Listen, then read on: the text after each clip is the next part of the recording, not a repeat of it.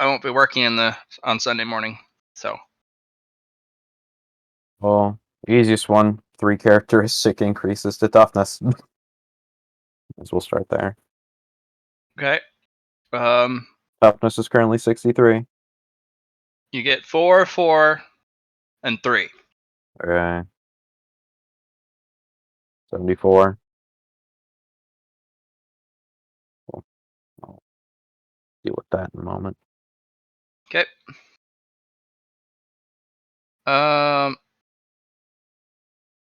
You want draconic unnatural characteristic perception. And you want Yep. draconic senses. Which one? Or is it just draconic? No, it's more like as from the media I'm aware of that I mostly interact with being D&D, they usually have either some form of true sight or some form of blind sense. I promise I can English. What do you think the Turkey Gante would have? Probably be some sort of low-level blind sense. You can buy that with blind fighting, or you can buy I don't echolocation. believe I qualify. That's why I'm. Oh, perception 30. Never mind. I can do that. Yeah. Draconic sense for you might be loot, like gold or different types of wealth. Oh, you know what? I got it. Because of my particular build, sensing magic. Mana eyes. Okay. Magic sense. Okay. Go ahead and add that in. Improve attribute destruction. Yeah, let me scroll back up to that. Currently, the attribute double is damage. level 3. I deal double damage against physical objects. I currently have a 25% dig speed increase, and I double all pen values against physical objects, such as rocks, buildings, and items. All right. Your spikes, when they are flung, and your claws and teeth have the power field attribute when they come in contact with other weapons. These, at the current state, they work on low tier magic weapons. Power field. Power field basically means if it comes in contact with this object, the object makes a roll. If it rolls within a certain bracket, it's fine. If it doesn't, it's destroyed. So this is basically allowing you to strike an assault, and break low tier magic weapons. This also means if they hit you and you parry with your claw and teeth, you can destroy their stuff. This also applies when you shoot out your spikes. If somebody were to parry with a shield or hits their armor, power field would apply when the spikes are ejected to defensive items as well. So spikes and other natural weapons. Flung spikes. Yes. And other natural weapons Right, have next. power field ability. Unnatural perception. Magic sight. Fill that in later. Enhanced body part spikes. Enhanced body part spikes. Okay. Currently is at enhancement level 2. Gaining +2 armor instead of +1. You want it to be +3? That or if you want to add something zesty, that's up to you. Either is fine with me.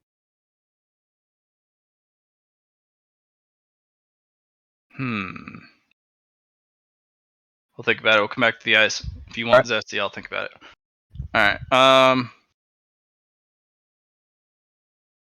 Do you want to enhance your mana senses, or do you want something else? Yeah, the enhance. Well, could I enhance the not eagle eye? What was it? Night vision. Yeah. You want better night vision? Yeah. What's your current range in night vision? My night vision is 10 meters, as long as there's a light source. 20. All right. Intrinsic change, basic breath weapon. Basic breath weapon. Then you want a hyper beam. Pretty much. Okay, so what this will do is at the start it'll be a straight line attack, not a cone attack. Yep. Okay. Go ahead and take the stats from the Dragon Core.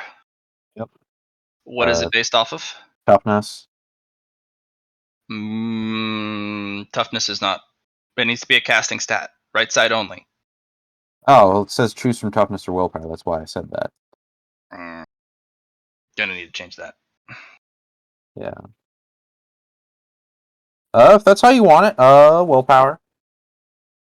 Okay. You can choose any of the other ones. Int, perception. It's gonna be willpower. Okay. Yeah, I'm gonna have to reword that. Okay. Yeah. Not sure why it was toughness. What? I'll have to think about it. Why it was toughness. Next one. Enhancement. Enhanced body part, breath weapon. You want extra range, so it'll have a range of 10 units. It'll hit all units in the line. The damage is subtractive though.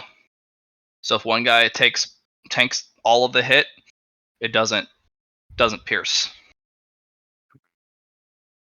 And if you kill something, subtract how much it took to kill them from the breath weapon's total attack, and then it moves on to the next hit.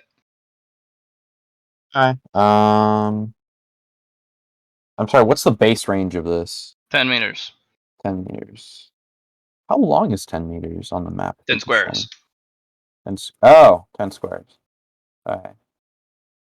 So the enhancement is double range. Okay. No. The enhancement do you want the enhancement to be double range? Okay. 10 squares is just double checking. It's pretty short, but it's plenty in the dungeon. It doesn't need to be that long right now. I would like the enhancement, if possible, to be exploding dice. Okay.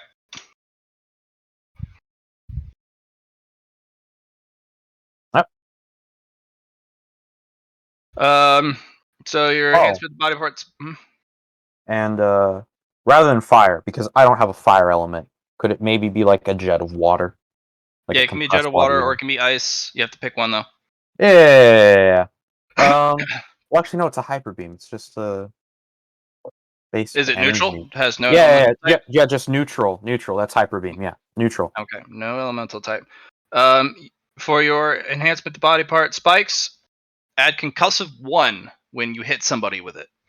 Basically means, if they get hit, they may get stunned if they don't pass a basic toughness test.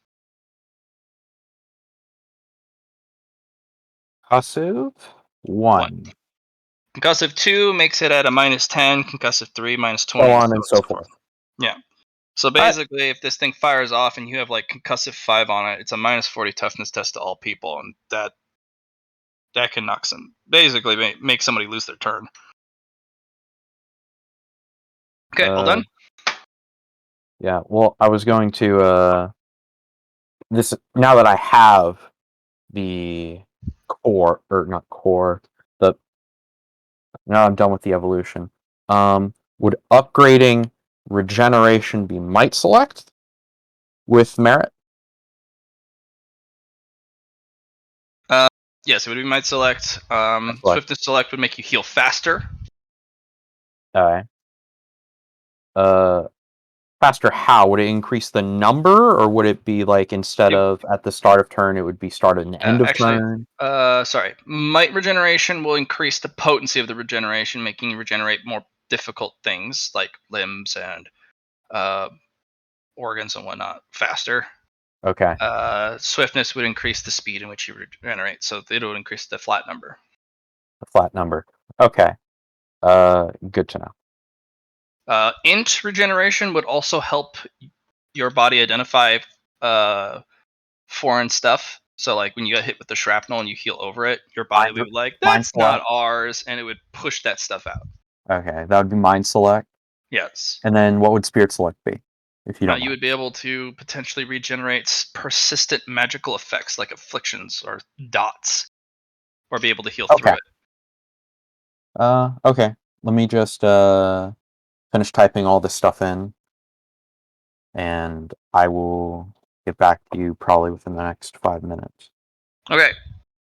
Allie's still not here. We're going to start the game. Yep, she'll be here in 5.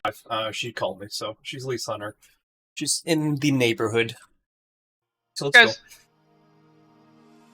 You guys have completed Wave 2. What a fight.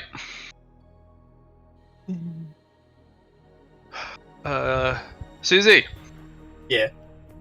You have barely enough very rare ingredients to make that vial of poison, or that pot of poison again. You're almost out of good stuff. That cost you a lot. Susie. Yeah. For the next go around, if you make that, you can use this. I want to hand Susie my last ether gem of Kali. Oh, nice. The frenzy gem, yeah. Mm-hmm.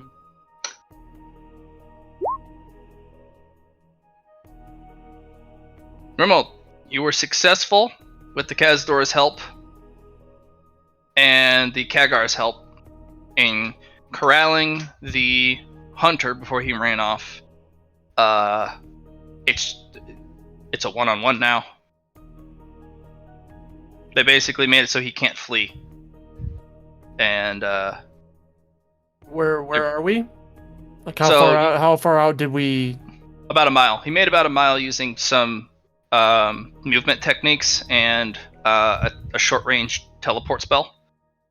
But there's so many Kagar that ran after him, or flew after him, they cordoned him off. And if you want to take him out, you can, or they can swarm him and take him out. Is there an identifiable leader of the Khadgars? Yes, Of, like, the hunting they party? have a red shell, bright red, as in Can I- caution danger. I'm going to approach it. It'll click its mandibles at you, but when you get into telepathy range, which is within 10 meters, it kind of cocks its head at you. All right. So do they communicate telepathically, or can I speak to it? So all monstri communicate telepathically with each other unless they have vocal cords in which they can speak. Okay. That's one of the reasons why they are one of the most powerful species as well, because they have a universal communication system, even if the monstri isn't capable of speech. Once you get within a certain range, you guys can communicate telepathically. All right. So I'm gonna go ahead and ask the Khadgar leader and say, is it possible to transport this thing back to the dungeon? They're not. They have poison for this. Yes. Poison make prey go limp. Ask if the Skellerman would be willing to allow the live one to go to the queen. It chips its mandibles, or chitters its mandibles. Would you like to ask him yourself? Yes, will do. Stun prey, yes. Yes. They will all swarm on the hunter. He fights and kills a couple, but they all sting him, and he goes limp after a while. Can I take his badge? Yes, you can. You now have a platinum hunter badge. All right, and instead of putting an X on it, I'm gonna put like a tic-tac-toe square indicating that I've captured him. Nice.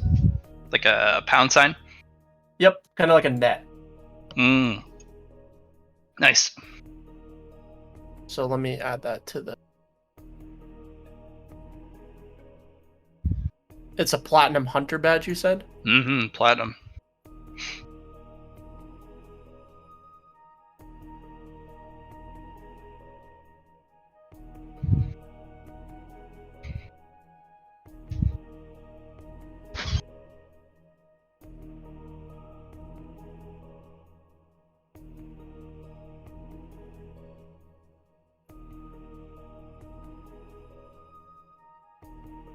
Let me go find his token.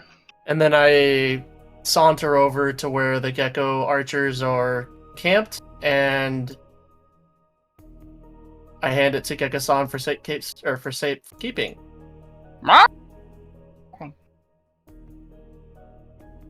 And then I lean down to him and say, Gecko-san, see this badging here on the badge, the lines? This means that we've captured an enemy rather than killed it. He slams his little lizard paw fist into an open hand, like, yeah, beat him up. He pulls out a knife. He'll make him talk. I appreciate the enthusiasm.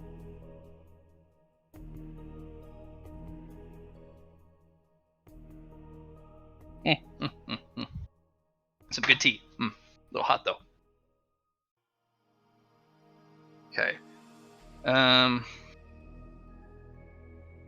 Khadgar had brought back a very unconscious and very bloodied hunter.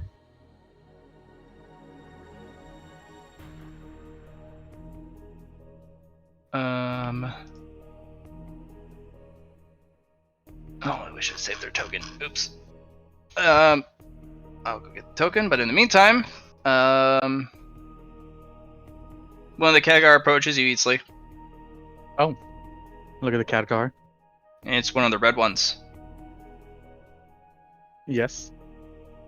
Give to Queen. Live meat, favorite meat. Do what you will with it. They will make sure all of his gear is left.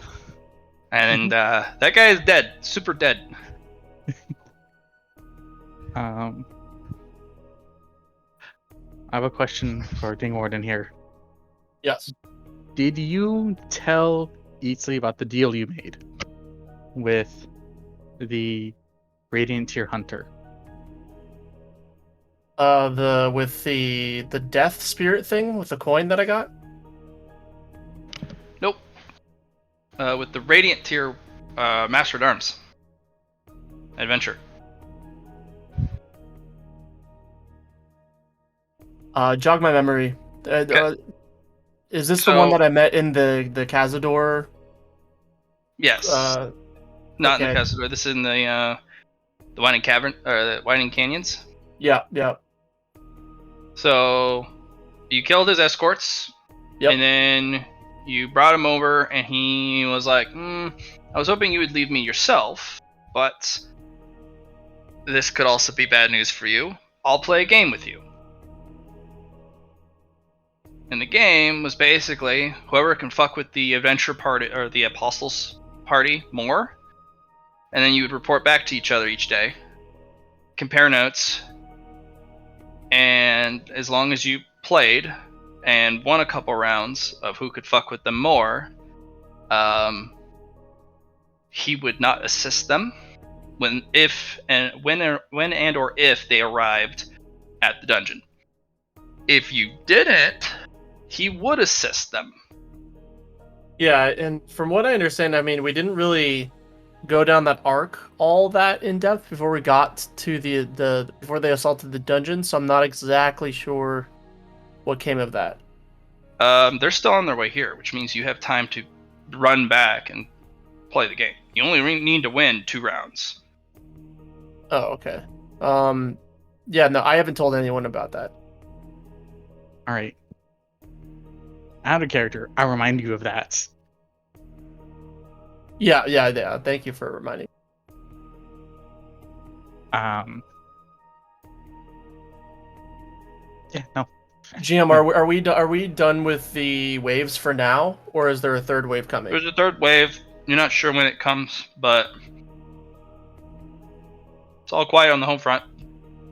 Okay, so I'm actually going to share then with the group that I need to go back to the Master of Arms and check in. And I explain why. Understood. Go check in and win. Or we're all dead, you know. Hmm. Fair enough.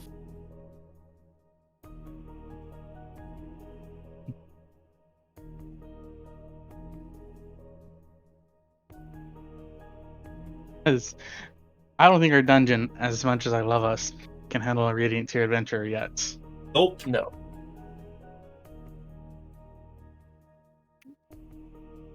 And if anything, we'll inform you when the next wave attacks, so you can come in behind and do your sneaky thing. Right. Yeah, that sounds good. So I'm going to slink off, Jim. Okay, yep.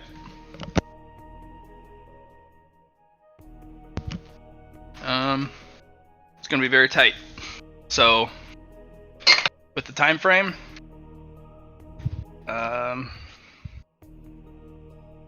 the master, the Lord Gaul, will most likely get his array set up within the 5-day period, just in time. But that means it'll take you about a day to catch up, going pretty quick to the Apostles' Party. And then you got to win 2 out of the 3 remaining days, because you're probably not going to get the 5th, because that's when the array most likely would go up. Okay.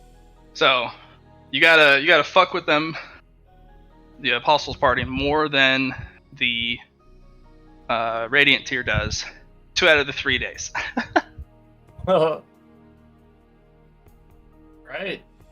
And the caveat is that you do need to meet up at night or in the early morning, however, you do need to meet up each day. And if you get caught, you lose. Okay. Not by the Radiant Tier, but if you fuck with them too overtly, they might figure it out and they might lash out at you. So you gotta live. Well, Grimwald has no intention on dying, so. Nice. I don't recommend it. It's bad. So you'll rush over. The Rhino is still pulling that giant contraption. Their pace is abnormally slow. Can I tell why? Yes. The Radiant Tier is sharpening their weapons with this weird, porous, almost pyrite-like stone.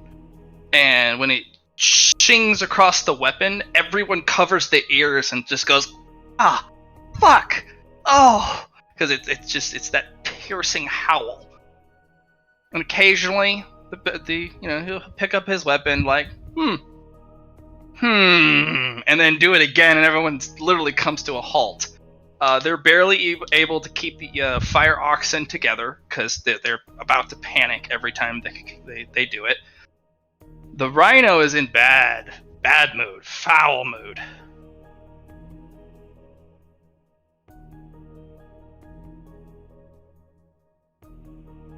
He's just sharpening his weapon. One of them.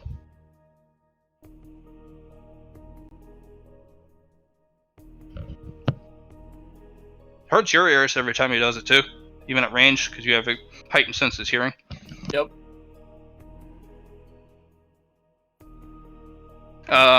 Every time he does it, you need to roll a toughness test and a willpower test, and if you fail either, you get 1 fatigue. Every time he sharpens the weapon. Okay. This is What's forcing. What's the distance? Can I outrange 100 it at meters? all? Okay, I'm gonna keep distance for now. They have to take a break. They have people struggling. People are falling from exhaustion from the fatigue this is causing. They have to force camp again. And when they force camp, he will stop sharpening his weapon, like, And then he swings the weapon, and there is this horrid screaming noise as the silence of the air parts. I think that's sharp enough. And the apostle will come over. Sharp enough. Pardon me for asking. You couldn't have done this at another time? No. But there's never a bad time to sharpen one's weapons. You never know when you need them to be ready. And what exactly were you using? This is an impossibly sharp edge. Sharp enough to cut silence and make it scream.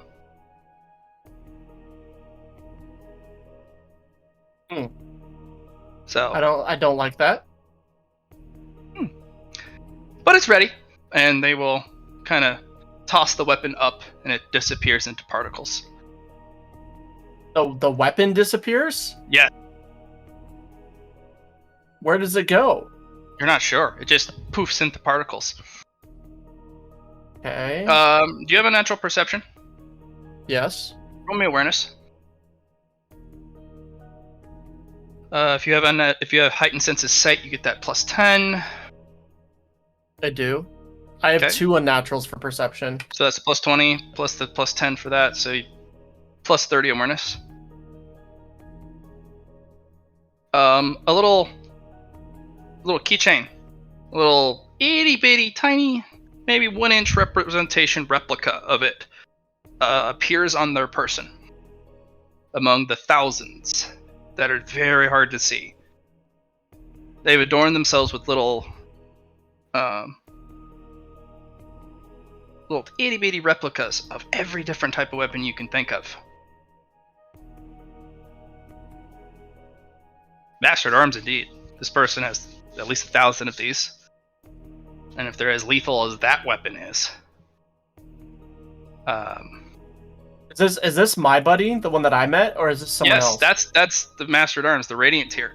So this is how he's messing with... Oh, that bastard. Okay. Yeah, he's literally forcing them to make camp because they're all so exhausted from the fatigue that stacks up. Right. Oh, he's fucking with them real bad.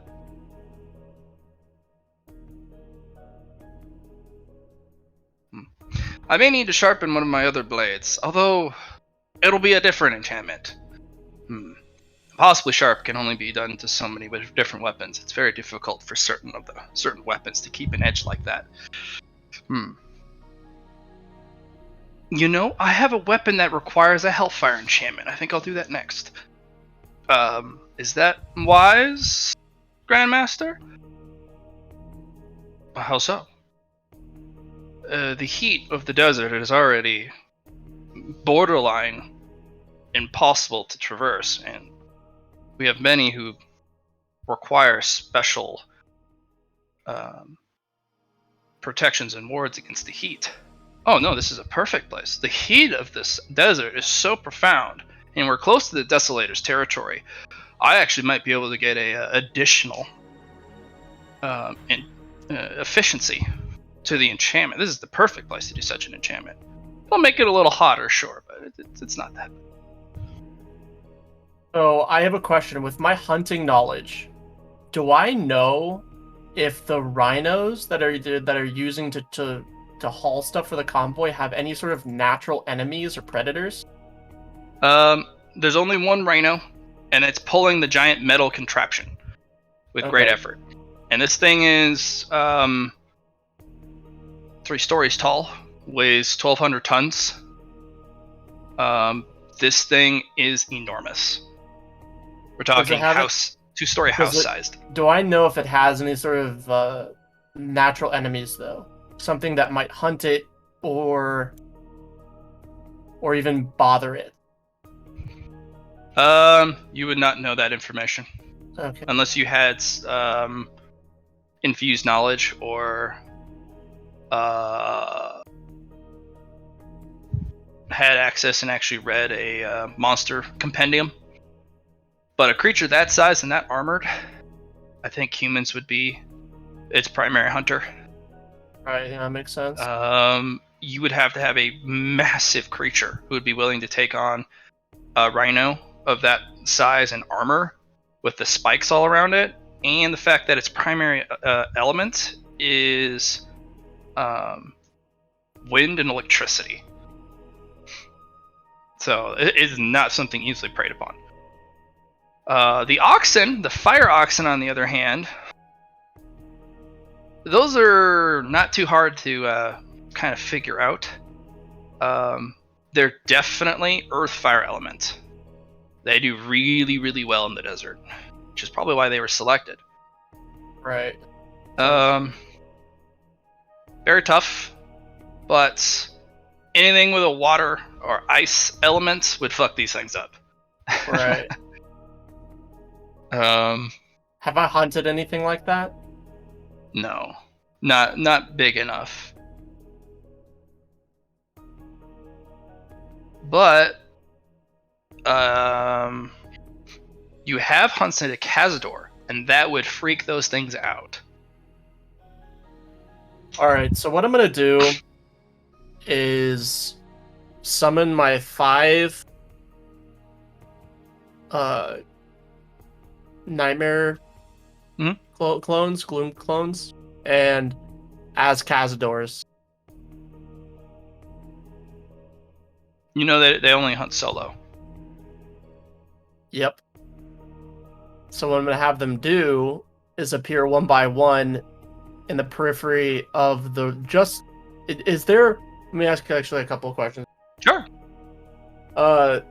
From the way the encampment is set up, where are the ox They're situated? always kept in the back. It's kind of like a procession, a parade. The most important figures and the most elaborate, fancy aesthetic is up front, and it's very far away from the supply carriers. And those fire oxen give off a lot of heat, so they want that as far away from the main procession as possible. And they're the ones pulling all the supplies with all the animal handlers. So they're at the very back. And the rhino is at the very, very back because he's the slowest. Okay, so actually what I'm going to do, I'm going to summon a Nightmare Twin, just one, and as a Cazador. And are any of the oxen facing the back as they're resting?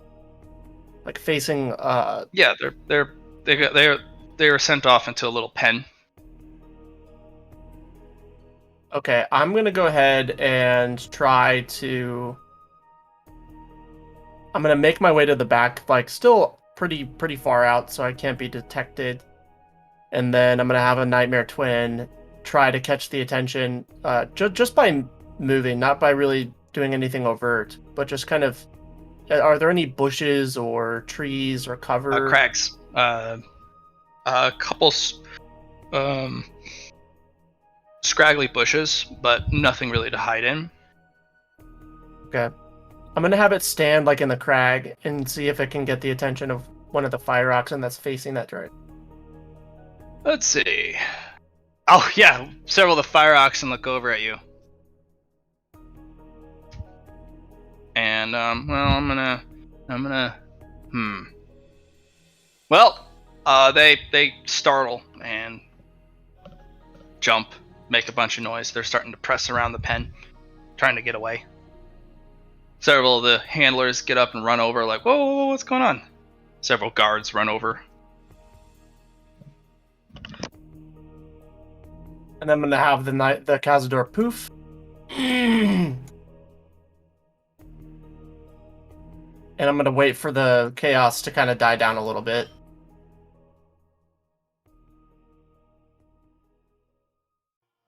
It takes about a half hour. The guards actually go into the crags looking around for a predator. Don't find anything, though.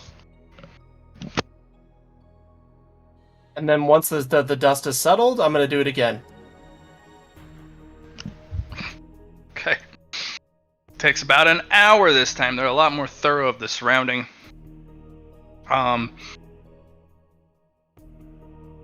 one of the handlers actually gets a little hurt trying to calm down one of the critters. Is anyone babysitting the oxen while they're looking for the predator? Oh yeah, they're Okay. the handlers are trying to calm the beasts down. It's the guards, the elite guards, who The have run guards up are going into and the crags. looking. Okay. All right, I'm gonna just keep watching then. Until Takes they calm about an down. hour and 15 before they call off the search. And then I'm gonna do it again Okay. once things have died down a little bit. I'm gonna roll to see how well they handle it. Okay, they're able to handle the oxen, but it's through a basically a sleep spell. The Archmage has to come over and put them to sleep.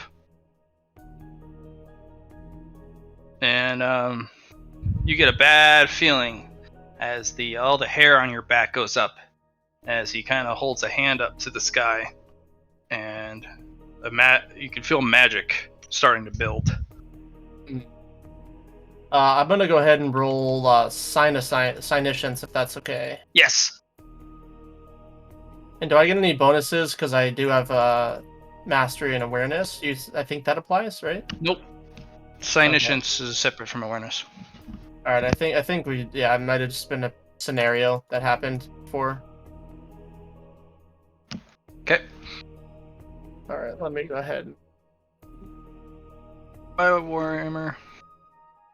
Oh, nice roll. That is a large area. Large area spell. Not sure what it is, but you're probably in range. Do I know of what nature? Is it like a tracking spell, or like what's the? It's probably a reveal. Or something involving trying to pinpoint threats in an area. Okay. Would I come up on that in that spell? Most likely, absolutely. Okay. Your hair wouldn't hackle up like that. So, for all they know, I'm a cazador, though. So I'm just gonna. Can I tell like how far out that area effect spell goes? Can I get out of range of it? Probably about 3 miles. Ugh. You wouldn't be able to run in time. So But yeah, I'm- you could look like something else. So what I'm gonna do is actually just kind of run around in the crags and pretend to be a cazador for a little bit and see what they do. Mm-hmm. Do cazadors make any sort of noises? I feel like they're kind of silent. They're very silent, but sometimes if they're really excited, they make a little clicking and a little slight buzzing sound with their wings. It almost is very difficult to determine if it's a Kagar or a Kazdor. They make the kind of similar noises, but most of the time they're silent.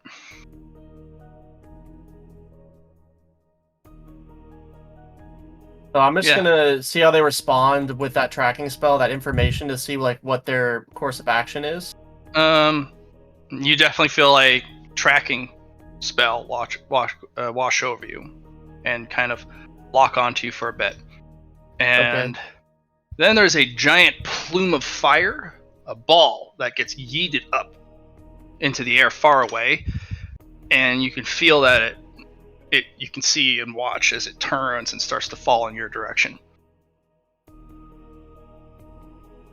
Is there anywhere to get cover? Plenty of places. I'm Have gonna you roll a logic test and a acrobatics to get to cover. Ooh. I'm gonna use.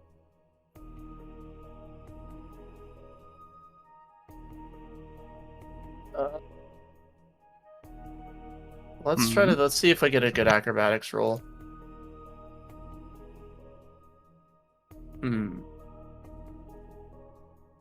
So I'm gonna use 2 fate points to succeed that logic roll. Boons. Yeah, sorry, boons. Yeah, my bad. Yeah. Right. You're like, that's good, COD. No, that's not. And then you go to this other piece of cover. and the heat washes around you as it slams and buckles a good Mhm. chunk of the rock that you're taking cover behind. It's a GPS spell. Locks onto your person for a period of time. The guy can cast indirectly, and the spell will home in on you. It's a serious spell. That was a very high level fireball spell that was launched at you. This fireball does not have that type of range. Right. So whatever this, a meteor spell, basically. yeah. So basically, this guy has whatever he has cast within the radius of this domain spell. Any spell that has range now within the area, which is a 3-mile radius. Right. So fireball has a range of 60 meters. Fireball now has a range of 3 miles.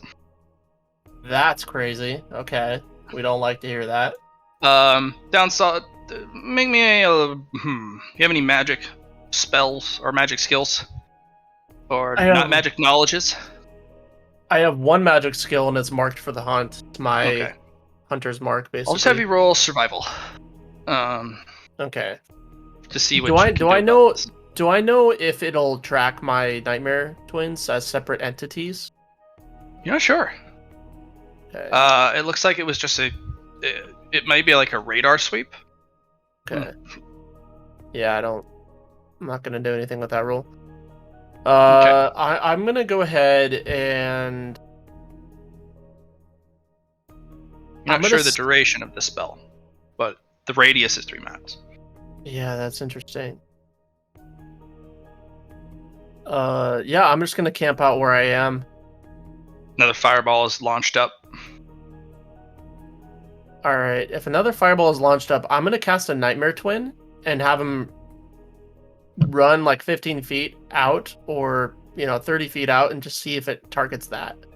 You're gonna need to make you're gonna make a dodge test because it's coming at a different angle and it completely ignores your Nightmare Twin.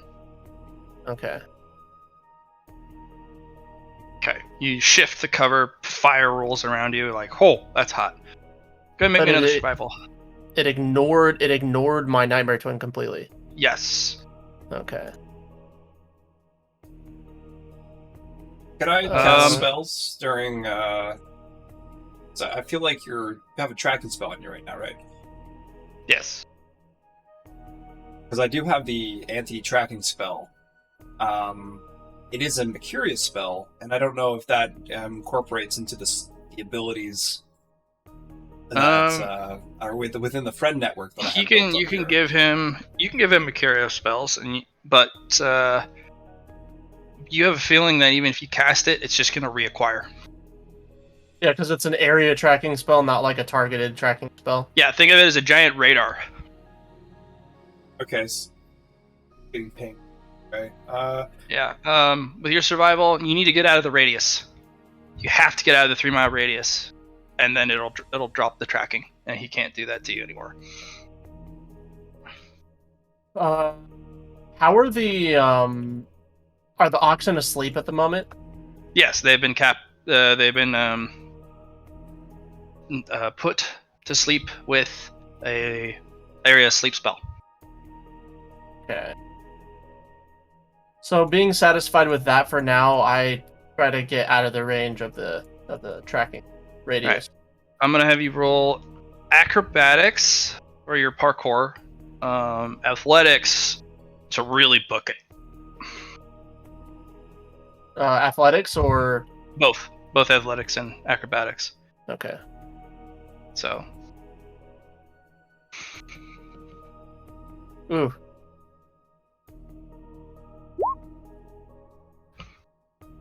I can help with this. Let's see if I do anything. Rats.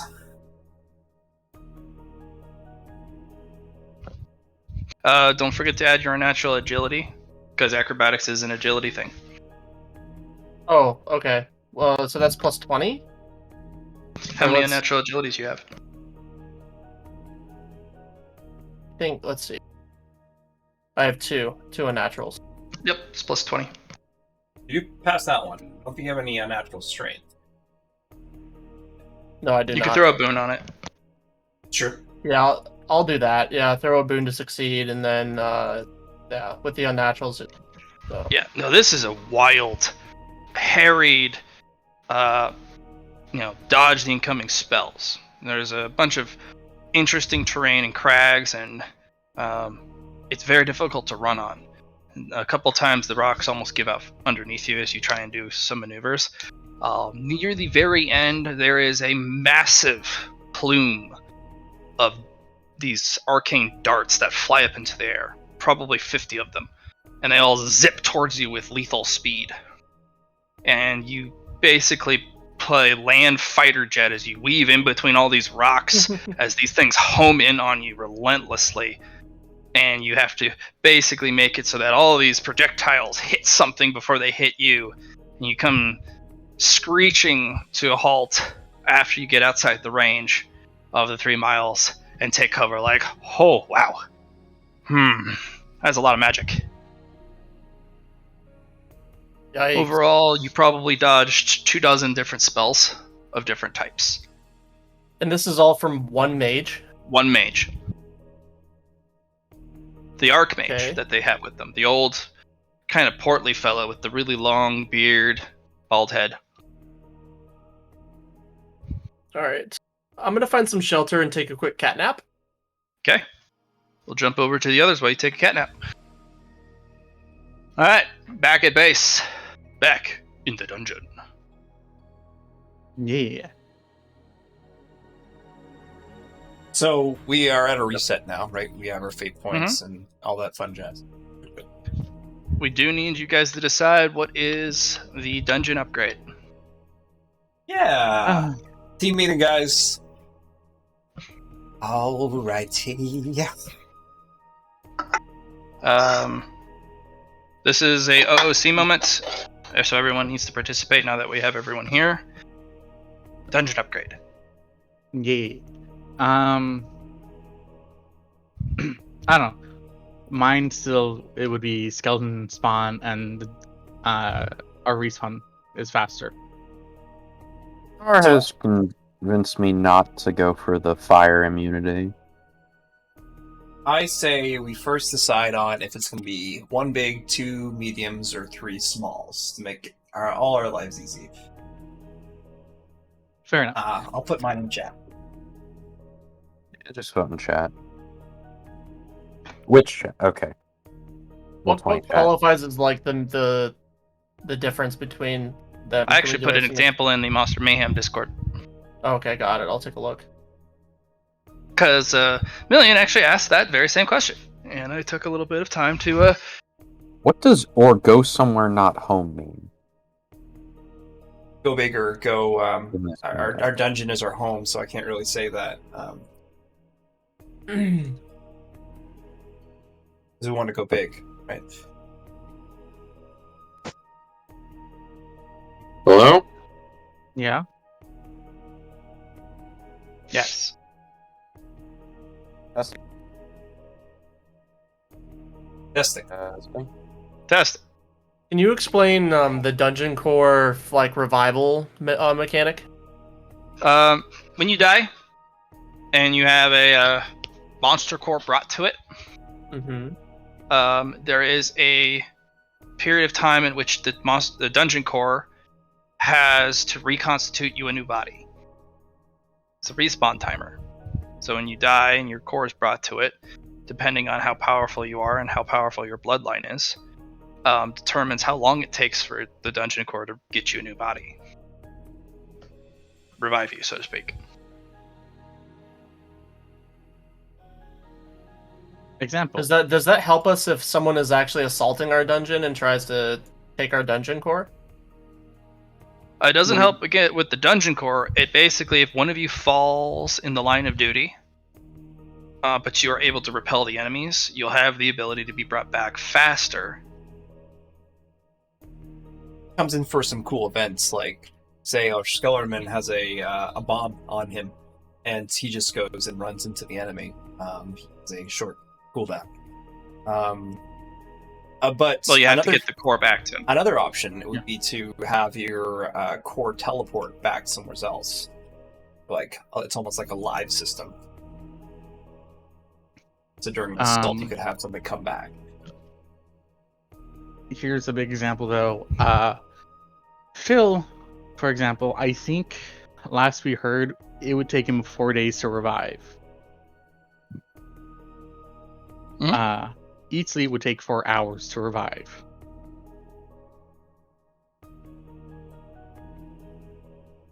So we can get A reduction on how long it takes. So we can get one major, 2 medium, or 3 small. Yes.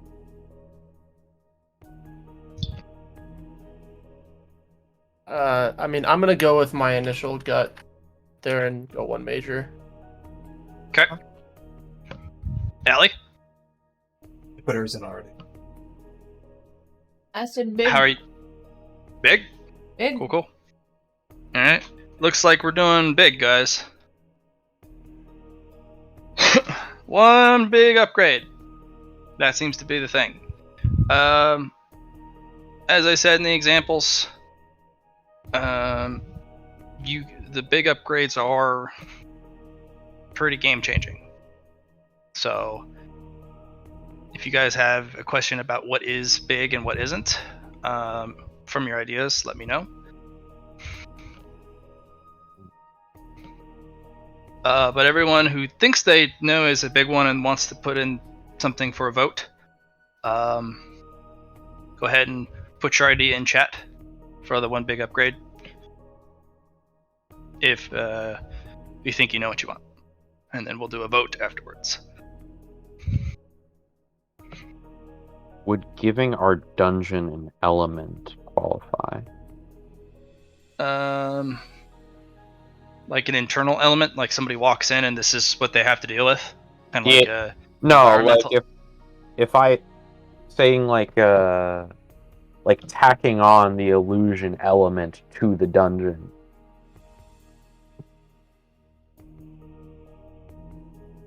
in what facet? Like just saying the dungeon is an illusion element it'd be big, but you need to have it specified.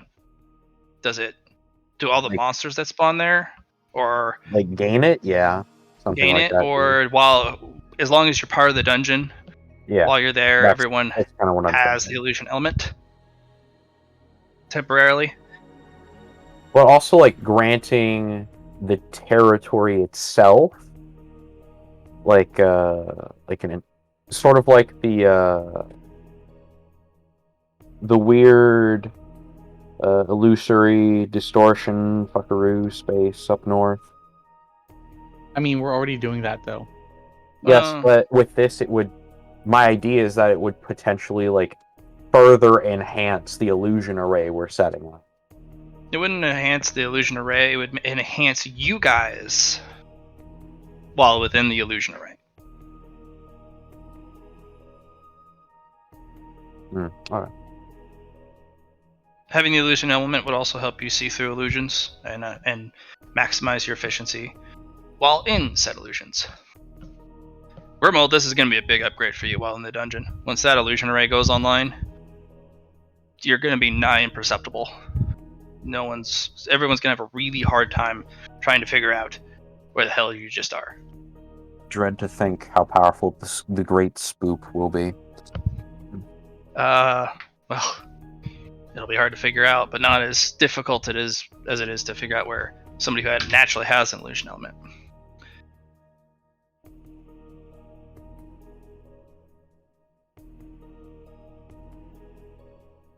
What is the mummy curse of age? You don't know. Okay, so the Mummy Curse of Age is a very ancient mummy curse that is supposed to slowly age you until you die. Like, are we talking the D&D one? Yeah, I mean, we can base it off that, yeah. I don't know that would be useful.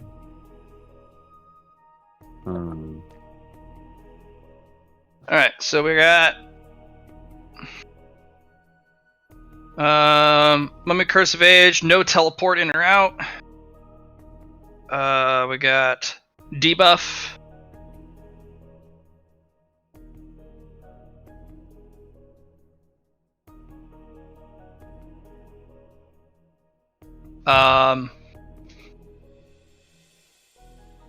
Follow the leader as one of the ones.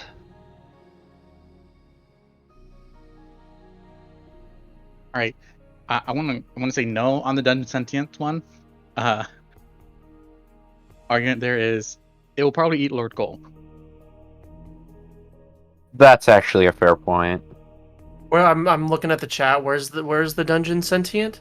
I literally just put it in at Everyone's slash doing it one. in the base chat here. Oh yeah, we don't. Yeah. I'm not for the AI dungeon. Yeah, we're not doing. You know what? Can I ask, how bad of a sandstorm are we talking in that example? We're talking a haboob. Basically, like full-on visibility cut, whipping winds, shredding sands. That is a fun word, haboob. Yeah, haboob. Yeah, it's a really, really strong sandstorm. It's not magical though. It's completely whipped up by your dungeon's power, aether. It stirs up the aether in the area using the wind element from the desert itself. You can also have quicksand regions in the dungeon territory. A major upgrade would be wall walking for critters in the dungeon. So when you're under attack, the walls go rigid, right? You would be allowed to move yourself and objects through the walls during siege. Earth glide. Okay. Yes. If you're an earth element, you can phase through the wall, but you can't pull anything in, and you can't move objects through it that are not part of your gear. But that would be one. So yeah, don't split the party. That's an interesting mechanic. It basically forces everyone to, once the opposed leader has picked a direction, it seals off all the other directions with an impenetrable force field. And if the leader picks if the leader picks another direction, it keeps sealing off passageways because everyone has to follow the leader. Doesn't make the passageways untravelable. If the leader turns around and wants to go a different pathway, that one then opens up, but it seals all the other pathways. So alternative, we could have like a split the party mechanic, where if a person like separates just a little too far from the pack, then they're compelled to go and split from the group off into a corridor somewhere. You can have it so that if somebody splits off from the party too far, they're teleported to a specific room. Yeah, something like that would be an alternative. Or they're teleported mechanic. back to the beginning. So, question: can we maybe reason through? Like, I'm trying to understand why the disallowing teleportation would be. Why is that like low tier? Why is that B tier? No, that's high tier. That is high tier. Yeah. But I mean like. So that was just me right picking my ranking. That's me personal how I feel about them. So yeah, I just want to hear like what are your thoughts, because I just want to understand why that's not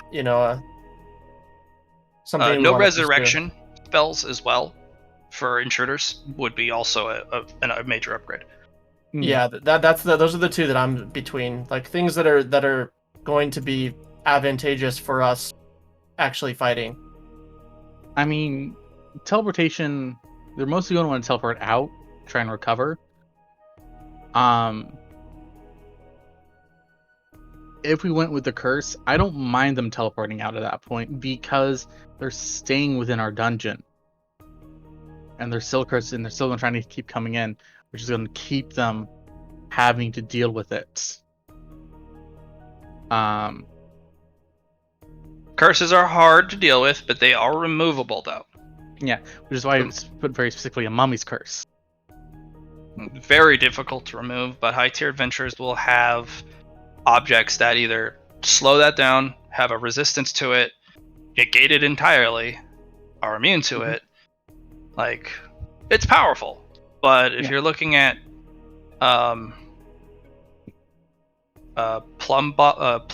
Blossom tier or Radiant tier, those guys are not going to be affected by Mummy's curses.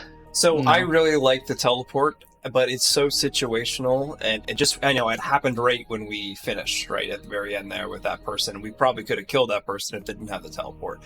But for me, it's so situational.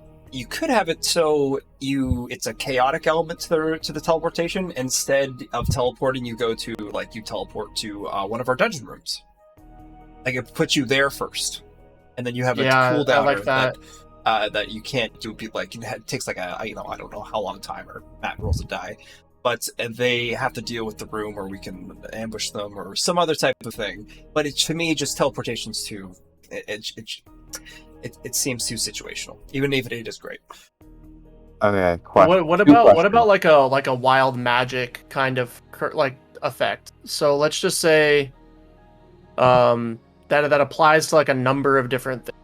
So if someone tries to if someone resurrects someone, like maybe the resurrection casts a curse on them, the resurrection goes off, but now they've got to deal with this ailment, or they get teleported to we could do that, like the teleport room gimmick, where it's like if they cast something super high power, they're just teleported, or something like. I'm just kind of spitballing here. That would actually work. That's a set rule. If you do actual true wild magic buff to the dungeon, everyone's affected, defenders included, by wild magic. But if you cast a spell or a Mercuria spell of X tier or higher, you're automatically teleported no matter what to a room.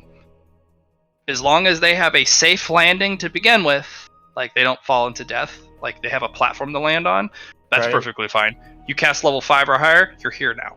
And it's like, the fuck? So I have two questions. Mm-hmm. One, how far along in his growth is our sandworm? He's baby. Like, this guy will take probably 20 to 100 years to be full big sandworm. Okay. Second question. Would stopping creatures not associated with the dungeon from flying in our territory qualify? No flight zone? No flight zone for if you're not associated. Okay. Would that qualify? Yes, to specific monsters or of power or less. So that would help protect us against the Desecrator. No, it wouldn't. Mm-mm. He is so much more powerful, and he will use the power of the desert, the wind element, to keep himself aloft. Because he can glide. That doesn't mean he's flying. He's gliding. He's falling with style, some might say. And he's too powerful for your dungeon buff in the first place. Right. One of you would have to have done an evolution of treasure grade, at least, for the dungeon to build up enough power to be able to force the Desolator to be unable to fly. I'm interested in like kind of workshopping the curse idea. Is there any way, because like there's obviously the weakness where it could be dispelled potentially. Yes, there is a. But I like the idea though, like some sort of debuff that the anyone fighting the dungeon is gonna have to deal with. I have another idea. You could also have a curse of an inaction. Yeah. Basically, any part of your turn economy that you don't use in a turn is thus in turn you are penalized for it on the next one. Here's an idea that's similar to that debuff. Why don't we give the dungeon like a sort of equivalent of Apocalypse Engine, where it affect everyone. I liked Here's an idea. I liked the teleporting to a room when you cast too high a level spell. Here's another idea. Just one. Free boons for us. What kind? Say one picks gives. I'm thinking one that needs to be an equalizer though. Like, because like these adventurers and hunters are so much stronger than us. Right. So all the defenders would get free boons. Or fate points. Boons is not like exponential though. It's like Hear me it out. doesn't scale. It doesn't scale our power or scale down their power. That's like kind of what I'm thinking. Like we need something that's either scales us up or scales them down. That's just my thoughts. I don't know if I'm headed in the right direction. Well, I so have that's, an idea. well, gonna finish. Yeah, No, go ahead. So the thing is, like, if you have 5 extra free boons and a combat, that's you succeeding a dodge test. Especially with the friend network. Yeah. You can have a Cradle of Fate added to your, Cradle of Fortune added to your dungeon. It's a physical object that has a reservoir pool that builds up, and it can be a droplet granted to each character whenever that you need it as a creature, and it will give you a free fate point or boon, or what other ever option you get. So if you find another option that's different from fate points or boons, that would be an option that would refresh. But the dungeon collectively would have a reservoir that everyone can pull from, and that way you can also grow it so that you guys constantly have just a stupid amount of rerolls and a stupid amount of stacking, but that's it. It doesn't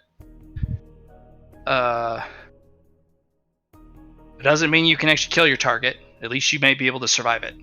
So that's what you'd get if you wanted to have just a massive amount of fate points and boons. You'd get a reservoir for the whole dungeon that would refill over time when you guys are not in combat. Kind of my devil's advocate on that one. Like, let's just say there's an archmage, right? And they cast a fireball, and we use the boons to dodge the fireball. Like, how are those boons then going to translate into the next turn when the mage is just going to do the same thing again? So like it doesn't. It's not like a scaling buff or debuff, which is kind of my concern. It's just like it'll just prolong the amount of time we're not dead for. The longer you're not dead means the higher odds that you're going to kill your opponent. Well, he's thinking of it in a World of Warcraft approach. I got too many fate points already for this to be appealing to me. That's fair for you. Yeah. Well, I'm already operating under the assumption that seeing as a lot of this stuff is probably partially spiritual, that I probably won't benefit from it little, if not at all. But I mean, this is all stigma, so Well, I don't know how this can will we interact. can we tease out the idea of the mummy curse? I just kind of want to hear the sort of the full spiel about that, if possible. Alright, so the mummy curse that he currently has is Curse of Aging. So it'll depend on how deep they are in the dungeon, and they have to be within the dungeon's territory to affect it. Right. So the way the mummy's curse will work is within each room, how fast you age is sped up by a multiplier. Deeper in the dungeon, faster it goes. If the dungeon core is destroyed, it stops. Obviously. If you leave the dungeon, you're given remuneration for the loss. You don't get your years back. But you'll get Aether instead. Because it converts your life force into objects. So, in this case, if you lose over a year, you'll get a life gem. A life bead. Will you get it, or the person that left? The person that left. The person who lost parts of their life. That's the problem with curses. Something that powerful, that ages you rapidly. Yeah, that's the curse. The curse eats that. We don't get that enumeration. Yes. I got you. Yes, but those who leave without destroying the dungeon core, they will get a remuneration for the loss of their years and life beads, the little ones that Aisley used to become a life priest. What if they die within the dungeon? They just die. We don't get anything from that. We can't utilize the curse. It'll be one of two ways. If they die from the curse itself and not you guys killing them, then a life bead will form of a random grade. Right, but if the curse... If you guys kill them, you've killed them. That's it. If they destroy the dungeon core, they get their life back. Right, the curse converts in a sense. Yes, they get all the loss back, and then some back. They get a little bit extra. For sure. So I have a suggestion here, kind of just, that sparked an idea. Like, maybe not a curse of that nature, but rather one that amplifies all of our element types or something like that. So let's just say one that makes the penalties of Apocalypse Engine less in the dungeon, one that amplifies Susie's ability to actually share buffs. Like, let's just say it's an automatic +1. like one person plus, yeah, exactly. Like, he gets benefits to his rolls to try to benefit us, or increased fear mechanism for Indrid. Something that like amplifies all of our specialty types while in the dungeon. That's just another option. I can see a Dungeon Foci that hits one person instead of everybody, but I feel like that's doable for sure.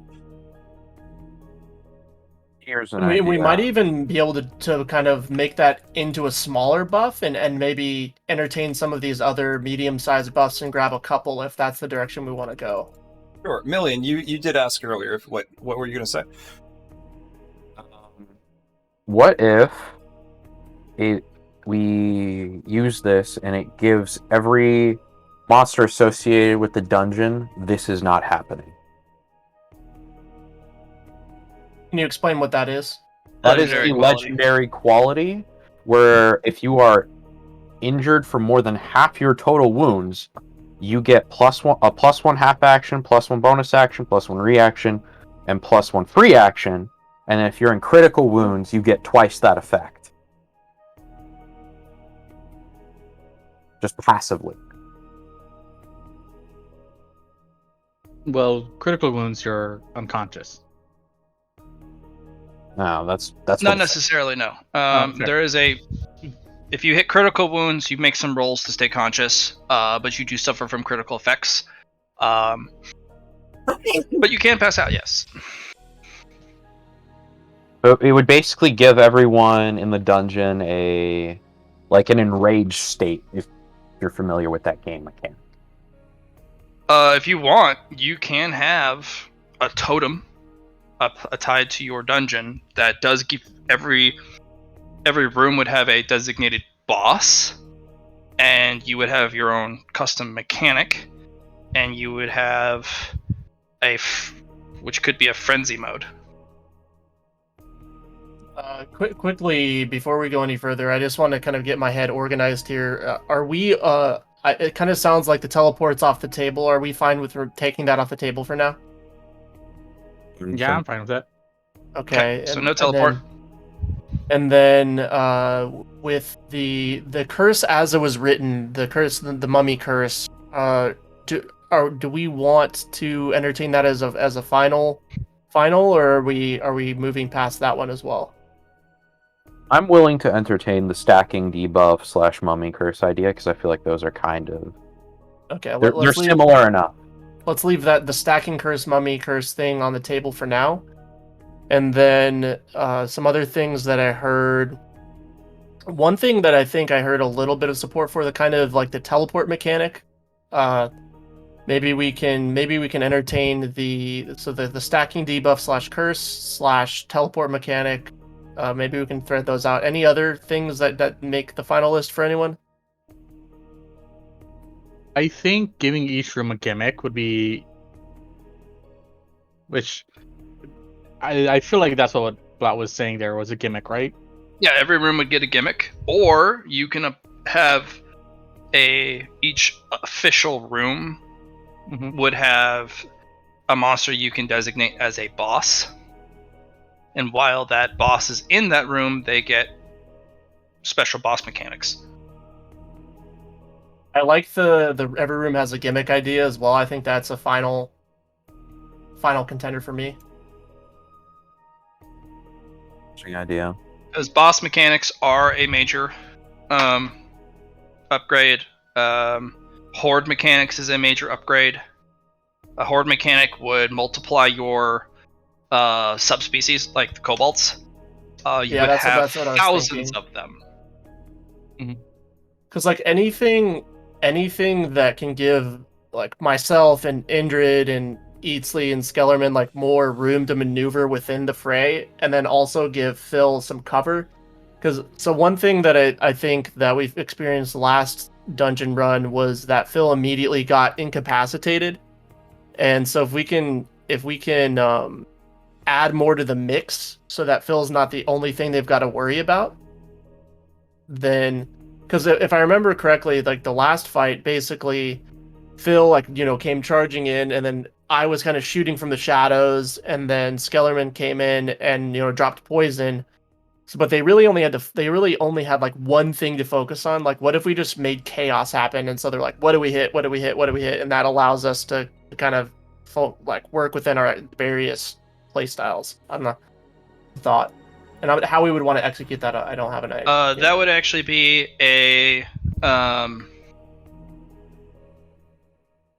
it'd be a major dungeon mechanic called Guess Who. Every single critter in the dungeon would appear as something innocuous until something interacted with it. Everyone would look the same, everyone would be the same size, everyone would be identical. Like Zorps. You would all be Zorps, or some sort of fluffy sheep. But once you acted against the target, or they acted against you, thus your shape would be revealed for truth. So in the last fight, Eastleigh would be running in with his jar as a little goblin or something, like, and then Phil would be running in super fast, just like, Zorp Phil. Yeah, Zorp Phil. Like Here's you can my have it. question. You can have it be Guess Who. Here's my question regarding that. Would that work through Apocalypse Engine?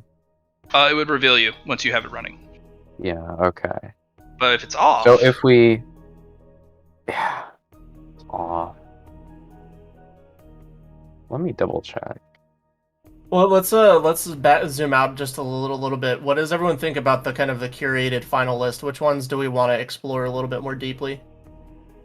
I think each room getting a gimmick is one, or just like us having more people other than just the one, two, 3, 4, 5 of us. You know what I mean? Yep, I like that idea. The room gimmick seems to be a pretty big contender, and then I don't know if anyone wanted to you can tease do out the dungeon the scourge. debuff / curse idea, or if we want to move to the room gimmick. You can get a dungeon surge. Dungeon surge would give Gaul enough power, or the dungeon immediately, to borrow Gaul's power to spawn more unique monsters, like what he did with you guys. It would be an outburst of population within the dungeon's rules of spawning. That would be like a dungeon gimmick. No, it'd be a dungeon surge. Like guys would get a one-time, here's a bunch of friends. Right. And since it's Menagerie, you can get anything from another Skellerman all the way up to, I don't know, a legendary bloodline. You guys would get a bunch of new friends. It's like, if you're familiar with, like, fantasy manga with dungeons, there's the idea of, like, a dungeon stampede or an overflow, where the dungeon just, like, gets... Yeah, an outbreak, yeah, like that. Where the population just surges, and they break out of the dungeon and attack everything around them. kind of like that. But yeah, I you would guys would get a entertain bunch of that. friends. It'd be a one-time upgrade. It would use your grade upgrade, but it would just, you guys would get 6 to 12 more critters. But they would be, they'd have their own core. They would have their own name. They would be very powerful. Can we accelerate the growth of that sandworm? You can, yes, you can. But it would be, he would need about 4 or 5 of those to be fully grown. Sandworm requires a hell of a lot of time to grow. What do you think, Susie and Indrid? You guys have been silent for a while. I think we need to think about the next wave more than investing in something. That's my opinion. I liked And- the gimmick. Let's just do it. Yeah, room gimmicks are definitely something that we could utilize. All right, write a immediately. curated list. Yeah, because the room gimmick definitely I think checks both your boxes. Like, because we can use the room gimmick in preparation for the next wave potentially. It's also a dungeon-wide buff. A dungeon what? Dungeon-wide buff. Ah, okay.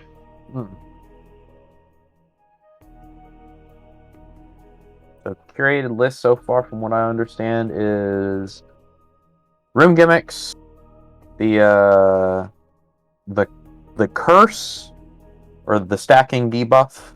I'm putting those two together because they kind of fall under the same general category. And I don't know that we have discussed much with regards to Susie's idea of don't split the party. Well, the gimmick's a major upgrade for us. Yeah. Each room. Well, these are like the major upgrades we're entertaining. And then there was also the wild magic idea.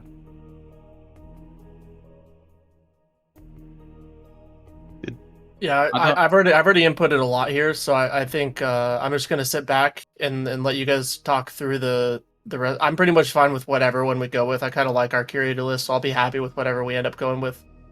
So I'm gonna tap out for now and just listen.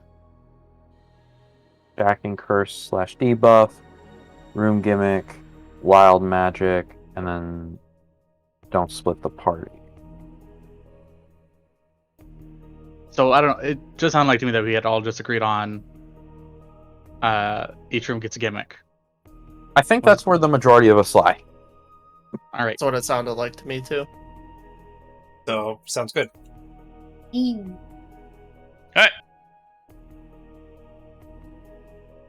Looks like we got room gimmick. I guess this is where we start pitching gimmicks.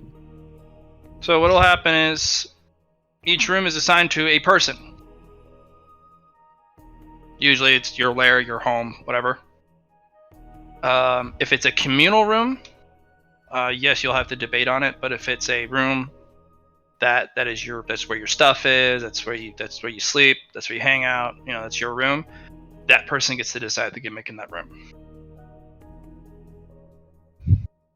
It's pretty fair. Shall we start with the communal rooms, or should we start with individual ones? I think the best thing, Matt, to do is swap us over to the other Matt. This room also applies here. Oh, Gall's fair. room. I guess The oratory. Yeah, I guess let's decide as a group what the gimmick should be here. Well, pitching No now. two gimmicks can be the same.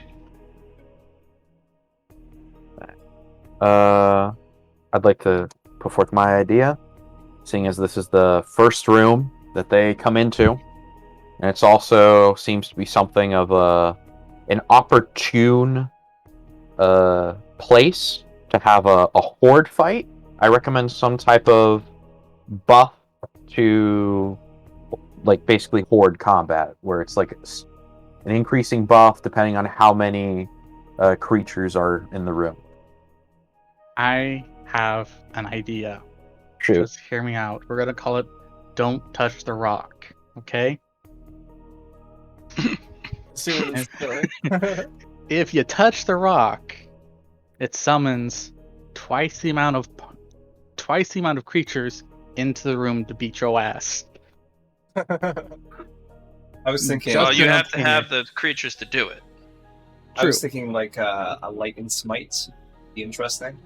Like a big sign, like "Do not touch," and if they touch it, they get struck by. Evans. So the more Um, obvious you make of "Don't touch this rock," the more powerful the response can be. So if you have like 7 different signs that say "Don't touch this," and they touch it, they get the disintegration spell applied to them. But I mean, if that's- it's just like a little sign or a little like. but if you can also have it so that if they touch the rock, they get marked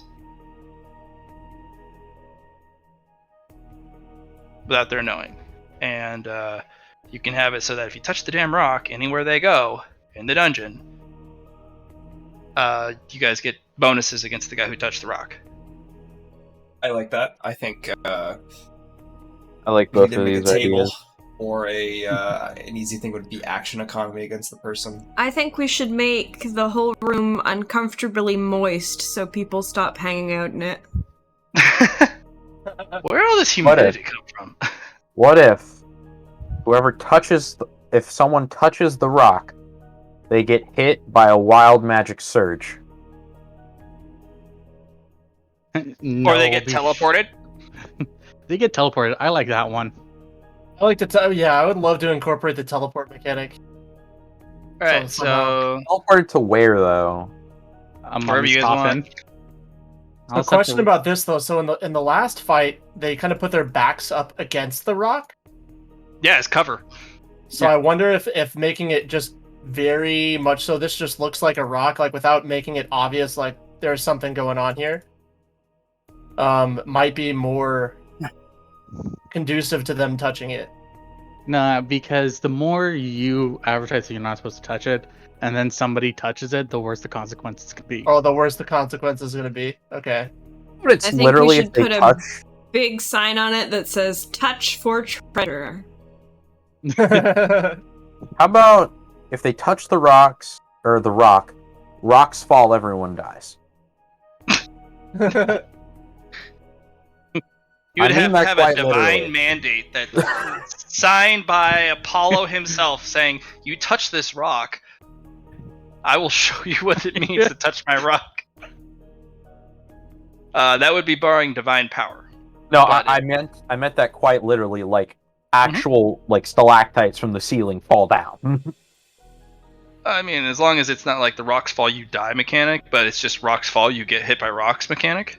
Possibly that. Yeah, but we just call the mechanic I rocks mean, you could fall, have the everyone rock turn into a stone golem and bitch slap them back.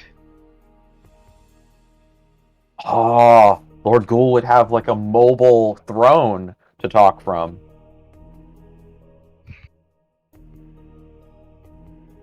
That'd actually be pretty cool. My last suggestion for this room, because it's the birthing room, is that anyone who dies within this room for monsters have a faster respawn. You can also have this room be a gimmick. Like if you get your core respawned, you can have this be a teleport rally point, or you can have the cages be a teleport or like a rally point in case you guys need to mobilize quickly. Okay, So so this it's is a- along the lines of the Rockstein you fall, but let's just say, what if we had 5 little treasure chests? And if one of them is open, then your body parts are equally divided into those treasure chests and locked in there. So your head, arms, and legs and torso just. Yikes! By the way, you're not dead during this whole process. No, you live. This is like They can put you back together. They just have to find the parts. Reminds me This is of an Howl's Moving Castle. no me situation. Anyway, I don't think that was maybe not so legitimate, but I wanted to say it, so. That would require significantly more power, or a very complex dungeon gimmick. Well, no, but it's so obvious. Remember, you were like, the more obvious it is, the more severe the consequence. Like, there's 5 treasure chests here. Let's open them, and then, pop. I just want it to be hot and moist so that they get more exhaustion and their armor rusts and they get really uncomfortable. You know what? I have an idea. Thank you for that, Ingrid. What if it starts out like nothing's wrong, and then the more they touch the rock, the more moist and hot it gets in the room, just stacking ad infinitum. It applies to everyone in the room. Remember, environmental effects apply to everyone. And it resets at the end of the day. That means if you guys, go in that room, it'll affect you too. Yes. I also have a handout for those who want to. For one person, because only one person can edit at a time. So, on a serious note, I think the teleportation is the best one. I think the problem I'm very serious the- about the moisture. I know you are. I think the problem with the moisture, it affects us too. Cats don't like being wet. I'm just throwing that out there. But we've Yeah, got a Phil would be water fine with blessing. True. Also, you're a jaguar. Cats like being wet. Don't go there with me. Grimwood is Yeah. just a finicky bitch sometimes. I don't think the Um, moisture would affect me nearly as much as the heat. Also, I think the problem with that is, It's overcomable by a lot of yeah, different means. I just want them to, because they all come up back and regroup here and heal and just hang out and party in our fucking room. I want them out. I want some crowd control. It's got to be something that, like, on that point, it's got to be something that punishes them for being in the room. Quicksand. so Infrasound. Infrasound. that'd be interesting. What's your idea, Eatsley? Well, okay, so if we're gonna be Quicksand honest, is the a good first room of our dungeon is out front, Where they camp. where they camp. Okay, fair. I think our first room in the dungeon, if we're gonna do something there where they camp, where we know they're gonna make sleep there, is have something kind of go off of Indrid's ability to spook them Infrasound. at night. Infrasound. Stuff like that, spook them at night, prevent them from sleeping. Infrasound makes people go crazy. It's great. I like that idea. Well, that Okay, I'm also, locking that that in. outside room gets its own gimmick. And that's what I'm saying. I think that would be the best gimmick to use there, Yeah, make them uncomfortable. I like that. Let's put infrasound out there. Okay. I third this motion. Okay, we got infrasound in the dungeon entrance area. Or what would you guys like to call that outer area? Because it is kind of your garden. The garden. Okay. Yeah, The Garden of Gekkasan. sure. The Garden of Ikekasan. I mean, his people live out there, don't they? They do Did- live out there. They did live out there.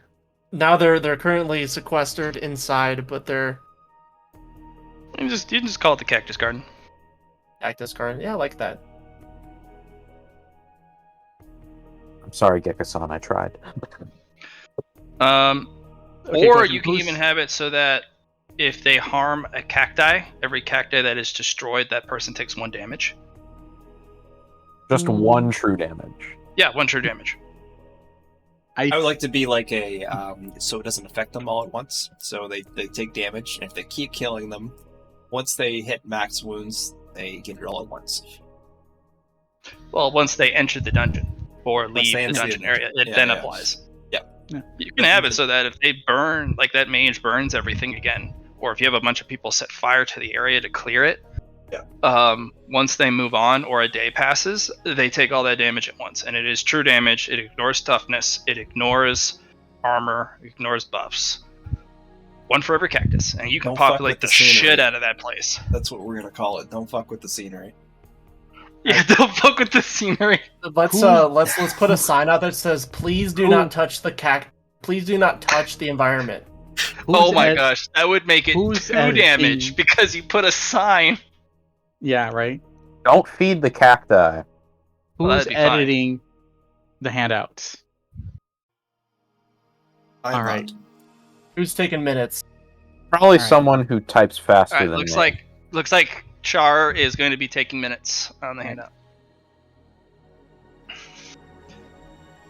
Yeah, because you guys can get really powerful stuff if you make the gimmick more obvious.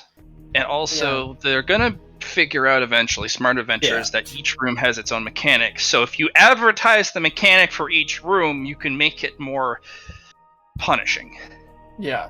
All right. Or So you can mislead them. So we have two options on the table for the garden right now. It is either you burn a cactus, take a point of true damage, or if you sleep in the garden, you start slowly going insane. Oh, that's for the garden. I like the true damage because it's They can kill high tier adventurers. Yeah, that's Like- what I'm thinking. I like the true damage idea, and then incorporating the injured mechanic somewhere else. How about this? Or you know what? Now that I think We- about it, it would be super valuable to have that injured mechanic when they're camped out and sleeping and stuff. We yeah, I feel combine like the that's two. That's the only You cannot place it would combine the really two. work. I mean combine them like in spirit. So they get the 1 point stack for every hour that they're out there. And they get additional stacks if they screw with the scenery.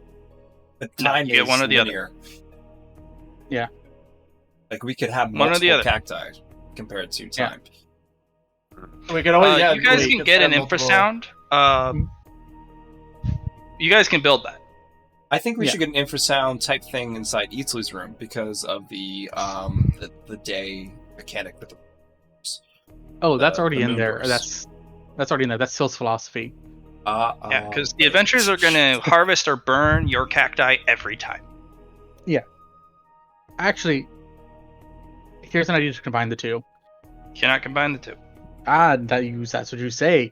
You're wrong here because I have an idea. Okay, let's hear it. If they mess with the cactus, they take 1 point of sanity damage. That is that's way deadlier. Fucking the true damage because that means if they get reach to 100, they go insane and then will attack pretty well. They'll just be useless and probably fuck with people around them. There is mental resistances that can help with that, but Exactly. The cacti let off psychedelics when you damage them. Are you I mean- suggesting we have mandrake cacti? I was personally just thinking they just take a point of sanity damage per cacti they destroy.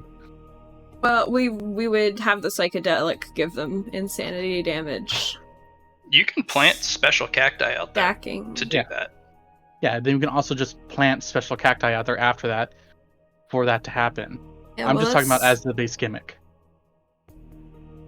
Because it's a garden. You guys can curate your garden and cultivate your garden to have special cacti. You Let's have do the damage one then and plant cacti that will give them psychic damage. So it will Yeah. be so it'll be one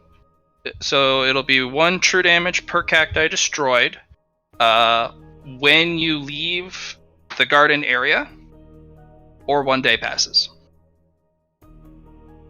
That's when the damage will hit. If there is a sign that is easily findable and easily read that says don't mess with the scenery, it goes to 2 damage per cacti. Yeah, we will put a sign.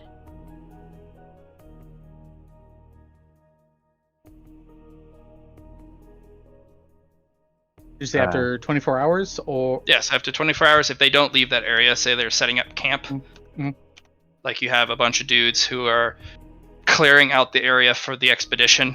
They're like removing all the cacti. They're all, they don't really leave the area. Can we do 12 hours? 24 seems excessive. Oh, it is. But that's also if they don't leave the garden area. If they go into the dungeon, automatically procs. If they leave outside the garden area, automatically procs. Yeah, Alright, so I just 24 seems saved- excessive. Okay. so I just saved the changes into the Yep. dungeon gimmicks. Is the wording there good for you, Blatt? For every not planet, you need Oh, plant. for every cacti needs to be specifically cactus or cacti. You guys can upgrade it to every plant because I know you guys can You put other plants in there, but it won't apply. It's only cactus because it's a cacti garden. This also applies to any creatures that are cacti, like the cactus pups or the cactus dogs. Those also. So I'm going to say right now, I think we should take for the garden. I'm confirming that that's my choice. Also put in Beatsley, if a sign is visible, damage goes to 2. And then you need to give the gimmick a name. The Environmental Protection Act.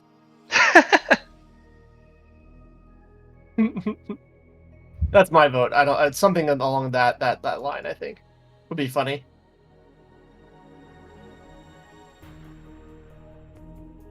Or nature preserve.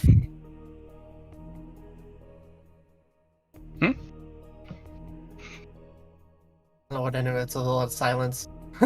No, it's good. All right, so.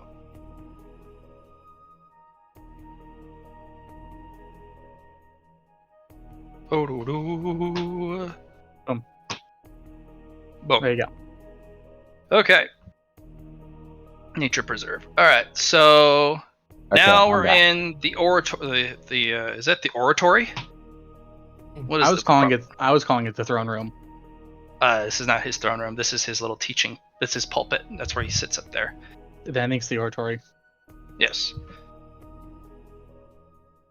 That's where he For teaches. the birthing chamber, or I mean, we do spawn in here, so. Yeah. Yeah, you could The also chamber have of it be secrets. You can have it be the spawning ground. Yeah, but all right, spawning ground. With big, your lord's sitting rock. I like the theme of having the ability to respawn faster. Having the rally point is a really good one too. Yeah, you guys can literally spawn from the sands or from the cages. You can also have it just be slow quicksand, so that if they rally here, they start to sink. Right. So it's a bad rally point. Yeah. What if it's slow quicksand, but if you touch the rock, it accelerates? Makes you heavier.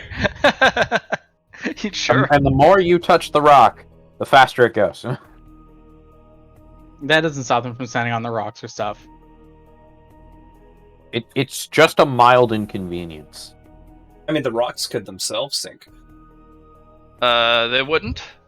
But the amount of space you would have to play floor is lava all the time in this place, and that would also force them to be like, hey, this rock's not sinking, we're safe up here. Well then, Slippery rock. there's a cobalt tunnel right above them, and then you just start dropping stuff on them, and that makes it no longer safe and groups them up. But also, if they stand on the rock, it just goes faster.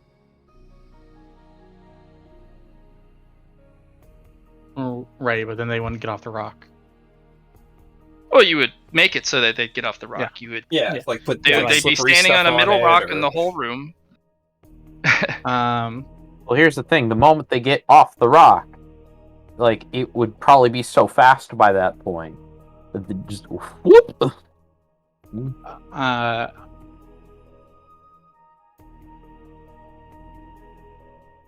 I'm down with this because I like Matt's thought of the thing above the rocks. So just have like You can also get the stuff pre-trap from those gold. rocks. Yeah, get slippery stuff, or you get the slime from our gorp. Gulper. Gulper, yeah, and okay. Yeah, you can make save points not safe because they're predictable places they're gonna go. and make it slow at very first, like it's It slowly. also makes it so sinking that down. if there's bodies that fall, they start to sink, and they have to drag them out of the sand to revive them. Or lose Otherwise, their the sand gear. takes them. Yeah. And Also, we have any gear that's buried, or if they try and deploy any trebuchets, like the turrets they built, Yeah. that starts to sink. So, Okay. So.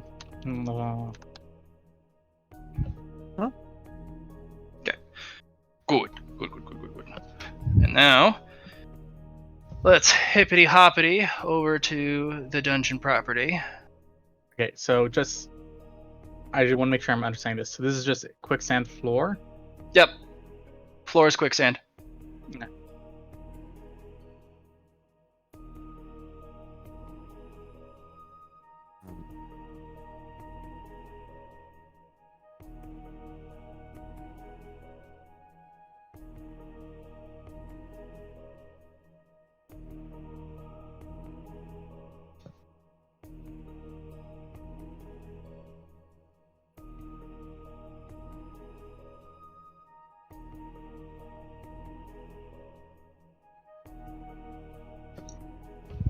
Right.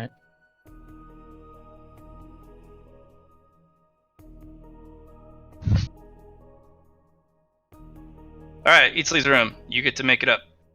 All right.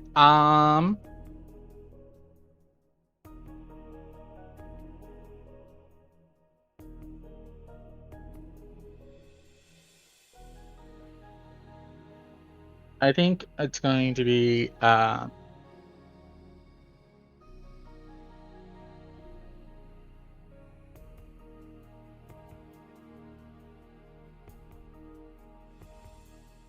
it's going to be for every point of damage.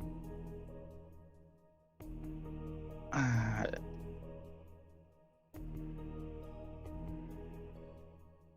don't want to make it.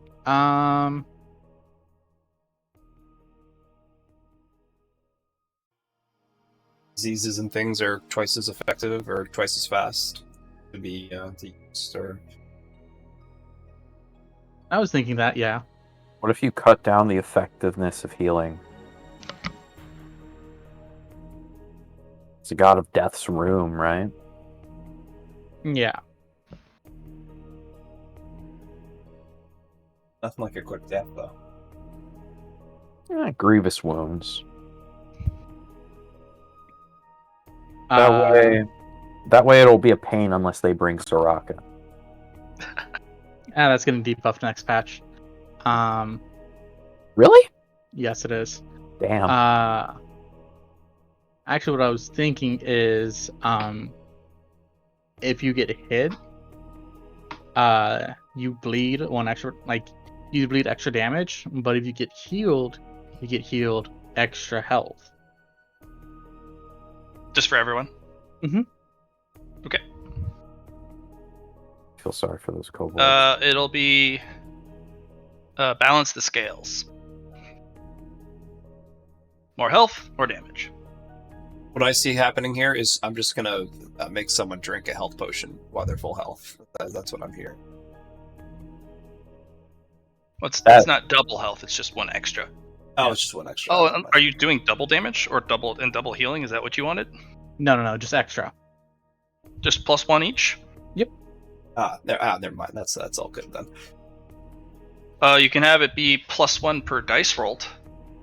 Yeah, I think I'll do a +1 per Plus dice. one damage per dice rolled, plus one health per dice rolled, so it makes that things with larger probabilities do more and do less. Okay. Yeah, balance the scales. Moving into Gulper's room. Gulper wants one simple thing. When somebody enters Gulper's room, he will designate one person as friend, and they take double damage from fire. I was and it thinking removes fire immunity. yeah. I was thinking the fire immunity thing for sure. Yeah, that's a good one. That's a good one. Yeah. If the designated friend dies, he gets to designate a new friend. Mm-hmm.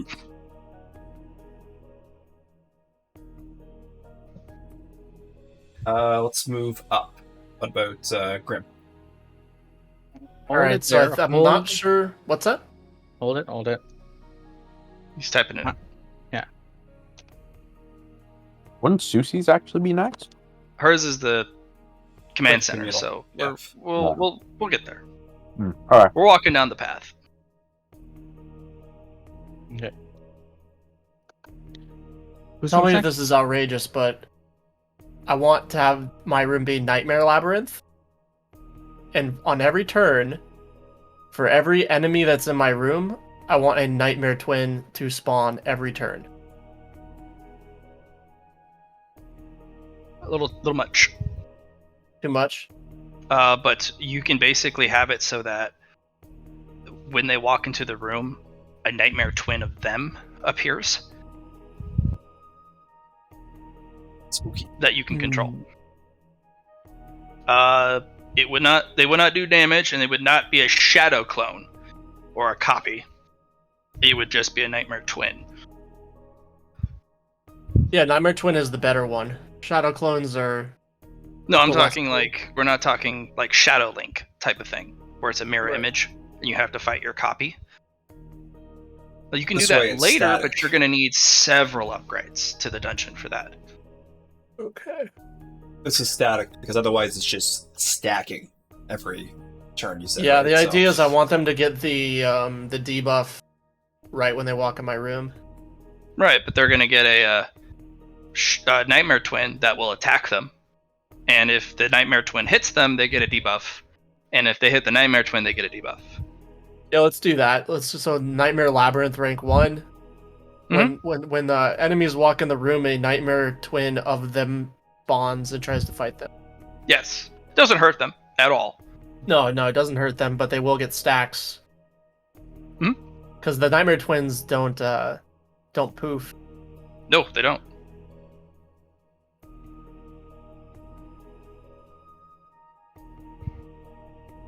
They can't leave the room, though. No. The Nightmare Labyrinth is where the nightmares reside. Yeah, correct. If you're in the room, you can control the new Nightmare Twins. Cool. So if you want them to stop attacking one dude, or stop attacking their mirror, they can all pile up on one dude. Be good for like servants or something, right? Like a guy walks in with a posse that doesn't really do much, so then all the posse members attack him instead of. He Yeah. could also get confused and think that his posse betrayed him, and then he Right. actually kills the real ones. That would be a cool upgrade that it like kind of mirages the effect, so the other ones disappear and it only looks like you have the Nightmare Twin.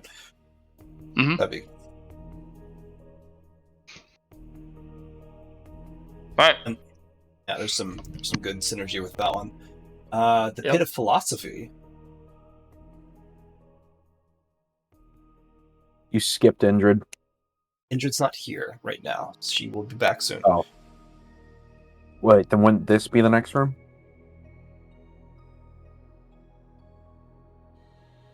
No. The Junction Room does have its own gimmick. Okay. 1 sec then.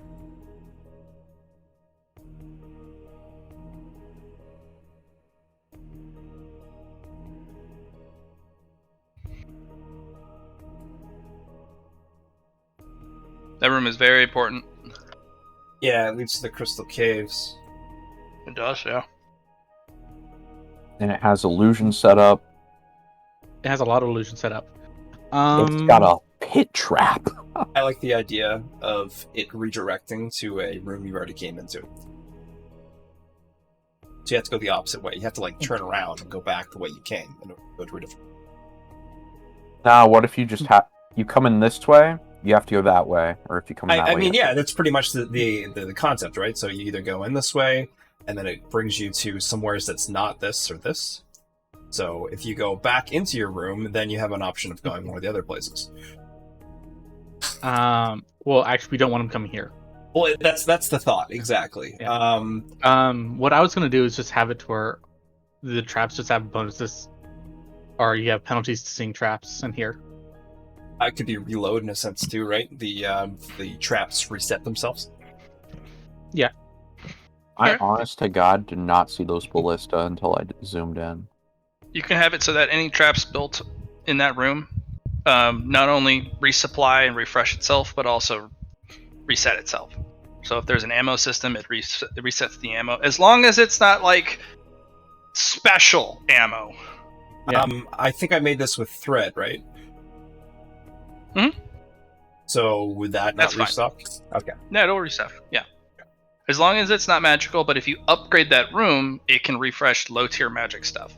And if you upgrade it again, medium, then high, and then eventually you can get it so that you can put like a bomb. those thunderbolts, those black thunder crossbow bolts in there into a repeating thing, and then it would fire the burst, and then a turn later it would reset all of those bolts.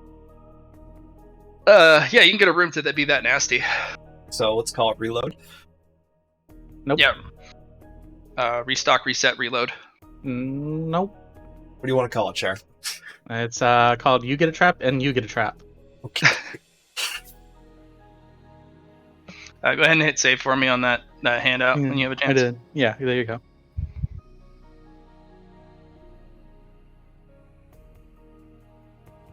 I only see the garden and the oratory. Ooh, that's weird because there's a lot I'll there. refresh. Okay.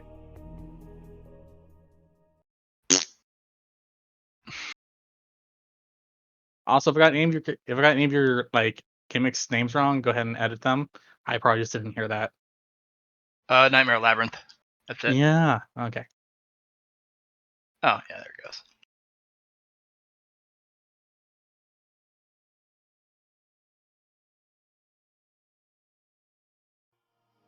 And we already Nice. have Indrid's, the toilet area. Okay. I'm sorry, what? You guys Toilet see your area? picture? Did you guys see your picture in the Monster Mayhem discussion? Oh, yeah, that stupid thing. Oh my god, that's... She posted something weird. So, the Pit of Philosophy. Yeah. Oh, that thing? Yeah. Was she serious about that? Mm. But, moving towards the Pit of Philosophy. Okay. Oh, man. How to articulate this idea? Alright. I call it Duel of Fates. As long as I'm in that room, only one other creature can enter, and neither can leave until one has fallen. You sure about that? I am completely certain. Okay. It's time to duel.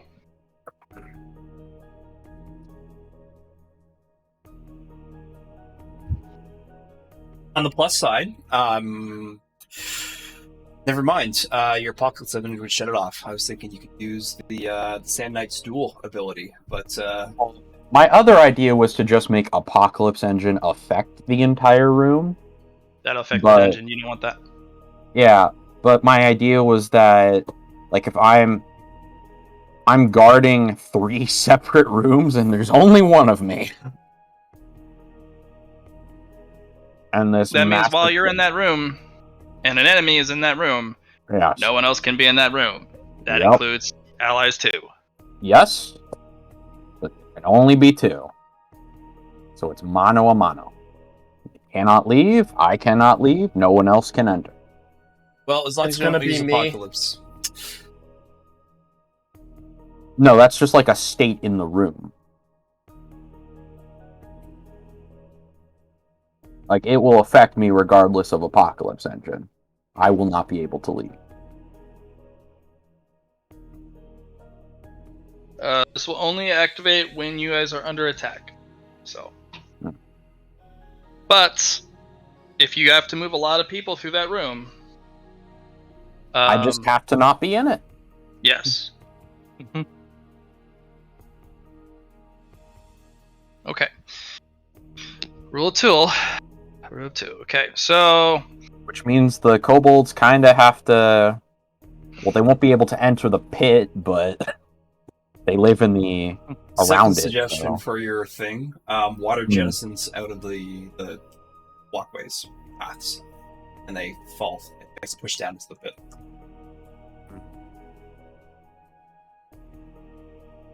That is definitely a mechanic we can put into it. See, my biggest fear is that they ignore me and just go out one of the other door. Because as I am, I have no way of stopping that. okay. Well, So the dungeon core room mechanic that Gaul will set is locked in time. The first time a person ever enters the dungeon that is an enemy, it will only ever affect them once ever. You are frozen in place forever, or basically frozen in place for 10 minutes. You cannot be interact with. They cannot interact with you. They're stuck for 10 minutes. So we can't attack them while they're frozen? You can move them,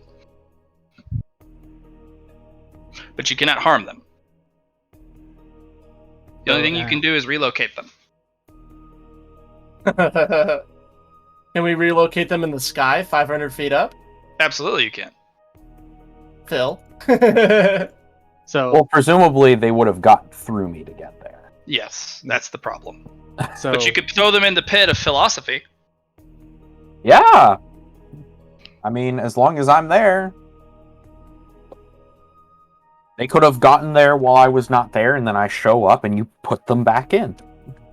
So just to understand this, the first person to enter the core room is locked in time for 10 minutes.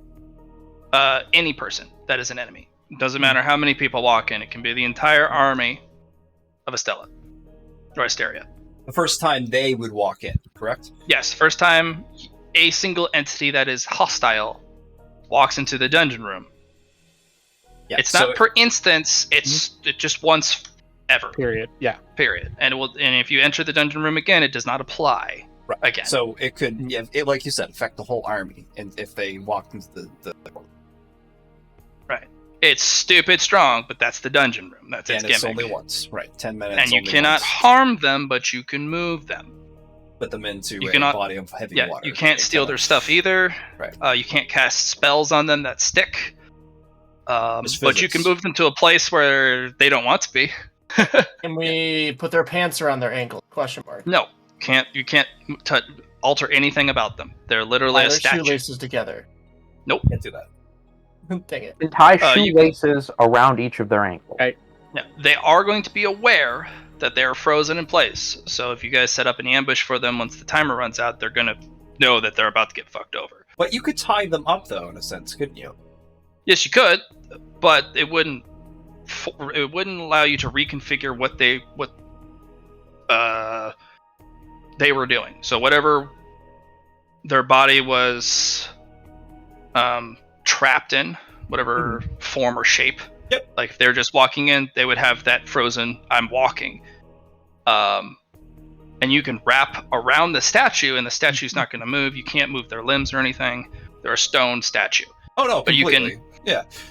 But you can wrap them up, absolutely. The statue with web. Throw that neat net we got over them.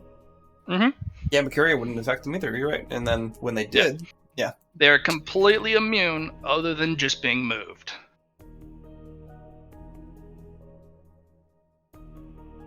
Do what I do. And just put them in the coffin and bury them. Or You could do that, yeah. we lather them in Gulper's napalm. That's it. But that's the thing. All right. Treasure room.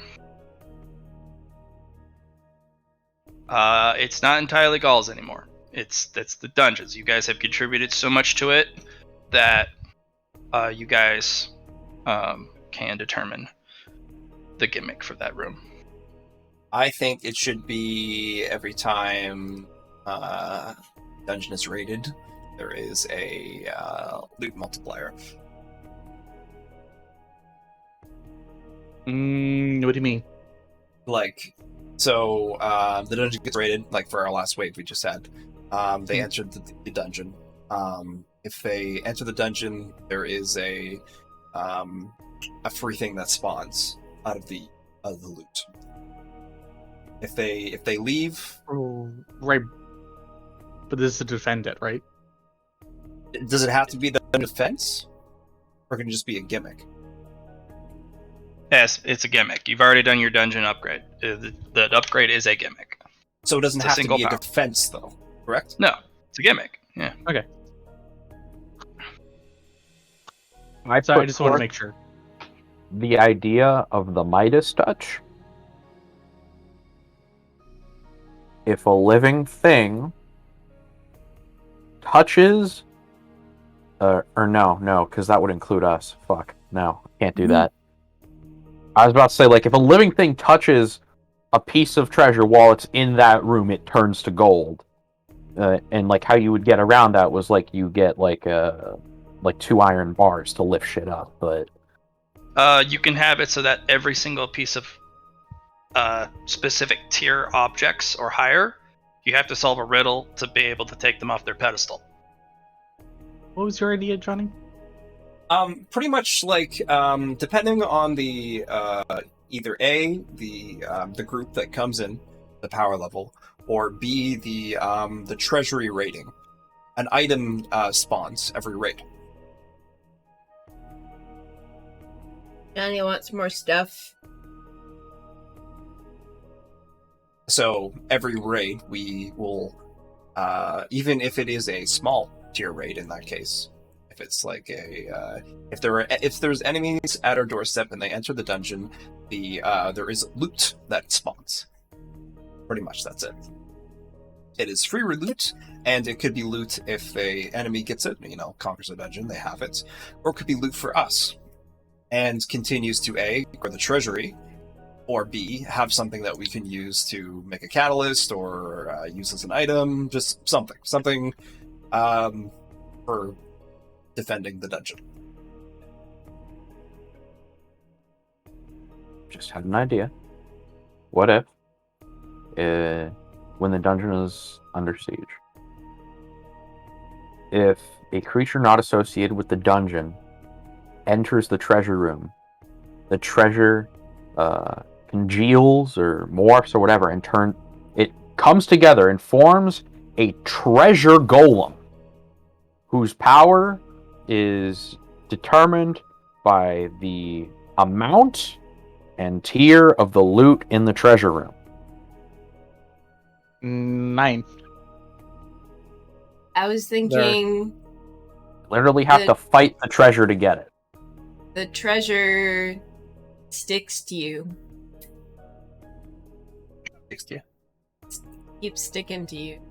You can just wash it off with water, As if they're- but it just keeps... As if they're sovereign on. glued. Yeah. Alright, I will say no to those because there's as I know, there are many things in there that we don't want them to have. Well, there's one thing in there we really don't want them to have. All right, I have an idea. Yeah. So kind of in the spirit of, the more obvious the gimmick, the more punishing it is. What if the gimmick for the room is some sort of illusion that makes a pile of loot that just seems outrageously too valuable for the level of dungeon we are? And if they go and say, "Oh, look at this crazy loot," then something bad happens to them. Already have something that does that. The Elixir of Awakening. That already applies. I'm sorry, explain that? The Elixir of Awakening outclasses your dungeon loot by significant degrees. I'm just saying, like, basically, sort of a trap. It's a type of trap, right? Yeah. So they go for this big pile, the obvious pile of loot, and it seems like that would be an idea. You could also have it so that every object in there has a duplicate, and if you pick the wrong one, you can't get the real one. Oh, interesting. I have an idea. Go for it. Mimics. Oh my god. I'm just saying mimics. I hate you You right want to now. welcome mimics into your dungeon. They will keep you away from your own loot. I hate you so much for suggesting that. I feel like So- Phil and the mimics would forever be at odds with each other. Like, the moment you go in, like, hey, we need this item, and it's just like, fuck off! It's like, holy shit, and you have to deal with your own mimics. Yeah. You would have a mimic infestation in your treasure room. Wait, And they hold would on. be powerful mimics, because they would mimic the tier of the item perfectly, which means that you would be inviting stupidly strong monsters into your dungeon. We're talking, if you have a treasure tier or treasure grade item, you're going to have a mimic that has undergone a treasure tier evolution. I like this idea.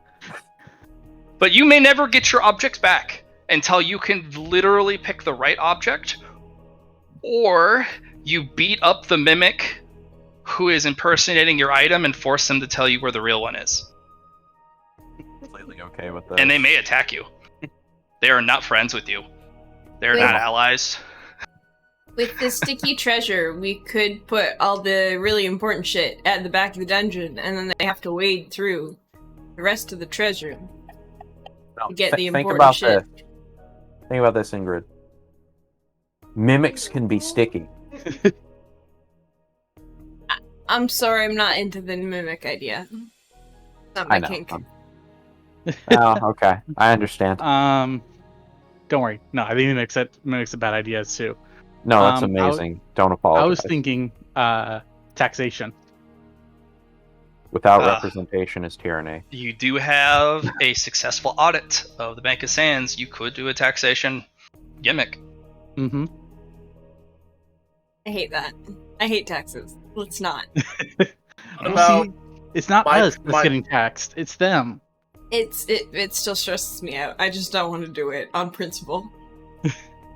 What about like My Precious? So where if they like pick up certain loot, then it becomes like the only loot that everyone wants to focus on, and they become feral. You can have it per person. Loot. Each person, when they fixate on an object and they decide, that's the best object for me, or I want this, everyone is assigned a precious, and they will fight other people gruesomely for their precious. They don't care about, they want the other items, but it doesn't affect them like Falgor would. Right. The way I'm And looking at everyone this would room get one precious. is that we don't want them in there in the first place. So we need something that's defensively, as in like you cannot teleport inside the treasure room. Or Well, you can have it so that you cannot put objects into dimensional storage in the treasure room. Ooh. That's So, because you have to physically carry them out. Yeah, that'd be good. I have another idea. Okay. The Curse of Betrayal. Ooh. Okay. In order to leave the room, you have to kill somebody. Oh, I like it. You could, yeah. If they do so, you must let them leave the treasure room with said item in hand. That doesn't mean they can make it out of the rest of the dungeon. Yeah. But if they kill somebody for their object, they must be allowed to take that item unmolested out of the dungeon. And if they put it on... Yeah, so once they kill someone in there, they are safe from the other people in there. And they may spend as much time as they wish into that area. So if they want to commune with it and attune with the item and then put it on or whatever... For every object, you must kill another person. If you're the only one to enter, you get one object. But for every other object you take, you are allowed... you have to kill a person for an object. I feel like there's a way we can get all of that without the protections. What if everyone who enters that room is just affected by draconic greed? I actually thought about that a few minutes ago. It's not a bad idea. That would be about the same level as My Precious, instead of everyone fixating on a single item. And multiple people could fixate on the same item, and then they would fight probably to the death over it, because it's their precious. I definitely like the powers that restrict the number of items they can carry out. Sort of mitigate the damage. Yeah. But hey, if you enter the treasure room and you're the only person to enter, you can grab them one at a time, but you have to enter, grab one item, come back, drop one item. And that applies to gold coins too. Yeah, that's my tier 1 pick right there. Curse of Betrayal. If multiple people enter, the Curse of Betrayal. Yeah. My only gripe with Curse of Betrayal is that I know, and I mean, I just know someone's going to show up with a bunch of just, like, disposable slaves specifically to do that. Well, Yeah, I hopefully mean, we well, murder them all before they get there. They need to know what the gimmick is. That's the thing. That's true. They need to have gotten in there in the first place and figured out the gimmick. What if? So yes. What if each person trying to take out a treasure has to make some sort of personal sacrifice, and the higher Taxation. tier treasure they're trying to get, the higher the sacrifice? Yep, that's the taxation Beatsley was talking about. Oh. To take something, we take something of yours. It's a tax. And it doesn't have to be gold. We can take flesh. Yes. Okay, and Stats, it's better if it's flesh. Powers. You could, well, it'll be. I'll have them. You guys can assign prices for objects. It cannot kill them immediately. But you can have it be a market, an open market, where each object has to be bought.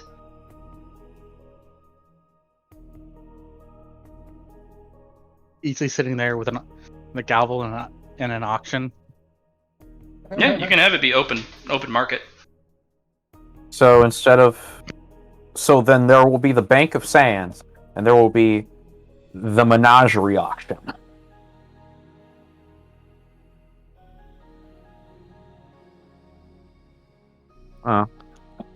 There's many ways you can do it. We'll come back. Susie, your room. Yes. I was thinking of a few things. The workshop was the first one, which pretty much just doubles the time. Or in this case, halves the time needed for things. Or it could be that... It doesn't need to have anything to do with defending or the dungeon. It's a gimmick. It always applies. Yeah, that's what I'm saying. Like, if it doubling the speed, you can produce something, or when you produce something, you always get one extra thing of. For example, it could be That really too. well with plants. You can also have it be a byproduct creator. So anytime you create a product, you roll a 1d100, and if it falls into a specific percentage, you get a byproduct, Right. or you don't use the ingredient entirely, so that you have leftovers. I like that one. I just feel like it could get messy on the like what things could happen. Like it's more writing down things. No, it'd be the more rare the objects you use, the lower the percent. Yeah. So if you start using flawless or a treasure grade, you're looking at you roll a 1, right, for a byproduct. But if it's normal stuff, you can be like, oh, well. You can have it so that, as you say, if you make one object, roll a percentage die, and you can potentially have made another dose of it. Yeah. So if you're going for broke and making something ludicrous, you can be like, well, I guess we can chance it to make another. Does this count only for alchemy things, or can it count for cooking? As long as it is part of one of your professions. Oh, yeah, one of my job classes? Sure. One of your jobs, and it's only you. And it has to be done in that room. Alright. So if you run out of space for all of your special, your jobs, because you're like, well, you got your garden, you have your alchemy, you have your library, you have your kit, your cooking area, like, you're gonna run out of space eventually. Yeah. Alright. If that's what you want, sure. So Tony Words here. Is that what you want? I'm pretty sure that's what I want. I can't think of anything else. Any of you guys have any suggestions for good old Susie? I was going to call it command center. It allows you to send emergency resources to certain rooms.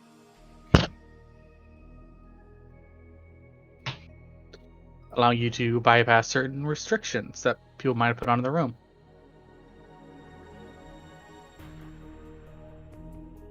Just an idea. Allows you to bypass up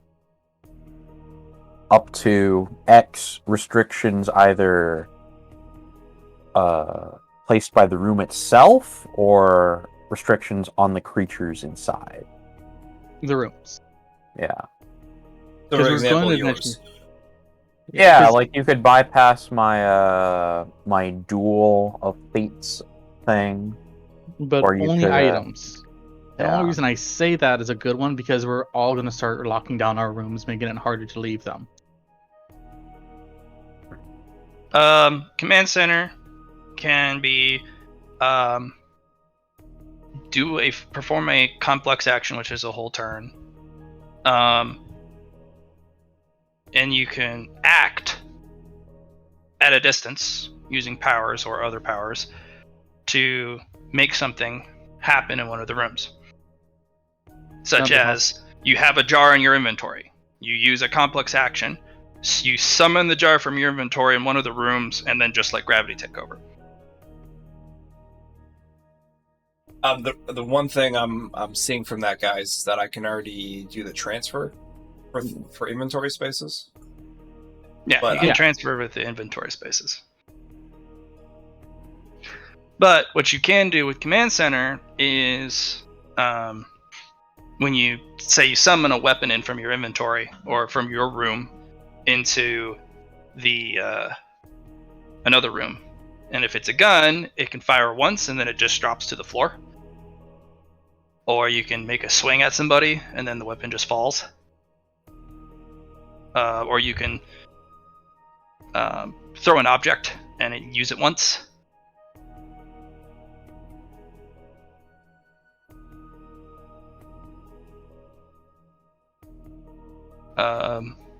You can also have it so that you can have a puppet, a Susie puppet, that you manipulate.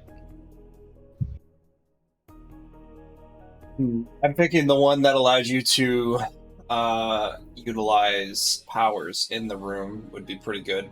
Like, I can already do stuff at a distance, we know that, but I can't, like, do a spell really through dungeon walls. So, kind of having, like, yeah,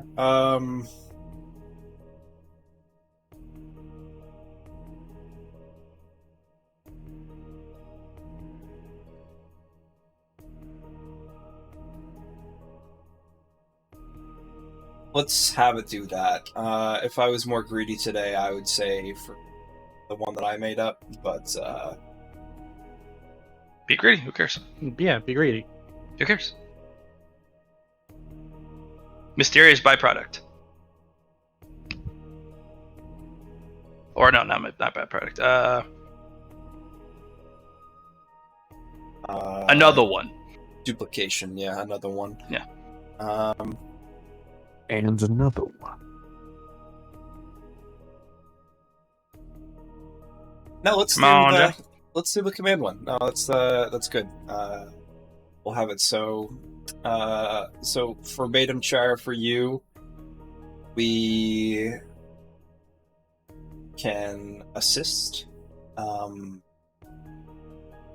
another room from the command center. You can. I can. Susie can assist. Spells, abilities. What else, Matt? Transferring of weapons or objects outside of dimensional spaces. Transferring weapons or objects outside of dimensional spaces. And this is like precise control? Yeah, you can precisely put it in there. It may require a roll. like a magic roll. Mhm. Mhm. All right. And you can move whole objects from your command center, not just in your inventory, to another room. Yeah. Objects are one at a time or one container at a time.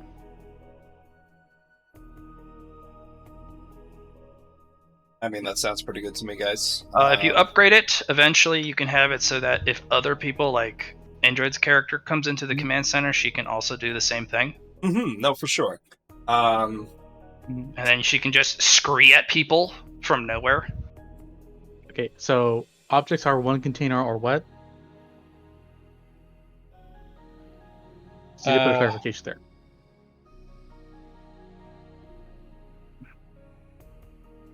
Yeah, objects or one container.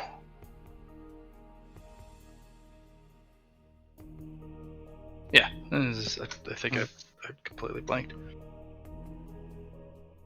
We'll get a blank sometimes, Matt. We're only human. But I'm down with that. This also, the best part is, it doesn't need to be done while in combat. Command center is command center. Yep. You can also pull objects from rooms and put them in the command center. Okay. It's not strong enough to pull friends or push friends around. That's fine. I like the idea because I could have a garden room and I can just pull plants from it. I have an alchemy storage room that's somewhere else, and I just pull things from them. Right, and if you do a prep work for poisons and concoctions and other stuff, as long as you've done the prep work and you have it in a, you spread them out, or put them in a container or whatever, you can move stuff around during combat, or just outside of combat. Be like, I'm done with it, and then you just locate the entire crate next to somebody. We got a library. We had that as a dungeon room. It also allows you to move stupidly heavy objects around. Yeah, no, for sure. We got crates of supplies we need to move, or like bombs, or just I don't know. We got options. So no, that's really good. All right. We got 3 rooms left. Injured? Oh, 4 rooms left. All right. So, the transition room, which is the temporary brig and staircase down into the water reservoir towards the temple.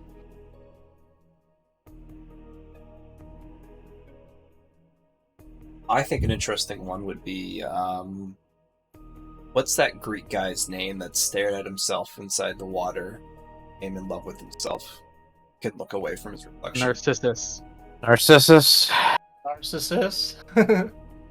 Okay, that was very slow on the response from all the other two. It's all right. I got it the first time, but it makes sense. I was just thinking. I was looking at the body of water there, and I was like, man, if someone just looked in there and just stopped moving, it'd be such a great little trap. Well, this is not Nareem's temple. It's further down. This is just. Oh yes, I know. I completely agree. But I thought of the water thing there. I was like, reflection.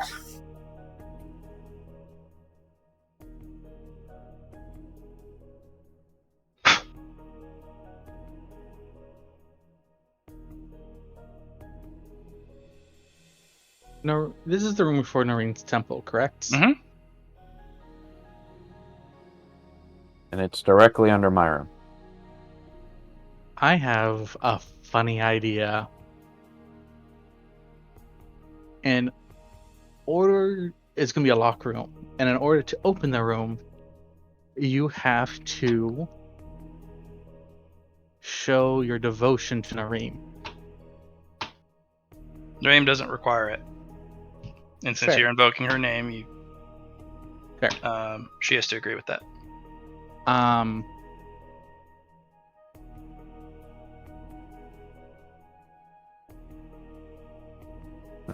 You can make it so that the door will never open if you've shed blood on the way in. But that also means if somebody comes by and says, hey, I'm here for the temple, you have to let them in. Yeah. But if they fight their way in, that door never opens because Nareem is all about peace, Earth and home. offering sanctuary.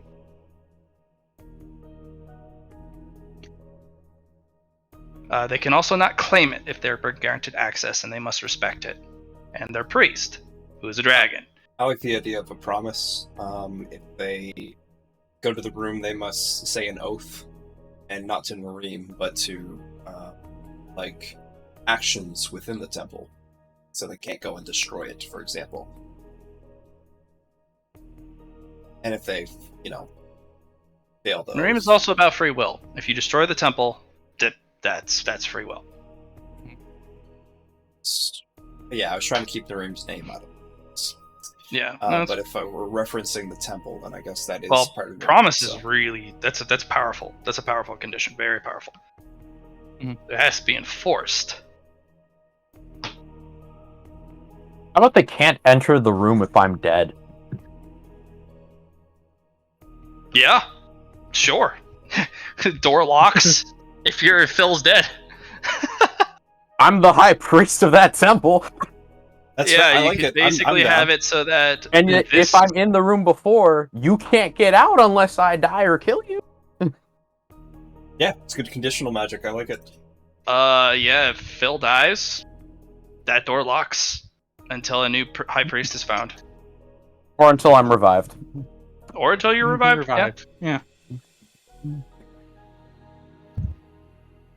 Okay, Nareem will absolutely agree with that. So that door will not be able to be opened ever by anyone.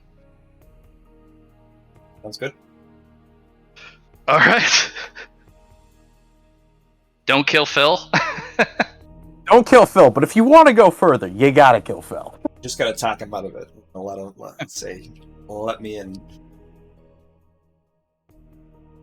Alternatively, if the intention's good, kill the person and revive them in the temple. All right. We have the treasure room left, and then we've got the Nareem's temple itself. It gets its own gimmick. Oh, and that entrance one's room. easy. No blood may be shed in the temple of Nareem. Okay. Is everyone cool with that? Oh, does that mean that we could use it as a sort of safe haven if we're getting? Yes. Yeah. Yes, you can. If you're fucking dying and you're like, there's no one to help or heal me, and you somehow make it into the temple of Nareem, blood may not be shed. And the waters are healing, so you guys, because you have the blessing, so you can walk in and stumble into the water and sink under, and you can breathe underwater, and it'll heal you over time. Also means that if invaders somehow get in there, we can't attack them. Right. Yeah. But every dungeon has a safe room. Yeah. So that'll be it. Cool. That's easy. Actually, The Crystal Caverns. Hold on, was Char saying- wants to say something. It said no bloodshed is no violence, because there's a difference. I can knock a motherfucker out, and that's still violence. That's true. No No death. violence. Or how about we just say, whatever goes into a safe room, that's it. Just call it Sanctuary. Sanctuary. That's Yeah. what I did. So we still have Indrid's room, we still have treasure room, and you're wanting to do the Crystal illusion- Cavern. Crystal Cavern as well. Yes, because that's going to be officially part of it. You also have the Kagars. Not their entire hive, but it's The tunnel. they get one gimmick for their entire nest. Mhm. The Kagars are going to pick something very simple.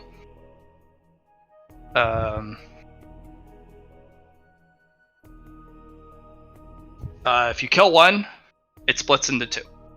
If you kill one of them, they just die. So once they've split into two, they don't infinitely split.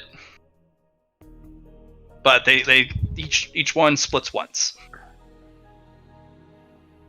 That's That scary. is- Imagine them dropping like one of those meteor fireballs on a group of them. If you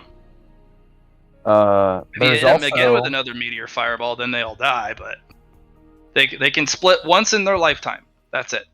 well, they can also like double up in case of an emergency. Mhm.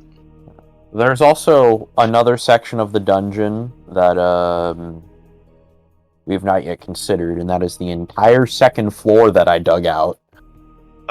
That one, until it is completely assigned a room and a purpose, you can do it when each room has been given its official purpose. Alright. Okay. Indrid, what are you thinking? I won't be able to cast.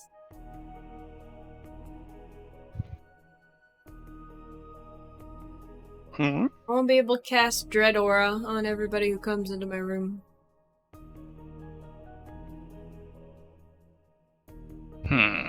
What about daydreaming? Daydreaming. Able to affect, like being able to affect them as if they were sleeping while they're walking around. I don't affect dreams. I don't know how many times I have to say this. They just have nightmares. I don't control them. What if you manifest? What if your room manifests, like physically manifests their greatest fear? Can I we like hear that. what Matt has to say about the Dread Aura first? I'm trying to run the mechanic behind it. Is it they just get Dread Aura forever? Like, as normal? As if cast?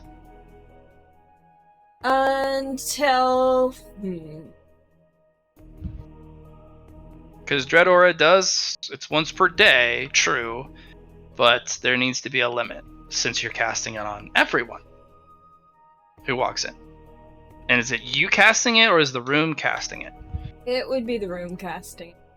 Okay. Alright. What would be the limitations?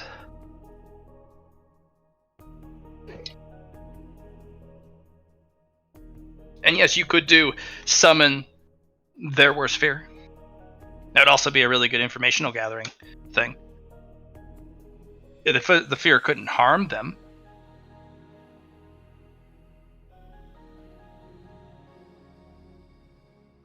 But Dread Aura, yeah.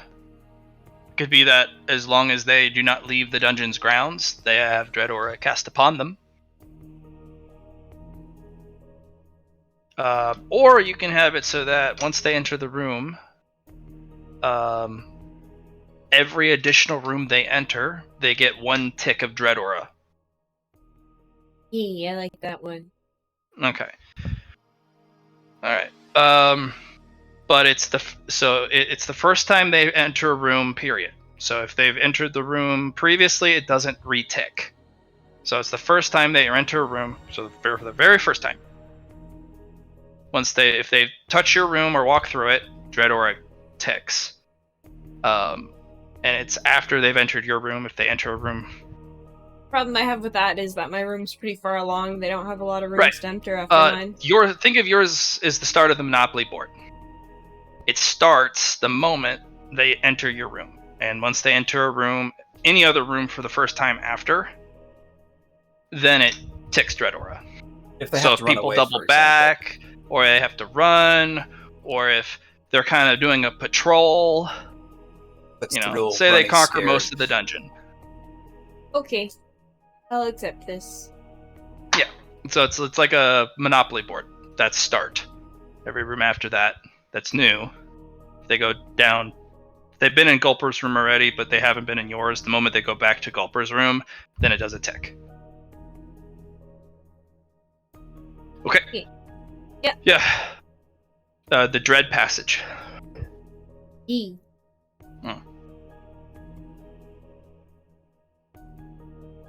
All right.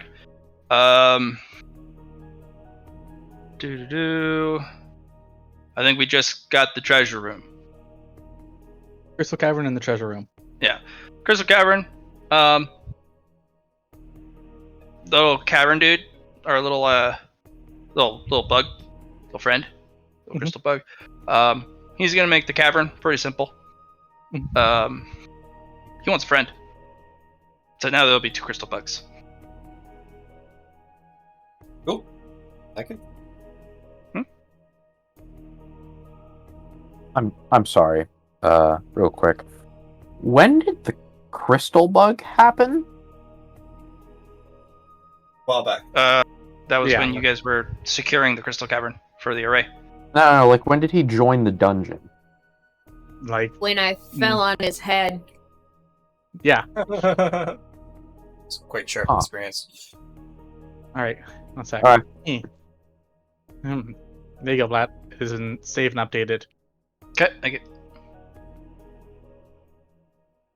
So just the treasure room, and it's our current is either a curse or a tax.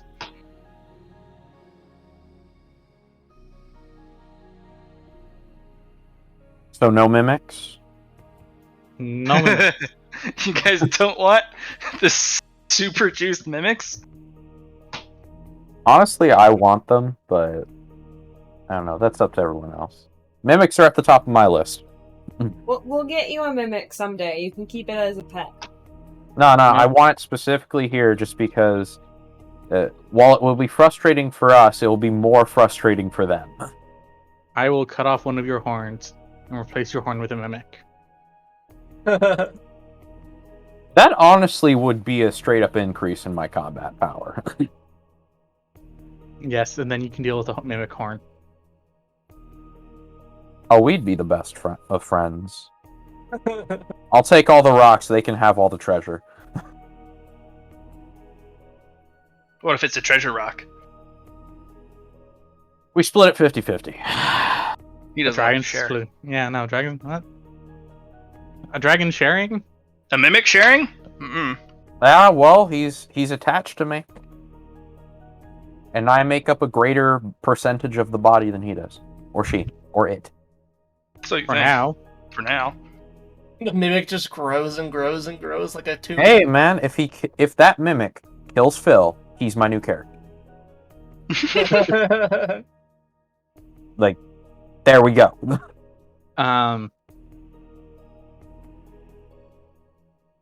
I like the curse personally. God. Force them to kill another curse of betrayal. I'll second the curse. I like the curse. Let's just go with Unanimous. We get a curse. It limits the amount of treasure they can take out at a time. Also, Plus, time. There are less coming out than there are going in. yeah. It builds I time think it's a because they win-win. have to, like, especially if 2 high tier adventurers go in, right? Like, they'll try Yeah, to fight each other while we can deal with it. They are guaranteed 1 object with the curse of betrayal. if they kill They- them. if That's they the take key. 1 object out, they don't have to kill each other. Right. But if they want more than 1, that's where the problem comes in. I thought if there was 2 people, then they would at least have to kill Well, one. everyone person. gets 1. Everyone. Okay, all right. Everyone gets 1. But that's the problem. There's too many valuable stuff in there. There's never not going to be an instance where somebody's going to go, well, I'm only going to take the breastplate and not the matching set shoes, gauntlets, helmet, belt. Yeah. Like the whole What PoE if, set. what if we added power to it by putting a sign up that says, please take only 1? Okay. You know, like for Halloween, like if you can't be outside handing out candy, you add like you put a little sign out that says, please take 1. It would not give you a more powerful upgrade if you put in a rule, like literally on the door that says, Verbatim. 1 is free. No, it has extra. to be, please take 1. It would be a minor upgrade A minor up. Okay. because it doesn't explain why. But if we're verbatim about it, then it's Yes, like. if you Then write it it's, verbatim on the door, But that's people if are they gonna- look. That's the thing. But we have the sign out, and if they don't check the sign, well, it's sucks. hell, to you suck. could put it on the back of the door that opens inwards. That'd be cool. Yes. Like it. Or I at don't the know, so back you- of the dungeon, at the No. treasury, so they have to walk through everything first before they. No. So you be smart here. So here's this one, but the sign's on this door on the back half. No, it has to be attached to the room. I like at Yeah. the end of the room. Like you after No. you go through everything. Yeah, the more obvious it is, and the Right. more easily accessible it is, the more powerful the constraint, the more powerful the gimmick can be. So if it's literally a pop-up on their screen, or if there is a Terms of service that pops up, being something like, hey, that speaks down to them, right, an announcement. and Sure. the more Welcome to the treasury. Please only take I the thought- item when leaving. I if thought it's of literally something on the evil. floor they walk over, like engraved into the ground. Take work. Ah. That's some effort right there. I thought of something evil. What if the sign says "Ask the dragon for instructions"? Nope, because you have to get killed on the way in. Exactly. No upgrade. No. Funny idea though. Yeah. What if this door, the first one, says "Speak, friend, and enter"? Well, first of all, we do not put it in Dwarvish, Well, yes, obviously. nor Elvish. Does anyone know Goblin? Yes. I say Alright, we put it on I the wanna back of the first door because that would be the most like, hey, we had it on the front door and you didn't check, so it's up to you guys to. It'd be a decent upgrade. It's still there, but it's cheeky because they have to close the doors to really read the whole thing. Yeah. What if But if it's on the floor or a sign or literally it appears in scrawled aether in the air, that would be big upgrade. You can be a little obtuse about the wording too, as long as the full truth is there.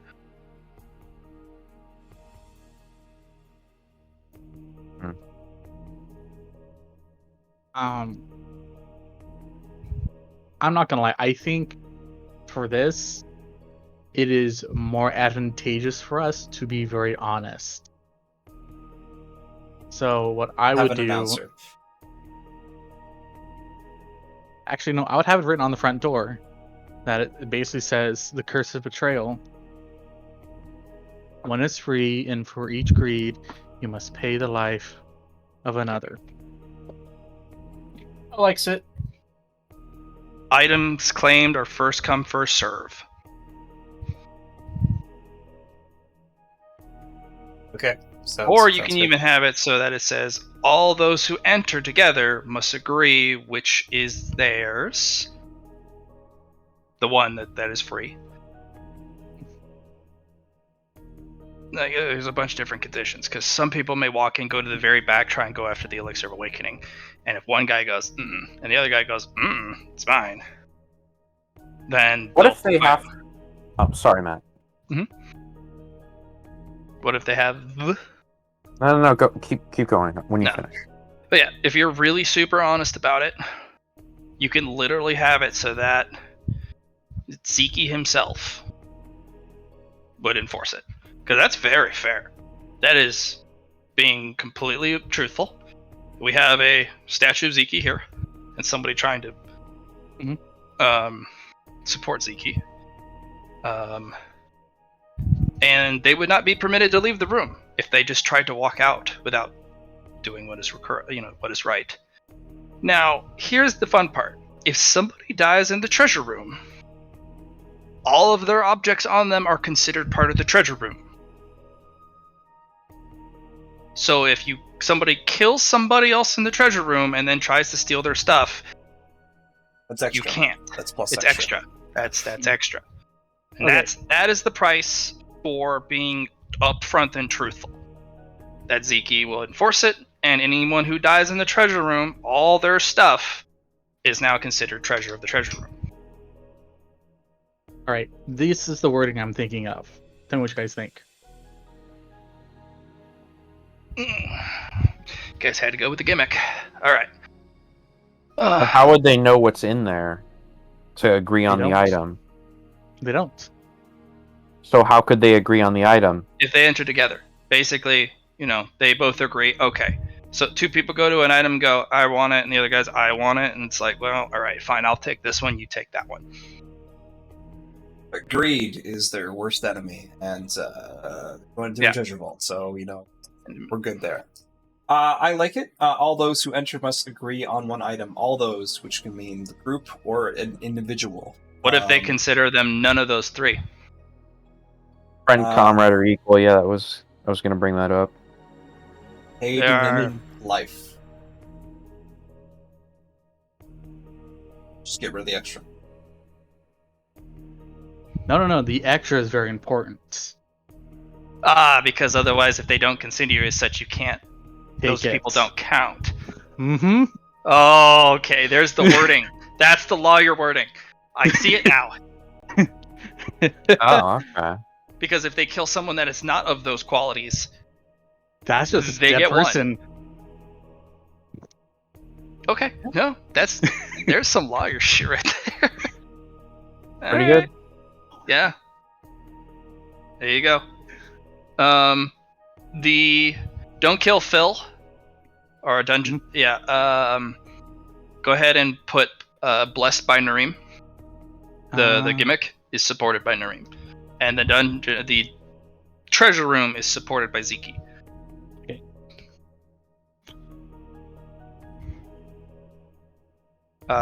This basically means unless there is a divine grade item used to counter the effect or a power, then the effects of that gimmick cannot be overcome.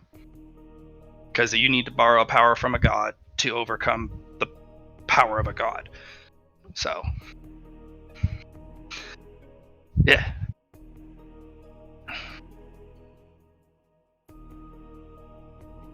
Alright. There is a little wiggle room in which you guys will have to figure out later on how to come. There is 2 massively glaring loopholes to the system. I'm not going to tell you them. I'm talking about the treasure room.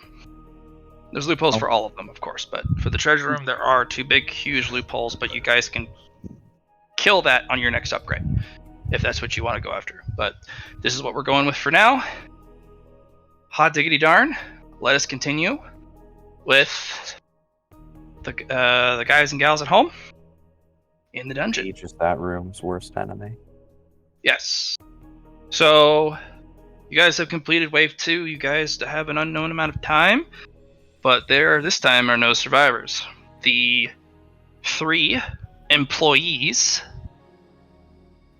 the human employees, are diligently working to bury their comrades and all the others. If you'd like to instruct them to collect objects first and basically loot the dead and put them in piles, they can do that, but they're your employees. You pay them, they live here. You protect them, they do work. They're employees. They will be instructed to collect their stuff, put it in a different pile. They'll later be taken to their treasure room. And each of these going to be doing final rites over the dead. Okay. Cool. So they'll get on that. Repair to the dungeon is required. What's your priorities?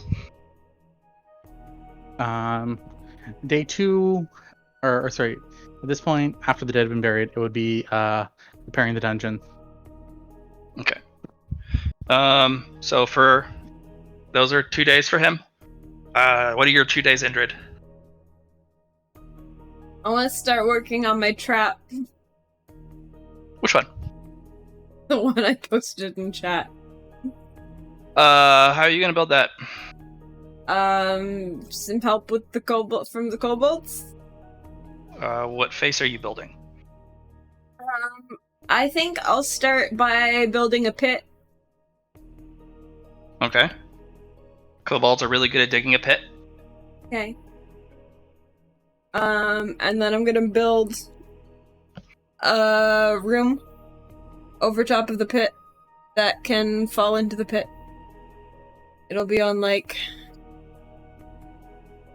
some rails or something, so it can fall down, or it can be hoisted up. So wait, you have a room. Is it just a smash trap, basically, that the ceiling falls down?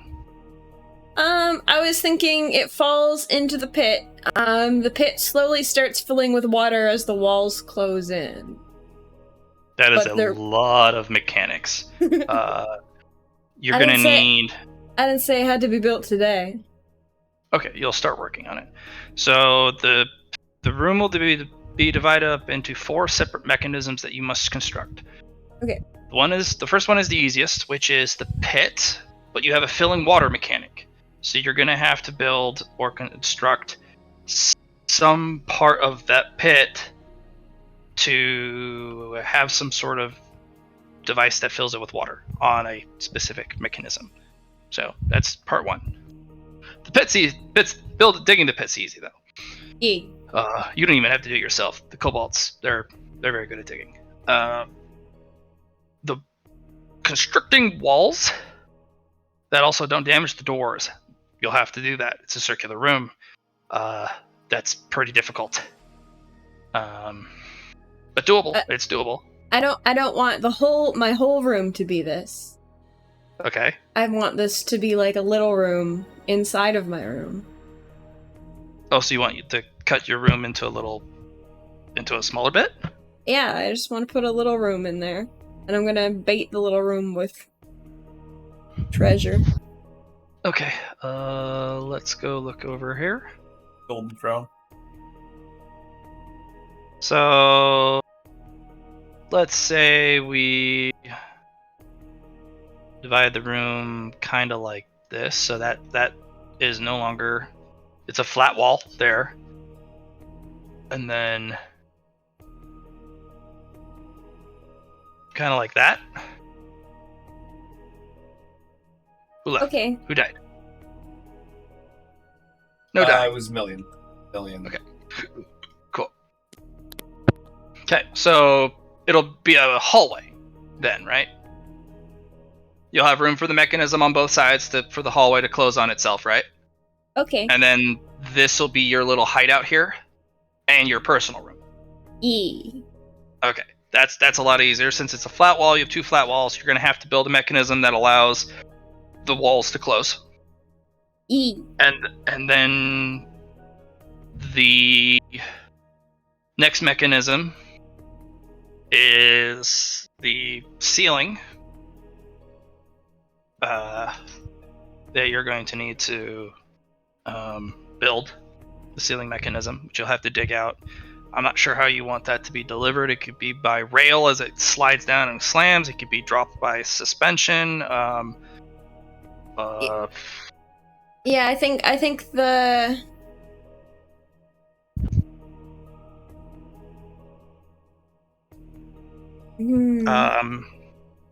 any which way, most of these you can build the framework for it, but you cannot construct it without dwarven engineering as a job, which you can get.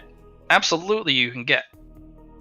You're just going to have to do some evolutions to pick up engineering twice.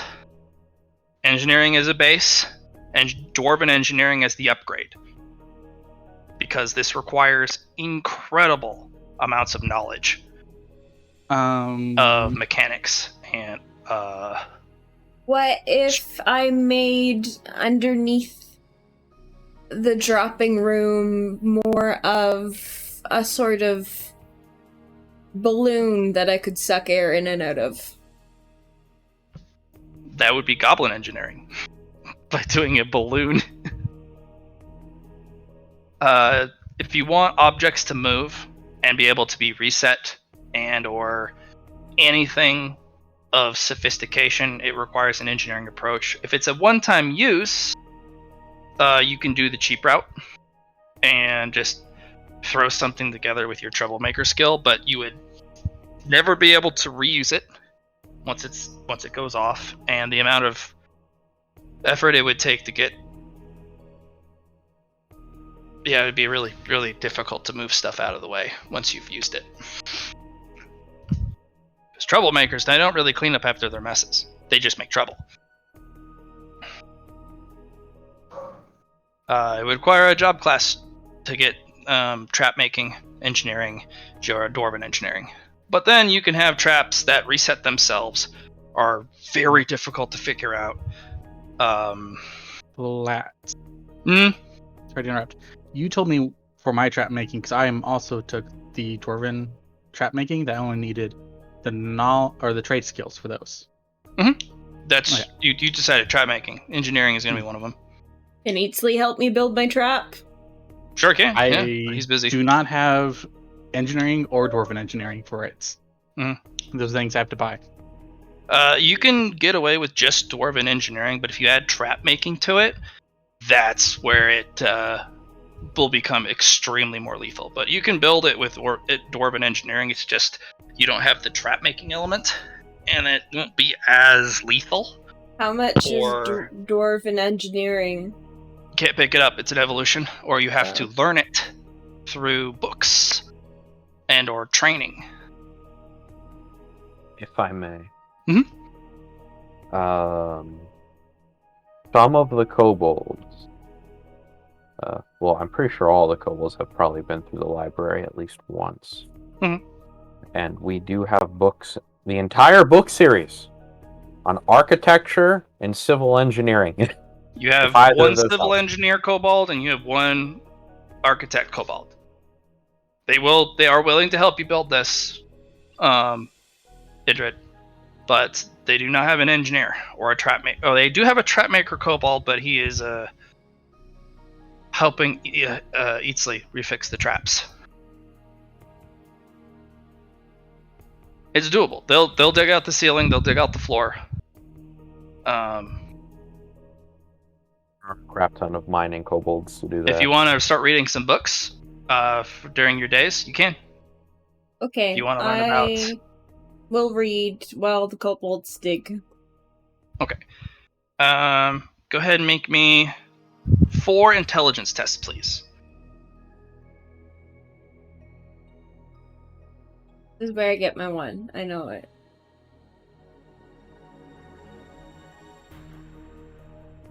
I believe. Thanks.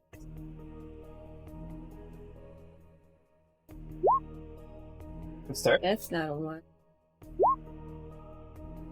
Getting lower That's a...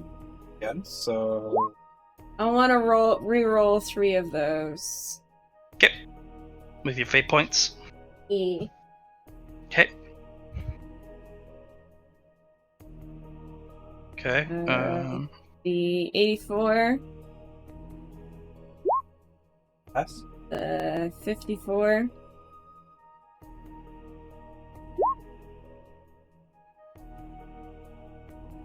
Alright. You can add a check mark in Uh, engineering. 67. Yeah! There we go. You can add a check mark in engineering. Is this a trade or scholastic or what is it? Scholastic engineering. You should have it there close. Right click on it. You right click on it. Alright. Do. Go ahead and roll your 1d10s for your lucky, please. Your 3 1d10s.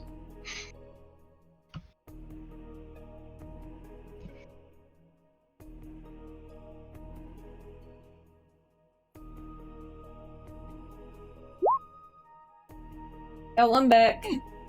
Nice. Okay. Million, what do you want to do for 2 days? Aside from evolve, I think I'm gonna repack some of the dirt in the pit so that the ceiling and floor is thicker between it and the temple. Okay. Do you want to go down to the temple? Yeah, sure. I'll go down there and I will practice that, what's it called? Shit, did I never record this? Okay. Water beam? Yeah. Well, no, that really basic divine blessing of water control that Phil got when he became a priest. But you're going to practice water control. Yes. Go ahead and use your magic stat. Willpower! Hold on a second, I have to... Practicing in the Temple of Nareem does give you a plus 30 bonus. Yay! Okay, I'm just double checking. No, that's not... Well, okay. Yeah, that's not to willpower, so... Let's roll this. I'll I'll re-roll that. I will re-roll Okay. that. Reroll for it. That's worse. You can try again. Little water sprite comes out and basically is just like, don't give up, keep going. You can do it. We'll never give up. I'll never surrender. Pretty lady believes in you. Pretty lady believes in me. It's also the first time I'm using anything magical.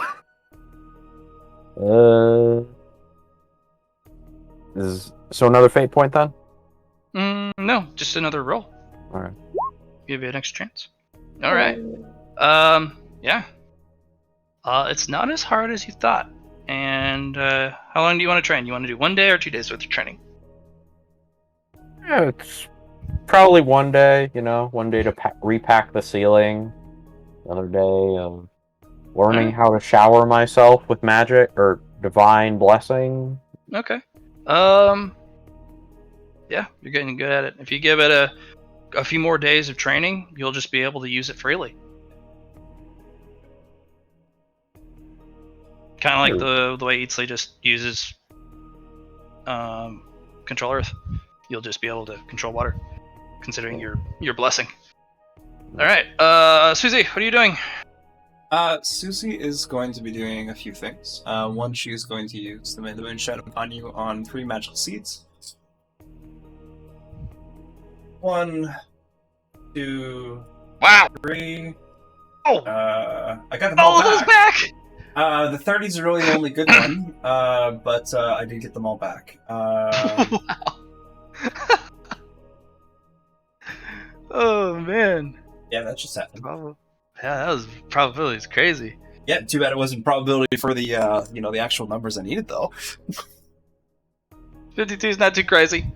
It is a braid of bush that eventually turns into a tumbleweed. Oh. It's kind of weird.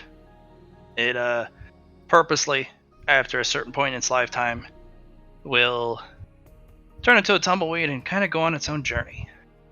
Even if there's no wind to bop it around. It'll just, especially if there's a wind element in the area of the territory or the region, it just goes off. You're not sure where they go. No one really does.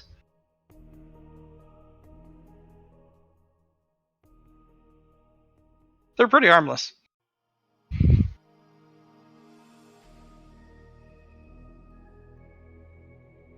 Oh. 79. Not sure exactly what these seeds are. Looking through your books, it takes a little bit of time to actually find out kind of where it is. It is a different type of cactus.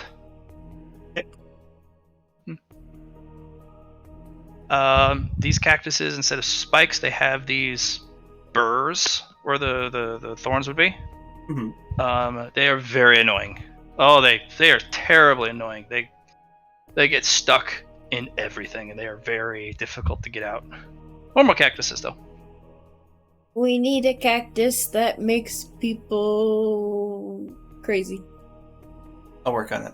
Okay. Maybe I can do some crossbreeding with this cacti. Yeah. First, that drive you nuts. The 30, you find a very dangerous plant seed. Okay. These are called vengeful vines. They are a very rare type of kudzu.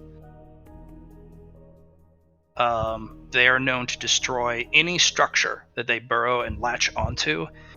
And if you harm them, they have explosive growth from their own inflicted harm. They are nigh impossible to get rid of. Especially in a jungle or very nutrient-rich environment. In the desert, you could get rid of them. Right. You could. They would wither and die eventually because that explosive growth That's coming from could only get them so far. Yep. Because it eats up their own aether for that explosive growth.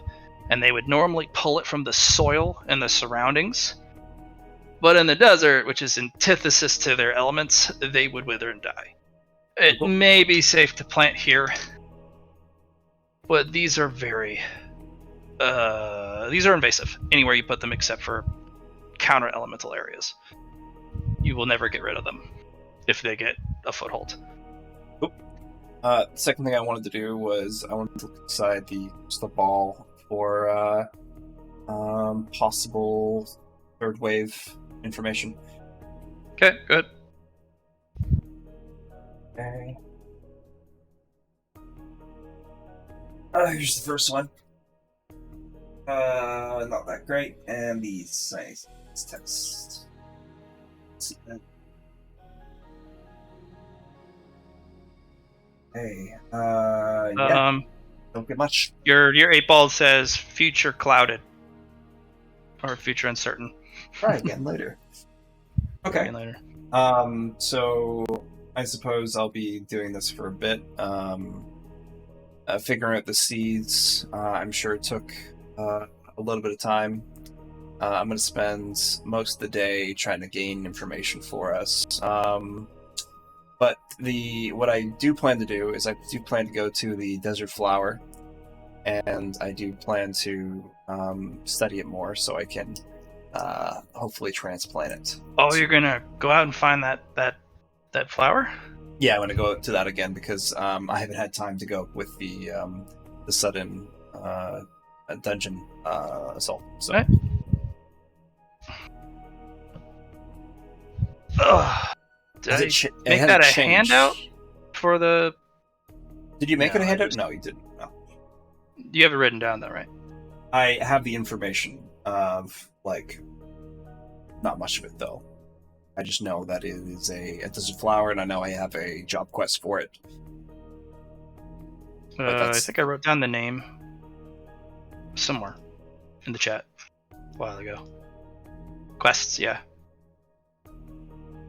What? You didn't write down? Oh, job herbalist.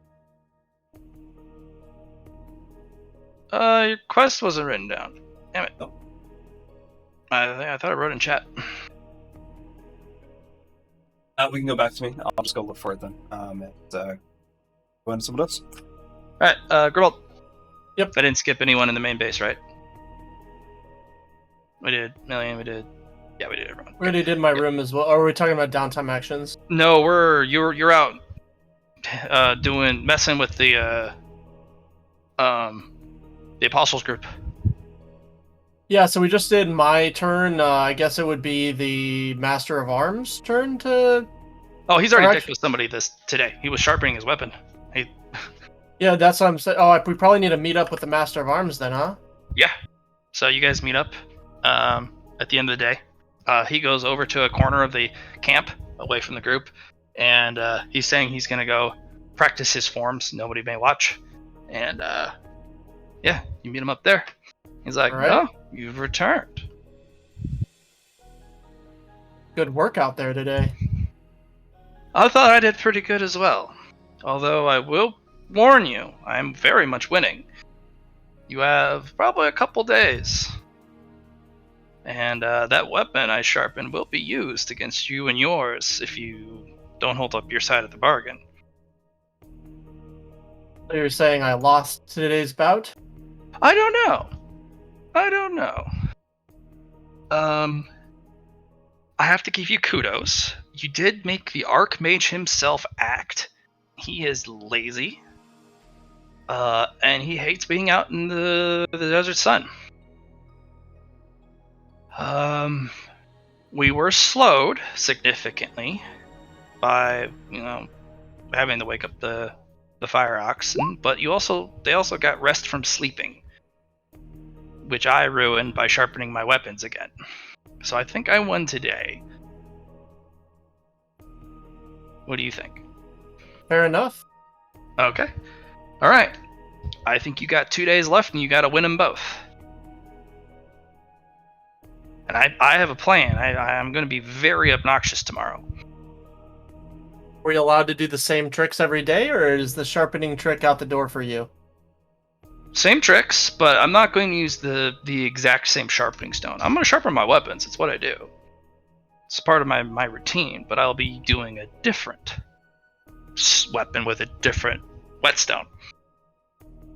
But I also have another thing up my sleeve. I plan to double down and, you see, really hit this out of the park. You're gonna have a hard time beating me tomorrow. So I tap into the network and say, I think I may need help.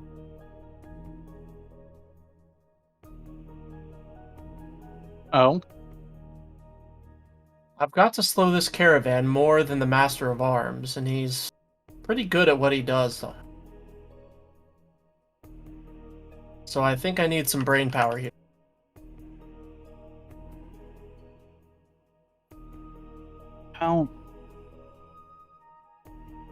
How is he slowing them down? He's got this weapon that he sharpens, and he has different sharpening stones, I think, that do different things. So the first one, it was this piercing noise that was just... It was crazy. Then he has this next sharpening stone, which is, I think, going to make things pretty hot. In any case, I've got to do something pretty dramatic. And I do have a handicap in that I can't be overtly obvious like he can. You can, it's just you have to survive the fallout of being overt, you know? Because you were being overt, and then the Archmage himself acted it threw a huge bunch of spells at you, you know? Yeah, you can be overt, it's just people are gonna do stuff, you know? I was looking for.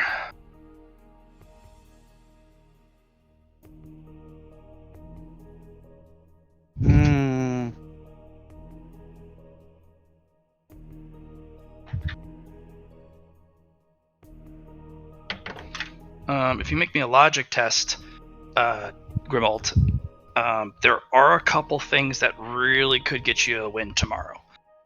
Okay.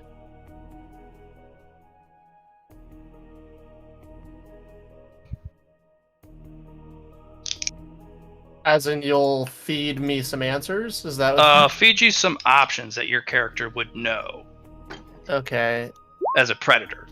I'm gonna use a boon here. Okay. To pass that. They have a shitload of stuff. Your target today was correct, but it wasn't damaging enough. You're gonna have to do something very overt and very powerful tomorrow. The amount of stuff they're calling is huge. You have to do something to either kill or disperse or make the oxen literally unable to do anything. You could make the oxen go nuts. And the rhino. That rhino hauling that contraption, it is slow. But if they don't have the rhino to pull it, you're not sure they will. Fine, have anyone. Maybe one of the adventurers of the Apostles' Party would personally have to haul it themselves. Which would be nuts. But there's a reason why they have a beast of burden. You have to do something with the pack animals, or the beast of burden.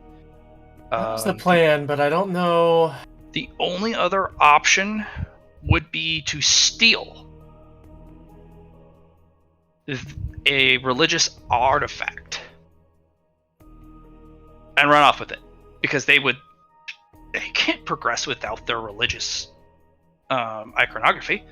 Yeah, basically, but we tried that already, and they didn't seem to be too overly phased about it. No. You stole one of the servants. I'm talking, you would need to steal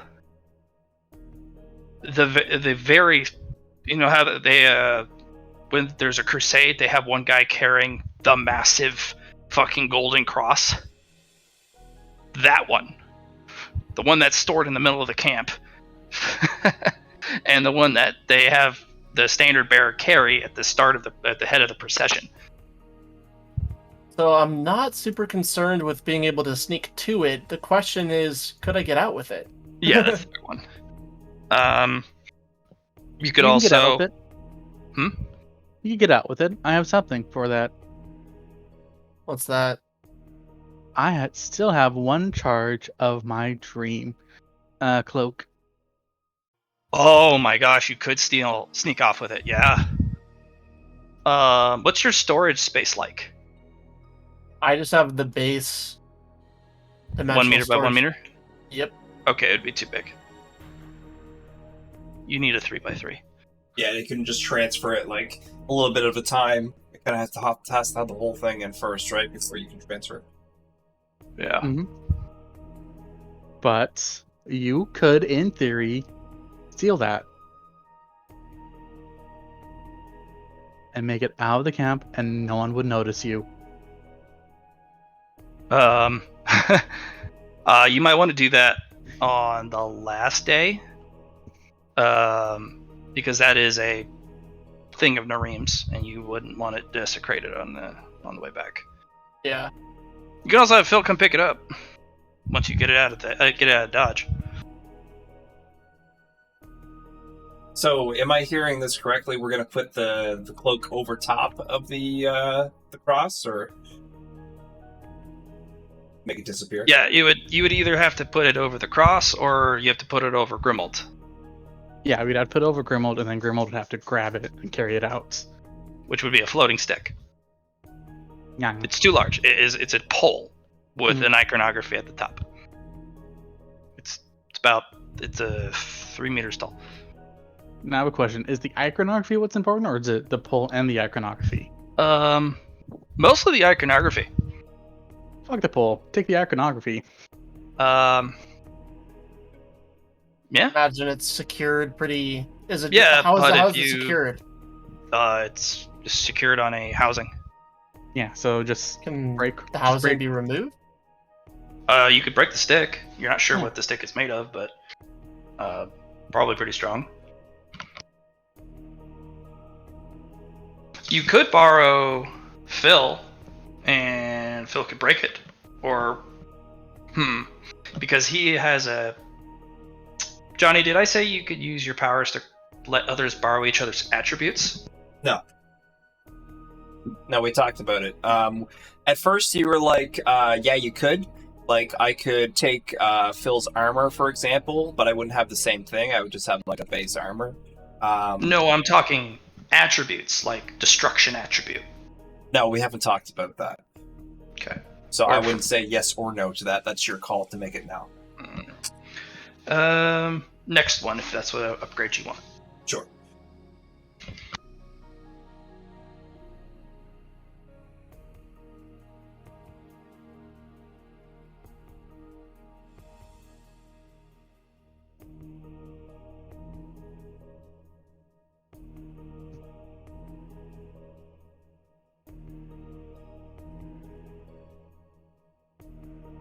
So for this day, it sounds like I just need to injure the oxen or kill it or.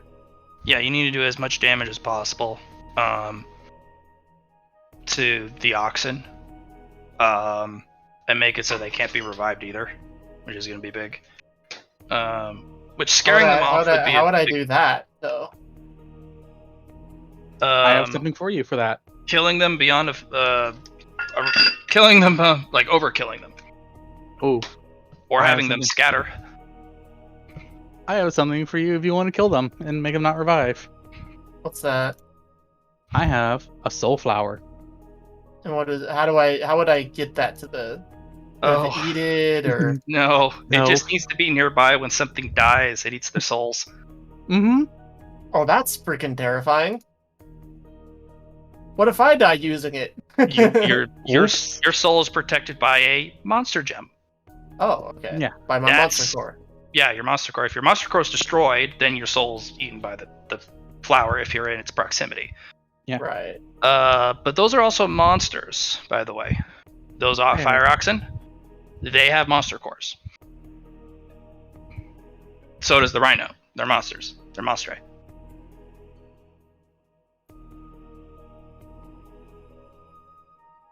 So you'd have to kill them and get their cores, or else they could be revived. True. And I'm assuming they would have beast tamers here to be able to tame them and revive them. Beast Tamers could not revive them, no. Their entire power set is the taming aspect. They would use a water priest. And we have plenty of water priests here, so. So, question. All I had to do was make a fake monster, scare them, and they brought out an archmage to drop fire from heaven on me. You scared them enough that you almost had the fire oxen literally stampede into the camp. Well, that was the intended effect. That's what I was trying to go That's for. why they had such a massive reaction to it. Right. They sent the Archmage over because he's the only one with a powerful enough AoE sleep spell to stop them immediately, because they were Right. about to stampede. So yeah, you pushed one of the don't poke buttons.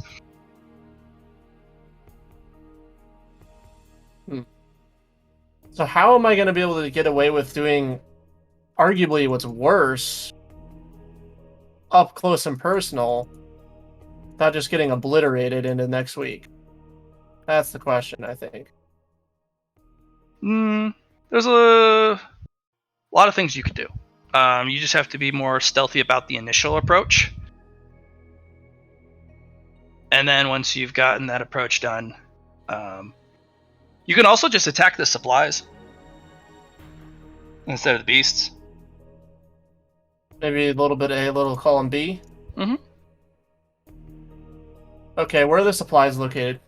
They're in the supply chain, which is basically where they group up the wagons, where there's thoroughfare between each, so people can pull supplies off. Right. You do know, you've seen this before, those are enchanted with fire resistance, so if you try and set them ablaze, it does not work.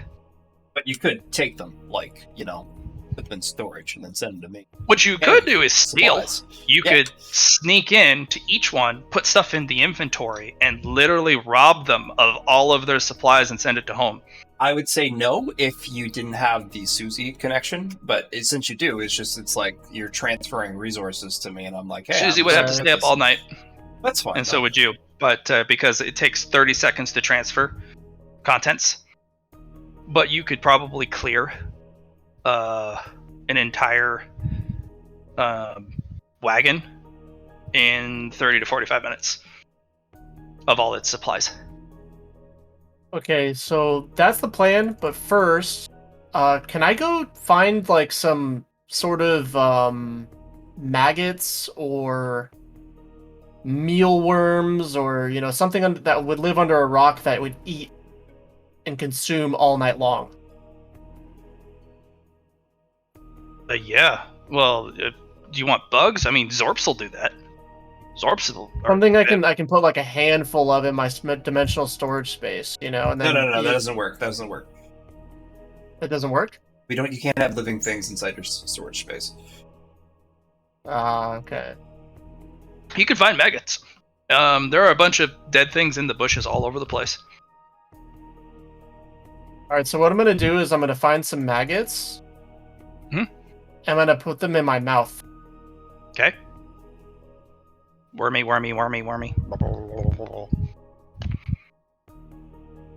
Okay. Is it nighttime, by the way? Yeah, it's nighttime. Okay, what happens if I get, 50 feet away from the wagons? I'm gonna roll Signition. Stealth, please, as well. Oh, okay.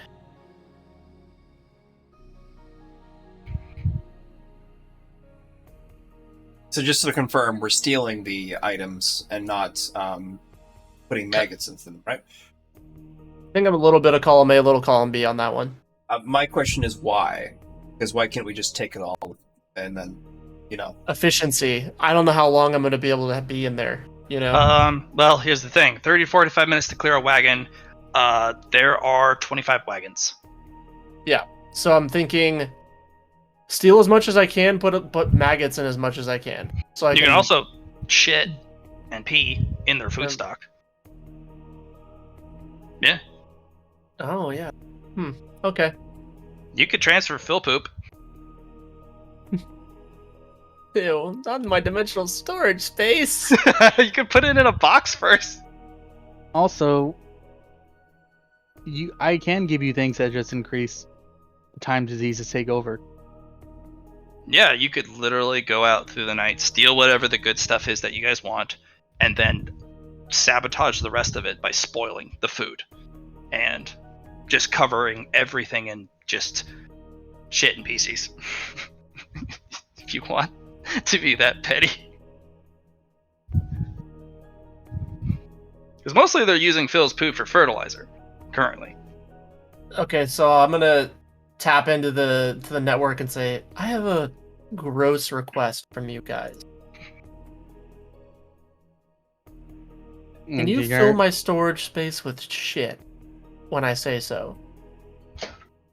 Sure. Okay, that was easier than I thought it would be. Easley knows what you're up to. He doesn't ask questions about this stuff. You need poop? I'll send it by crate. Alright. Easley can't even make any of his own. I know. No, but we have plenty of cobalts. That's true. Easley's gonna make a very special one for you. Oh, Okay. thank you. He's gonna get the box. He's gonna fill it. He's gonna take the ether gem. He's gonna take a Kali ether gem and spin it around inside it. Cast pox and essentially use his curse strike to increase the toxicity of it as it goes in. It's Right. Susie's gonna do something a little devious too. She'll send you some jars of the Kali spice that she has. Pretty much, she took Zorps and she roasted up over the fire of Kali, and she has it all like chopped down. So you can sprinkle that on the food that you don't touch. Or spoil. Okay. So let us make a force. How many wagons are you going to visit? All 25? How much time? Okay, so I guess just logistics. How long does it take to clear one wagon? To steal it, 30 to 45 minutes. I don't think I'm gonna have that much time. If you go to just sabotage each wagon, it'll take all night, but you'll do it. Whereas like stealing, I can probably clear like what, 5 wagons? About, yeah. No, actually. Okay. So you got about 12 hours. The moment they start unpacking the wagons, they're gonna yeah, you got about 10 hours. Yeah, you got about 10 hours exactly. So you can clear 20 wagons. Some of them will be a little bit more time consuming. Okay. So yeah, you could completely clear for certain 15 wagons 100%. How many can I sabotage though? Well, if you do some theft, it'll slow you down, but you could end up sabotaging 20 wagons and steal 5. And that'll be literally pushing it. Alright, I'm gonna sabotage 20.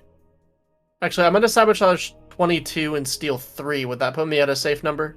Yes, it would. Absolutely. Alright, let's do that. Let's do Alright, that. I will have you roll 3d100. Actually, no, Okay. 25d100 for luck, because there are 25 wagons filled with stuff. There are curated numbers. There's a ton of them for food. Oh, there is a 1, and there is a 100. Okay. These can't be rerolled. These are what you find in them. Alright. You will find alchemy supplies. Definitely. Hell yeah, you will. Do you want to steal everything of the alchemy stuff? Do I know if it's guarded by enchantments or anything that it's gonna Oh, they're alert? all individually protected by enchantments, but they're Steal the protected crate. from spoiling and opening. If you take the so if crate, I you don't- take it all. If I don't open it, Yes. Can I get the crate in my dimensional storage space? How big are they? You will be able to get most because they're all small boxes. Okay, yeah, I'm not gonna even bother with the ones that are too big. I guess I'll just loss of it's just gonna have to be what it's gonna be. Sure. There's nothing that's too big. You do have to open up some of the larger crates to get at some of the more individual stuff, but you can clear half without setting off the alarm. Okay. But the other half is large storage crates. I'm gonna err on the side of caution with those. If I don't feel that I can open without raising alarm, I'm just gonna pass on by. Like, cool. Yep, throwing a lot of caution. Project. All right. Half of this is food. You want to steal any food, or do you just want to sabotage all the food? Sabotage the food. I think we're good on food at the home front. Okay. There are luxury goods here. The thing Susie will probably hardly ever get her hands on unless you change regions. So, I mean, anything that can be stolen without opening, without like triggering any sort of flag, I will steal. Okay. But anything that would trip an alarm, not a chance. Okay. Yeah. And then you just sabotage the rest. Most of the food does not have specialty wards on it. Alchemy ingredients are expensive. Food's not that expensive. Not for these guys. Susie, you're gonna get some really, really hard to get foods. Nice. In fact, you're gonna get a couple magical pieces of food. Low grade, but it's already cut and prepped for use. There is a series of armory of items, weapons, swords, things too big to fit in there. How do you want to sabotage that, or do you just want to leave it because it's just armaments? It's just heavy. There's a shit ton of arrows, specialty arrows too.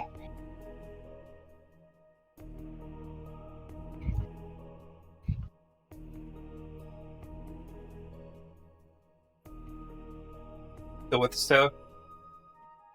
Yeah, no, I'm here. I'm just kind of waiting on. Oh, we did that. We're on the armory trucks, or armory wagons filled with military supplies. Oh, same philosophy across the board. If it's small enough and to pass without detection, I'm gonna go for it. But okay, if it's big and I have to open it to get to something inside, not a chance. Okay. How are you going to sabotage the military supplies? Are you just going to leave it? Oh, the interesting. Majority of it is they're hauling military supplies. Extra sets of armor, enchanted swords, enchanted arrows, bows, crossbows. Enough to arm all of the servants, as it turns out. Those servants are actually going to be part of the invasion team. My suggestion, you could use earth magic to pretty much just ship them That would down. make noise. It would make noise? That would be very noticeable. Okay. Can I set up a trap?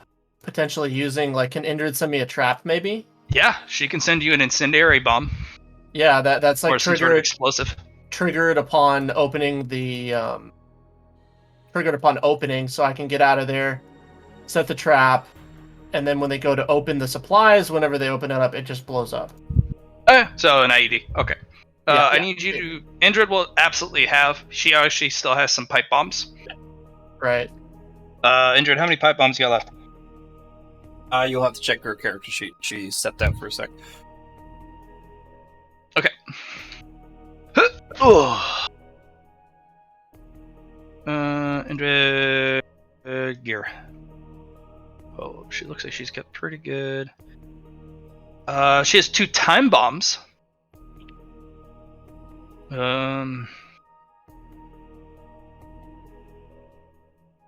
She'd have to make them.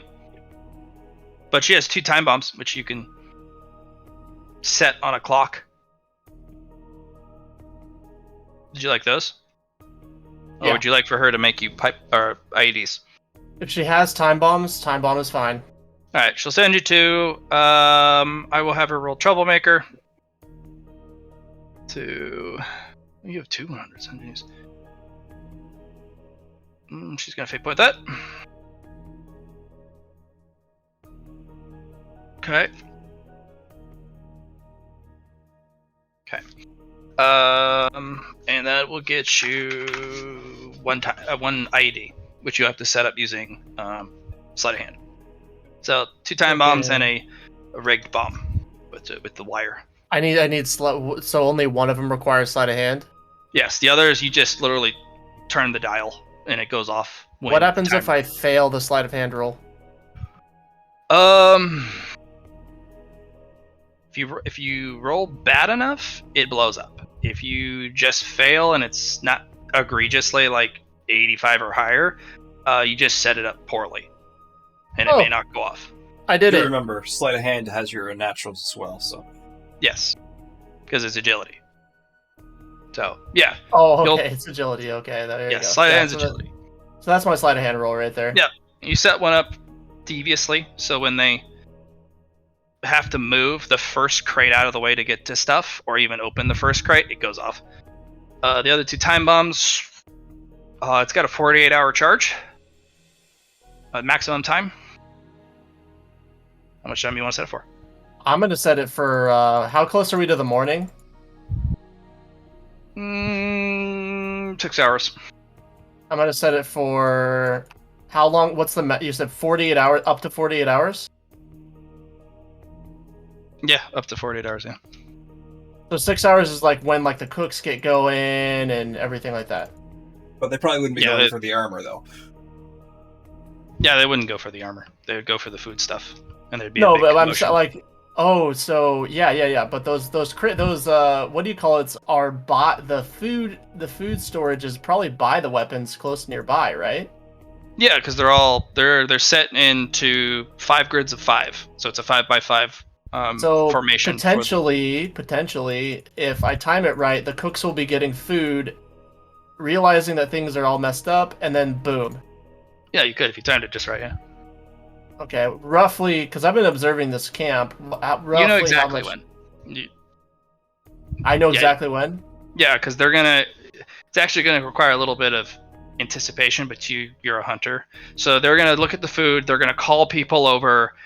You're gonna want to, so from when they start, 20 to 25 minutes after the food's discovered, that's destroyed. All right, I'm gonna set it for that time. Okay, because they'll call over their bosses, and those bosses will call over the head cooks, and they'll have to go through the food, and it'll be a big commotion, and then that takes time. All right. So we're gonna deal with the 1 and the 100s. So you have 2 100s. Yep. All right. I know their names. Mr. Silent.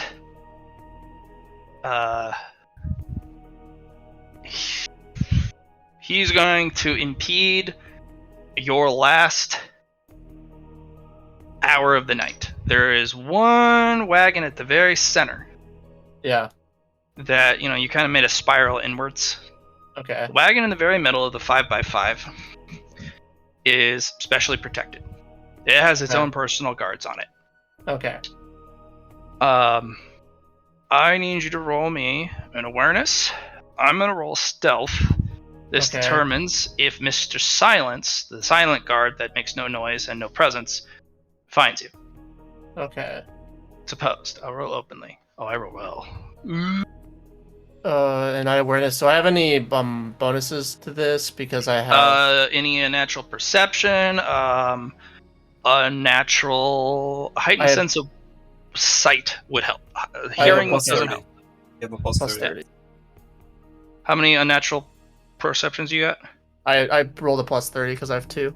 Okay. No. You have a plus 50 then. I gave you a plus 30 because of the awareness. Oh. So you have 8 degrees of success. Oh, cool. Okay. You have 2 unnatural perception.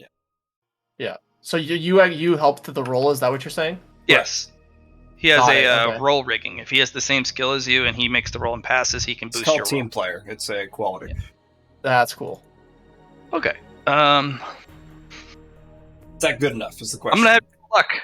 I'm gonna have you roll literally luck, unless you want to boost it with a boon. I would like to boost with a boon if possible. Yes, you can. All right, because it's not good enough, but just barely. Okay. Yeah, I boosted the boon. Okay. It's that same thing where you get a brush of wind past your whiskers, Okay. and you came within less than an inch of bumping into Mr. Silence as he patrols by. He's not invisible. He just has no presence and makes no noise. And you're just like, oh, fuck. And then you hear a voice behind him. Finally, Mr. Silence speaks up, and it's that other guard, the one that kind of meanders towards trouble, Okay. Yep. That I know homing exactly guard. the He's one you're like, talking about. Yep. something's off. I didn't see anything. Something's not right. This is where the trouble is. Well, we can't afford to let them have anything happen to this wagon. Something's. You smell that? Yeah, there was something foul. But there were a couple dead carcasses left behind by some sort of scavenger that came through.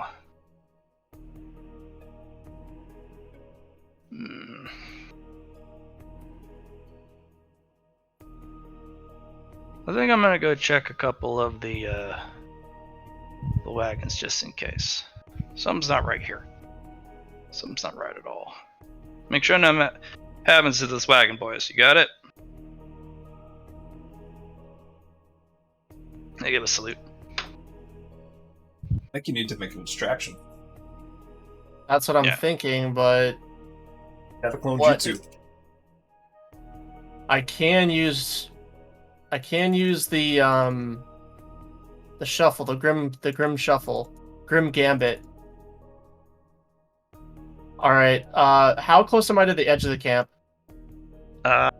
You're in the heart of the wagon train, so 150, 50 meters, 150 feet. What's the range of my nightmare twin? About 100. Okay, I'm gonna set up a nightmare twin 100 feet out, max range. Yep. And then, I mean, Do you what's want the it to play? be a specific creature? Like a Cazador? And then when you swap it, you swap with a Cazador? I'm gonna have it be a snake. How big? Actually, yes, Cazador. Let's do Cazador. That makes Okay. sense. And then I'm going to play attack and then displace her out. Oh, you're gonna have the Cazador. You're gonna attack the guards? Attack the guards and then displace to the Cazador and have the Cazador be where I am. Okay. Go ahead and attack the guards. You gonna attack the meandering guard, or are you gonna attack the two guards that guard the central wagon? So if I'm gonna position myself like away from the meandering guard because he seems like he's probably the strongest.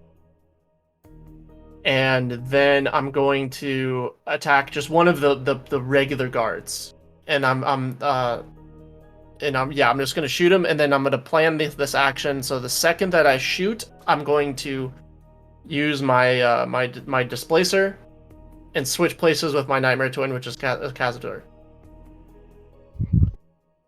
Okay, go ahead and shoot. They don't see you. Not dark. Not with your new. I'll roll openly. If one of them rolls a 1, they will see you. No. And I guess it doesn't Roll matter damage. what dim. Yeah, it doesn't necessarily matter what I roll, but Not bad. Sneak attack. Okay. Your shot rains in, slams into one of the guards. He hits the back of the thing and kind of slumps, but he kind of gets back up quickly, like, and he blows the whistle. And the camp comes alive, but you've already swapped out with the Cazador. then I book it. You want the Cazador to flee as well? No. I would like the Cazador to remain, but I would like to, and it's just it's a shadow clone, so it's not going to persist. Once it gets hit, it's done. Yeah, well, it gets poofed immediately. Yeah, it gets poofed. because I don't want him to stick around for Okay. evidence. All right. Well, they go hunting for that Cazador most of the night. So I'm gonna roll twice for the camp. If I roll 20 or less, they're gonna catch on to your sabotage. If you roll what? 20 or less. Okay. They're because of your previous nights, your previous thing about the Cazador. Yeah. They are really concerned about this Cazador now because you've prepped it. Yeah. So they spend all night looking for it, and then in the morning you hear a wonderful Yes. two big explosions go off. Not massive because they're pipe bombs. Yep. But enough to send people running and screaming. People are concussed. There's fragments and stuff everywhere. Most of the weapons in there are unharmed. The armor and the magic weapons and arrows and like the ammunition, all unharmed from the pipe bomb. But they're sent scattered around, and some people are stabbed with arrows and magic shot for guns. So yeah, shrapnel goes everywhere. This one guy is stabbed in the shoulder with a magic sword and nearly dies. Okay. You take a cat nap? Yes. Once I'm safe and out of the way. All right. So what he does for the day, he has to change his thing. He does do the sharpening, but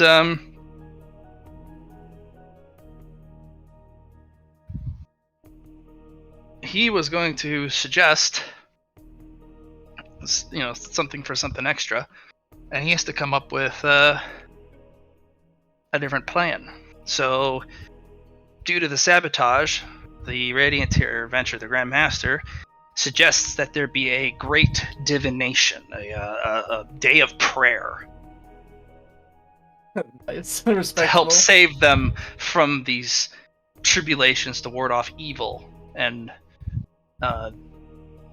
the predators that hunt this procession of holiness. And everyone immediately is like, "Yep, nope, yeah, we got to do that. We got to ward off evil." And so between you and him, the camp does not move the entire day. All right, meet up. You managed to get What's the that? the one stuff? No, he has found it. It's in that central Yeah. wagon. He's found it. He hasn't got anything about it. That central wagon has something very special in it. You might have to use the dream cloak for that, unless you probably use it for. Who knows? He'll decide. I'm sure. Okay. Well, he has to kill both the guards to get in, and they have to really, though. literally not let off that anyone. They have to die instantly, so you can't let anyone know that you killed them, and you have to kill them simultaneously. And one spike barrage. This guy is an elite. He's got a lot of armor. He's got a lot of protection. So you hurt him, but it was not enough to kill him, and you have to kill them simultaneously. Yeah, So- that's tough. Might need some poisons or something. Poison doesn't work instantly, does it? The only downside is that this wagon is designed to look identical to every other wagon, so it's not extra Well, protected. which wagon is left What do you mean? after the explosion? Remember, they're pipe bombs. They're small bombs. So they only impacted the three or the two that they were in, basically. Yes, so they completely obliterated the ones they were in. And it was mostly a shrapnel bomb. Think of a cluster of grenades. There was there's no big fireball. There was no big massive explosion. It didn't knock out other adjacent ones, except for perforate the goods and anyone around it with the shrapnel. The central wagon did get some shrapnel, but it wasn't enough to shred it. But there are you do see that they did have to pull out one specific sword from the canvas of the middle wagon. That sword was strong enough to cut the enchanted fabric of the middle one. You could use it to peek in. They do put a patch on it, but you could scratch that off next night and peek in. Okay. So, no. Do I see is there any sort of, can I kind of observe the destruction? What's the camp doing in lieu of their rations and everything being destroyed? They're using their mages to summon food for everyone, which uses up spell slots. They're literally having to use spells to provide everyone with elderberries, which is a summon elderberry. And the morale has dropped. This is conjured food. Unless somebody uses Mordecai's plentiful feast, it's not the same, you know. Right. The only food supply that was protected was the Apostles' camp. They have a segregated set of food. Yep. So basically, you blew up the helpers and the guards' food.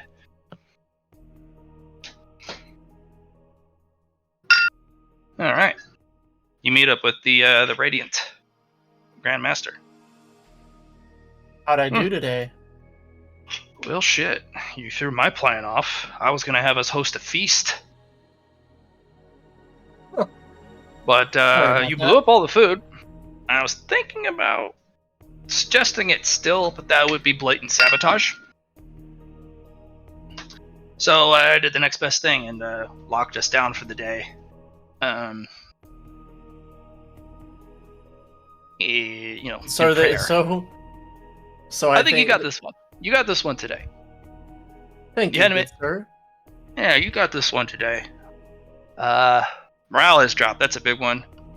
I think we were going to sit around all day anyways, picking up after the blast and picking people back together and doing triage and whatnot and securing the base. So I was just playing on top of your play. Clever. Yeah, so nice job. Okay, you got this one. Tomorrow's going to be the decider. It's going to be big. Oh, it's going to be big. I'm gonna pull out all the stops for this one.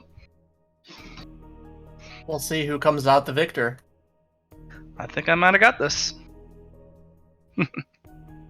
But you're when you're trying, you're clean competition. Tell you what. All right. Appreciate that. And I slink off into the shadows.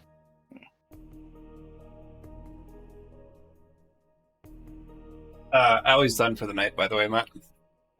Oh, is she okay? Yeah, she's just feeling sick. Okay, well, tell her, be well. Yep. I'll, hope she, feels better soon. Yeah. Okay, so, Remold, Yes. last day. I think we have to steal the frickin' religious icon. I think that's the play. Or Dick with the rhino, or Dick with the one. The central wagon. Yeah.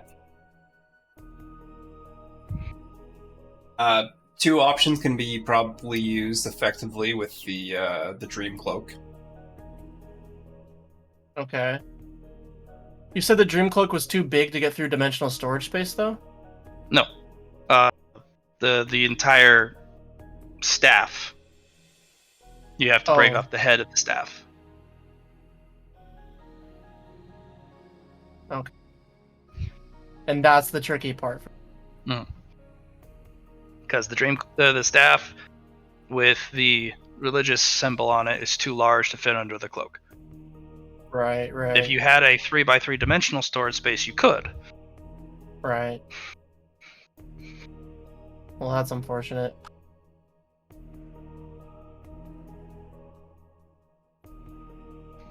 Something special in this middle wagon, though, for sure. The middle wagon seems like it's... So, we got some high-tier invisibility stuff with the Crystal Crab. So we could put that on you for if you're gonna go for the middle one to some assassination stuff. So what else do you guys think? Question. Yeah. What question? What? I bought a tier 3 bag of holding. Can I put a tier 3 bag of holding into a dimensional storage place? If it is Right. completely empty.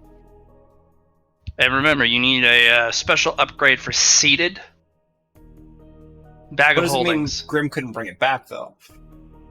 Yeah, No, you could send it through as long as a bag of holding is completely empty and he takes it out and then puts it on his back. Yeah. And then That's a good call. puts the object in the dimensional storage bag. and then leaves with it.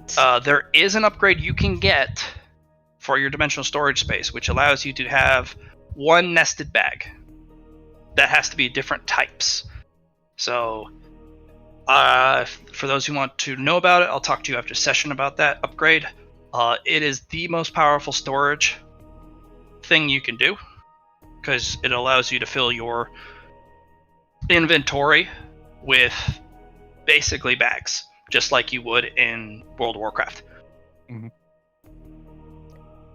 So, But that's a special upgrade if you guys will. It can be offered if you guys complete Arc 1.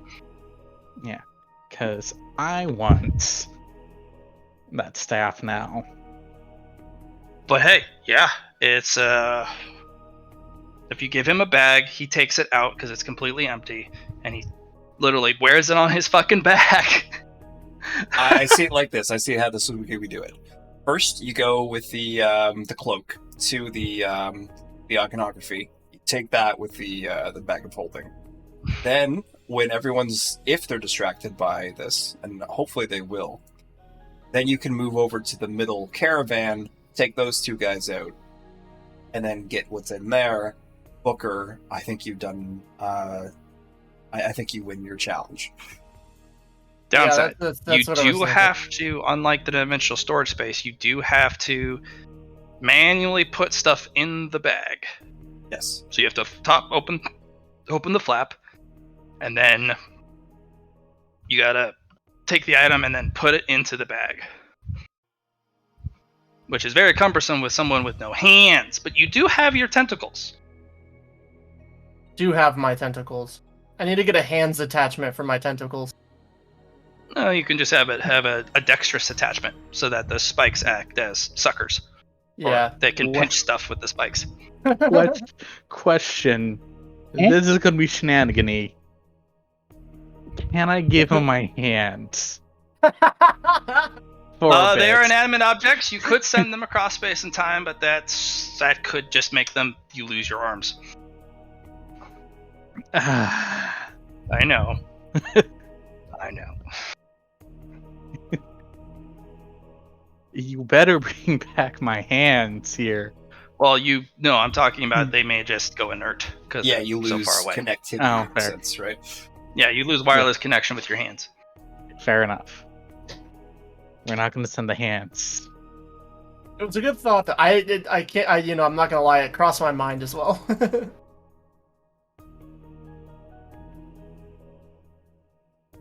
Yeah. So. I Okay, can only so am I gonna be able to detach the icon from the staff?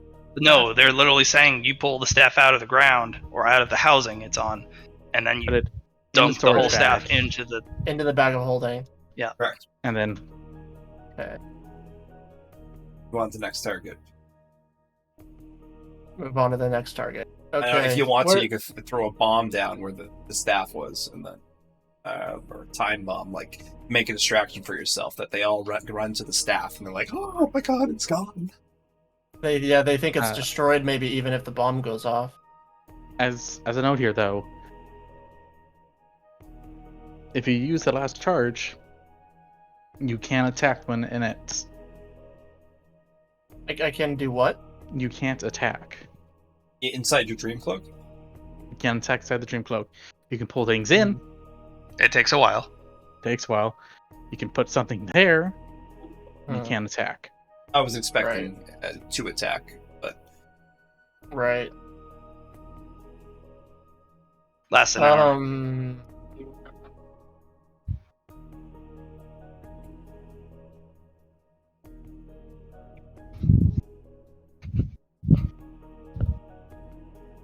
Oh, is it? So if I take the Dream Cloak off, I can attack the guards? But you can't put it back on once you do. What are the chances I can distract the guards using my Nightmare Twins? You'd have to give them instructions beforehand, because once you go into the Dream Cloak, you disconnect from reality. Oh, I see. So you would give them an instruction, and then they would perform the instruction. Once the instructions are done, they would disperse, because they don't have a connection to you any longer. How about we just change it up? How about you kill guards first, and then collect the loot? Put in Dream Cloak. Those guards are hardy. Yeah. You have not been able to solo kill a guard. No. You would have to shoot him in the back of the neck with the full barrage, which would be a very hard roll. And most of the guards are paired up now because of the security. They're in pairs of two, so if one dies, they can raise the alarm. Especially after the sabotage of the food. We did, yes, last night, yeah. Fortunately, majority of the guards are now placed on the wagon train now. They have a lot more guards on the wagon train. So I think it's probably I think the play has to be the relic or the icon. Yeah. All right. All I can say is that you're missing out on your 1 if you do this, but I mean, I'm it's missing not out at on the end of the day.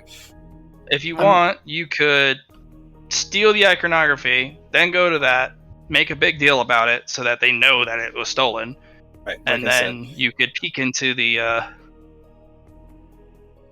Wait, It's really what risky did you to say? I'm missing out on? The central wagon. You rolled a 1 for the central wagon, means there's something super important or Oh good. yeah, the plan is to do both. Okay, I'll leave it up to you. You are given the Cloak of Dreams. It lasts for an hour. You phase out of this reality and cannot be detected by mana, aether, or Mirculum, or any other means. The question about the mechanics of that: everything I do underneath the cloak is just undetectable. Yes. So But you could I go also see the world through different eyes. It's a watercolor world.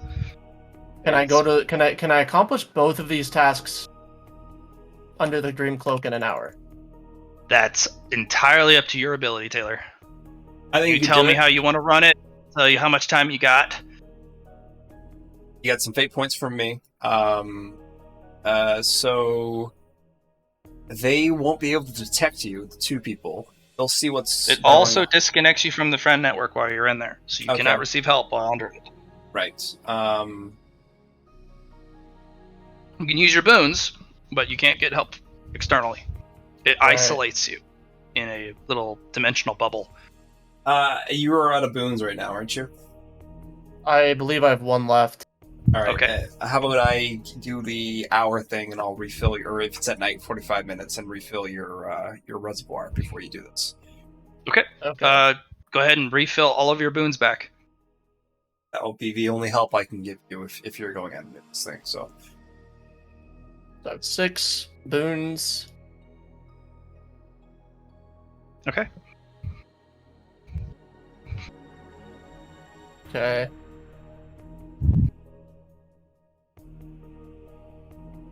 So with the rare weapons, the goal is not to try to steal them, right? It's to try to blow them up, or the rare weapons that you found, the enchanted ones, you're not gonna be able to blow them up with normal bombs. so I'm gonna have to try to. How am I gonna steal them? Oh, you're not worried about them. You're worried about the central wagon. You don't know what's in it. Oh, I don't know what's in it. Okay. All right. I'm gonna go to. So the cloak will prevent me from being. There's no magic that can detect this kind of cloak. Yeah. Even if you were to bump into another person, it wouldn't count. you phase through in a sense. Yeah, you phase through them. So if you bump into Mr. Silence, he wouldn't detect you. Okay. You could almost It allows you. dig in. Yeah. Like, so once you get the stuff, you go over to the main the main caravan, and you get in underneath, and then you just fucking steal everything that's in there, and then you peace. Right, Yeah. but you just it'll be very difficult, but we'll see if you can do it. All right. Yeah. I'm gonna try to do both then, I guess. Okay. Do you guys want to give him other dimensional storage stuff? so he can have it underneath the cloak. Because you guys do have that. You do have, I think, a storage space for a large mechanical object, or a building, or like you have storage spaces. Oh, the for thing objects. that Phil got from the library? Yeah, I don't know if Phil, have you given back that object to Ming? Which one? The one you brought your library in. Yes. Okay, he did. Okay. I didn't remember you going. Okay, sounds good. All right. So no other help. Shit. Allie will give you a bomb, a big one, something that goes ba-boom. It will use a large portion of your gunpowder and a lot of other interesting ingredients, but it'll be put on a timer. Okay. All right.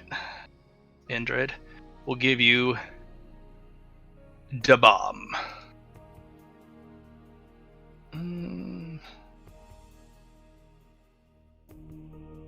Oh yeah, she's got troublemaker tools. Alright. Indrid has made you the bomb.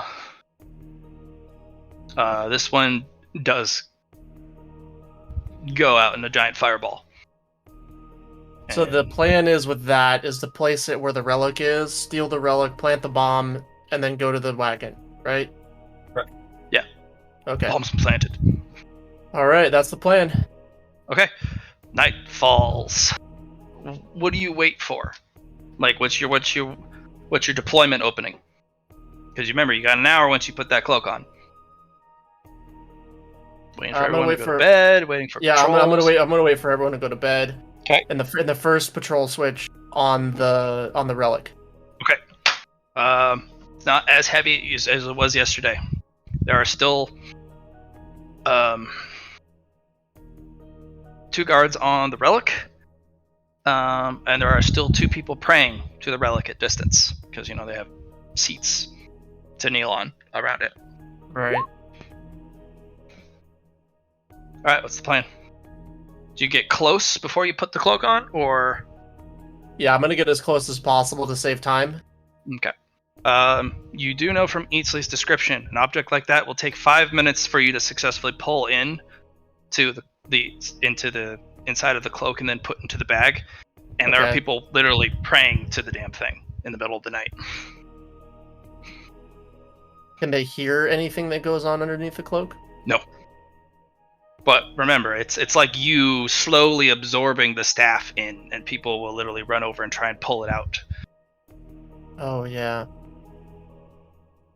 Oh. You can throw a bomb nearby, let it go off, and in the smoke and rubble, do that. It's risky. Oh, it is risky, but you won't be affected from the bomb while under the cloak. Or have your nightmare twins do something before you go underneath the cloak. Yeah, you're going to need a massive distraction to get at this thing, and it will need to be under the smoke and rubble of an explosion, probably. Okay, so I'm gonna do my nightmare twins, cast them as Zorps. Okay. And then what the plan is, I'm gonna have them run up to the priest, distract the priest, and then throw the bomb near them, but not as to destroy the icon. Well, that is a big bomb. Oh, it's a big bomb. Wait, that is a big bomb. Hold on, question. Yep. What if we just blow up the relic? We don't need to steal it, do we? That would be desecration of Nareem's. Yeah, we want to have it for Nareem. Like, we want to bring it back to the You do remember the blessing of Nareem that you had? Remember the desecration charges? Oh, yep. Up to 50. Okay. Blowing up that object successfully would lose the I think I have it. Can I plant the bomb with the oxes? Oh, yes, you can. Yeah. Let's do that. Actually, can I plant it on the rhino? That would not kill the rhino. Okay, let's do the Oxus. All right, so I'm gonna. So You the plan. do need smoke and brimstone to like a smoke screen to hide under the to grab the relic, though. Are they? Is it too far away? Completely opposite side of the camp. Shit.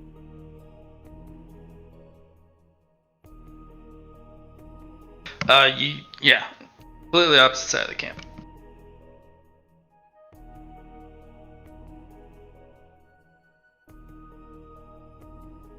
Okay, so what's close to what's close enough to the relic, but There is a guard's barracks on the opposite side of the clearing, because the relic is in the middle of a kind of an open area, so that people can show worship. if I blow up the guards barracks, will I get the cover of smoke? Oh yeah, you will. Okay. It's a personal retinue guard, or honor guard, or Okay. in this case, a faith guard for the relic. But it is not the priests that would suffer from it. They would not die, and you would not blow up the priest's tent, which would be a desecration. Yep. Okay, so that's the plan. So the plan is start with the bomb in the guards barracks. Okay. Make a beeline to the relic. Is if I have to. Okay. Can you know what? Scratch the Zorps. I'm gonna summon the Nightmare Twins as. Well, actually, yes, Zorps, because the Zorps will scare the priests, right? Like they're afraid of Zorps, probably. No, they'll kick at them. Kick at them. What's something a little bigger then? Bigger than the sword? That'll scare the priests away from the relic. Skeletons? I've never. Yeah. Well, yeah. Okay. Yeah, let's do skeletons. Okay. Skeletons. So, do I have to summon those? Can I summon those underneath the dream cloak and have them go out of the dream cloak? You're gonna need them. You need to summon them beforehand. Give them an instruction. Once, if the instruction ever stops, like they've completed their instruction, they disperse. Okay, so what I'm gonna do is I'm gonna summon the skeletons. So this is the plan: summon the skeletons at the edge of the outside of the area. I'm gonna when they hear the explosion, they are going to walk up to the priests of Narim and scare them away. And then when that happens, I'm gonna walk up to the relic, steal the relic, and then move directly to the wagon. Where's the bomb in all this? You When they scare hear the priest away. No. So when they hear the explosion from me planting the bomb, that's when the skeletons engage. Okay. So, All right. Cool. Yep. So Right, they're gonna well, they're gonna wait. They're kind of gonna wait. Then when they hear the bomb go off, because I've gone and planted it and blew it up. Wait, how is it a timed bomb, or like how is that thing triggered? It is a timer. It literally has an egg timer on it. How long will it take for me to get from the guards barracks to the relic? 30 seconds. All right, I'm gonna set it for 30 seconds. Okay. And then, so I'm gonna plant the bomb, then walk directly to the relic. Skeletons are gonna engage when they see the bomb, and then I'm gonna steal the relic and move to the wagon. And that's the plan. As the bomb goes off, levels 4 tents, everyone inside, and then smoke, debris, dust. The whole camp wakes up. Skeletons run out, and the priests are like, "Oh, sick of their name! The undead are attacking!" And then I'm gonna start shoving the thing into the bag of holding. All right, I'm gonna have you roll 5 luck tests, 1 for each minute. Roll as best as you can, because you do not want to roll really bad. You need like 3 rerolls there, my good sir. Okay. Yeah. So, Boons count as rerolls, right? no. Boons do not count as rerolls. I thought you've done that No. before in the past. Okay. No, No. they're plus 20s. I know, I Yeah. know, but for luck, you So can't I really... have. Can I take 20 off, or can I take? 40 off of each of those off of the 83, 93, and 93 with all 6 of my boons. I'm gonna have you roll magic roll for each one. What's a magic roll? Whichever with your magic stat, which is perception for you. You pick perception as your magic stat. Yep, with two. Under the dream cloak, things are a little distorted. Okay. And you need to roll a magic stat. For each success, you can lower instead of raise each one. These are lucks happening around him, correct? Not just himself. Yeah, this is entirely people around him. Can I affect that? No. Okay. You are no longer able to help him. He is under the dream cloak. You are disconnected. That is the downside of the dream cloak. He is isolated. There's All my right, rolls. so you can use 3 boons. All Only. right. Oh, yep. So 3 boons. You have to roll 1 for each boon, so you got 3. Yep. So what are you reducing? The 93, 93, and 83. All right, so you have a 73, 73, 63. Do you want to use your other 3 boons? Yeah, I would wanted to apply 2 boons per roll. Okay, so then you need to roll 3 more perception. Your Okay. magic stats. Okay, pass. I think that's an auto pass, but No, it's not. Well, that's a pass. Yep, that's a pass as well. And okay, all right. You can use all your boons for -20. So you got now you got a 53. 53. Do you want to use one of them on the Use one of 74 them. instead? One of them on the 74, yeah. Okay. So, there is a brief moment. One guy going by, and I'm gonna roll for him.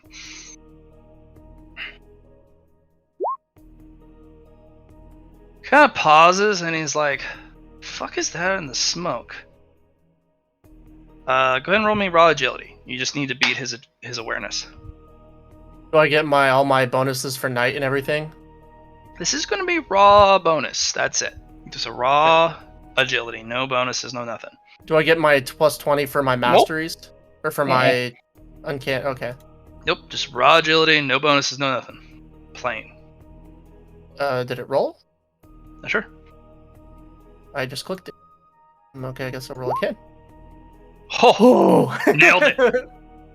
He's like, the relic's gone. The artifact is gone. As you finish shoving it in the bag, like, loser, you missed it. All right, you've got 50 minutes. What's the plan, fam? I am going to. I'm gonna go to the wagon now. Okay, this is hard.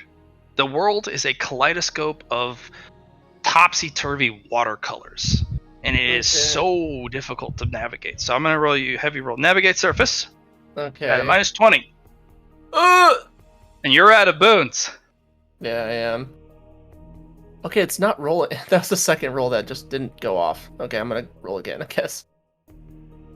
Huh. Wow. Nice. Yes! You did it. All right, you're in the right direction. I'm going to have you roll awareness at a -30. You do get your perception bonus. So it's gonna be -10. Actually, that's just a flat roll. Heightened senses awareness does not apply here.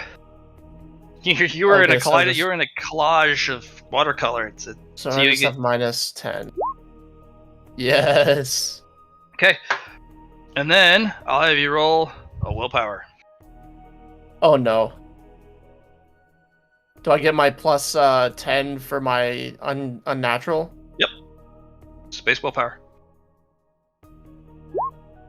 Alright, you do through the just assailing just wash and mixture and swirl of all these different colors. Some of them you don't have words for. Find yourself at the tent of the wagon that you need to get into. Are there guards there? Yep. They have been unmoved by the explosion. They are on edge. They know that there's an explosion. Those guards over there will deal with it. You were told by Aidsley, if you can find a point of egress, you can phase through walls if they're really thin. Can I phase through the curtain? Yes, you can. I'm gonna do that. Mm-hmm. Yeah. The canvas is very thin, and although it's enchanted, you can phase through with the dream cloak. All right, I'm gonna have you roll intelligence at a -20 to figure out what the fuck you're looking at. Because not only have you not seen it before, you're under the dream cloak, and you're like, you have no idea what you're looking at. What is this? I don't have. That's It's like looking at a Picasso, and it keeps changing. Okay. 30 minutes left. Took you 20 minutes to get here because you had to wind your way Can through. I roll? Can I roll again potentially? You can. Yeah, it choose time, but you for every time you roll, it choose a minute. Okay. And it's at a -20 still. Mm-hmm. Oh no. Oh no. 28. Oh 7. no. Oh no. Yes. You were talking with you heard a conversation with Eatsley that Nimi was talking about. This is a magic siege weapon. This is a magic cannon. That's not good. No. And the fact that they're only hauling one means this is the Moak, mother of all cannons. Yeah. This would be a dungeon buster. Right. They would fire shells that would burrow into a dungeon and frag it. They don't need to send people in. And once they've shelled your dungeon, then they'll send in the shock troops and clean up after. Because they know you're going to protect your dungeon core, and they know you're going to protect the temple deep within it, so they're going to shell everything else and dig their way through. Because they know the things that are protected are going to be more protected. But So what do I do with this thing? you don't know. You do know the crates on the side are the ammunition canisters. There are 6 shots, or 6 How big crates. Each of them is a 2 meter by 2 meter box. And my dimensionals 1 meter by 1 meter. Yep. It'll also Okay. take you a stupid amount of time to bring those in. It would take you 5 minutes to phase a box through the dreamscape and pull it in. Right. So you wouldn't have a time anyways. Can I load the dream cannon and fire it? Well, if you took off the cloak, yes. You want to take off the cloak? No. You might. I mean, you wouldn't be able to touch it otherwise. You'd have to undo the crates on the inside, and then. Oh no! What you could do is grab one of the canisters while in the dream cloak, because one of the shots out of the storage boxes, because you can reach through the storage box because it's magical. Grab what's inside, pull it in. I have a question. Yeah. How many grenades does he have left? 0. And you know these crates are very magically protected. And each of the On the crates outside, are yeah. alarmed if he opens them without the cloak. But we do know that you're inside the little carriage No, right none now, of you right? know where he is. None of you can help him. No, He has the that's dream not what I cloak. said. That's not what I said, Matt. I said he's inside the carriage, right? Yeah, Like, he's he's looking inside at the. He's looking Yeah, at he's them. he's literally inside the wagon. Yes. So other people wouldn't be able to see him right now because there's a No. cloak over top of it. Yeah, it has a canvas. It's a covered wagon.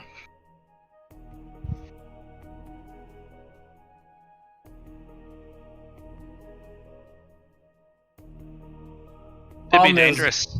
Yeah. if I get out from under the cloak, can I be detected by their detections magic? Because I'm You sure have that's no idea the detections on this stuff, but you do know the crates and the device are probably rigged with some sort of detection spell. But if you interact with objects while under the cloak, it doesn't go off because the cloak masks it. So you're going to have to do something with the 25 minutes you got left. You're going to do something goofy while under the cloak.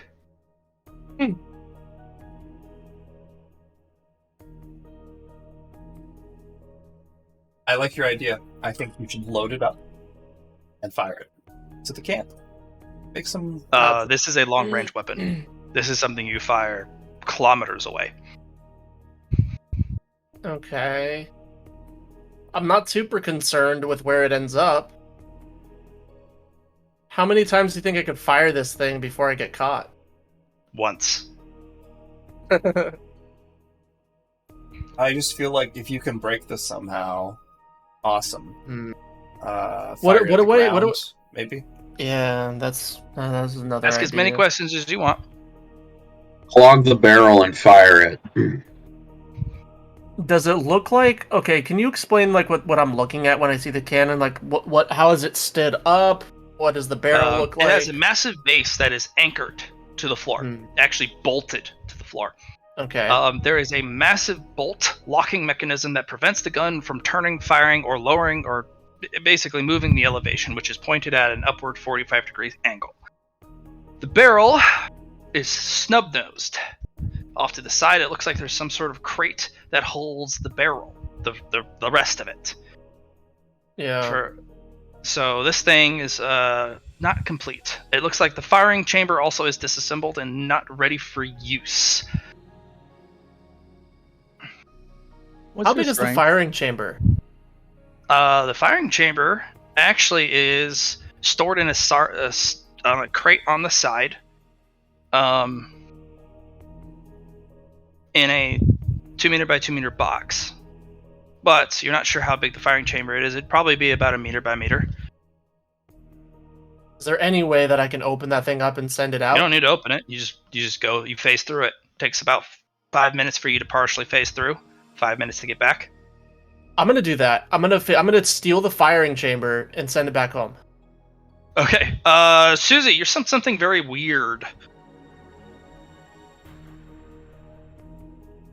All right, you have 10 minutes left. Would you want to steal one of the charges? Actually, no, you would be out of time. But yeah, I'm gonna get out. Okay, you just fuck off. All right. Question here. Hmm? I feel like it's an important one. How strong are you? As in my strength? Yes. 30. Not very strong. Why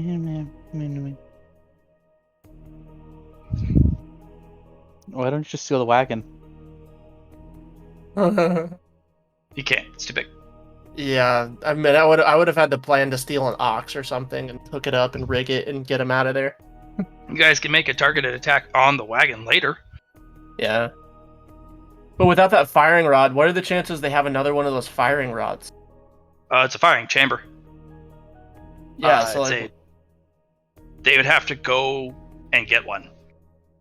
and I imagine a firing chamber for something like this is very rare. Very, most likely. If anything, we delay them. This is a super arcane cannon. You've seen the ones positioned at sub-base Ascalon, because they have them. They are smaller than this. This is a big one. All right, and then before I head out, actually, I'm gonna. Is it like a wood wagon? Like the floor is it wood? Mm-hmm. I'm gonna draw a circle with 2 X's for eyes and a tongue sticking out. Okay. And you've got 5 minutes left. And then I'm gonna get out of there. It takes you a really long time for you to carve it. 5 minutes to carve that. Well, because they need to know that someone was in there so they can check to make sure they know the firing rod is gone. Yeah. Well, actually, if they don't know the firing rod is gone until they're positioned to use it and assemble it, that'd be even worse. because they could send people back to try and find a new one if they know it's missing earlier. Oh, that's right. Yeah, but I did it. I guess I already carved it. Didn't I? Yes. Okay. Yeah. Whatever. Okay. But they don't know that it's not in there because the box never got open. Yeah, it's never got open. Okay. All right. Well, maybe a minor. Yeah, you snafu. fucked off. 5 minutes left. You're like, yeet, and you're in the foothills. I'm gonna trek back home. Now you got to meet up with the guy one more time. Oh, yeah, that's right. All right.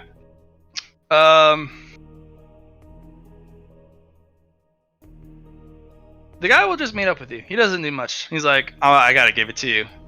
You stole the artifact. That's big. All right. This place isn't going anywhere. I'm going to help them on their crusade of finding where it went. I only ask one thing of you. Treat the artifact with respect. Oh, that will certainly be true. We will certainly. Very well. Then I will trust you with it, and I hope that when we do arrive, or when I arrive, that you will allow me to make my pilgrimage. Yes. Which was the Excellent. original at the beginning.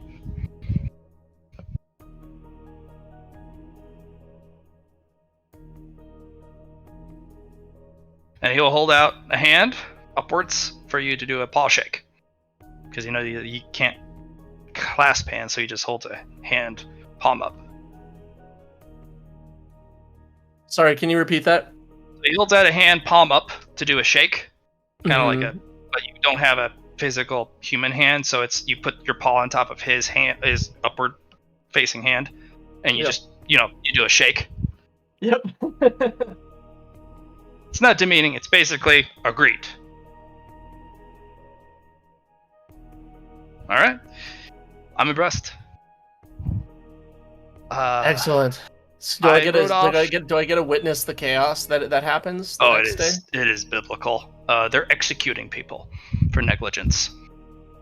They kill 5 elite guards and about 20 additional personnel.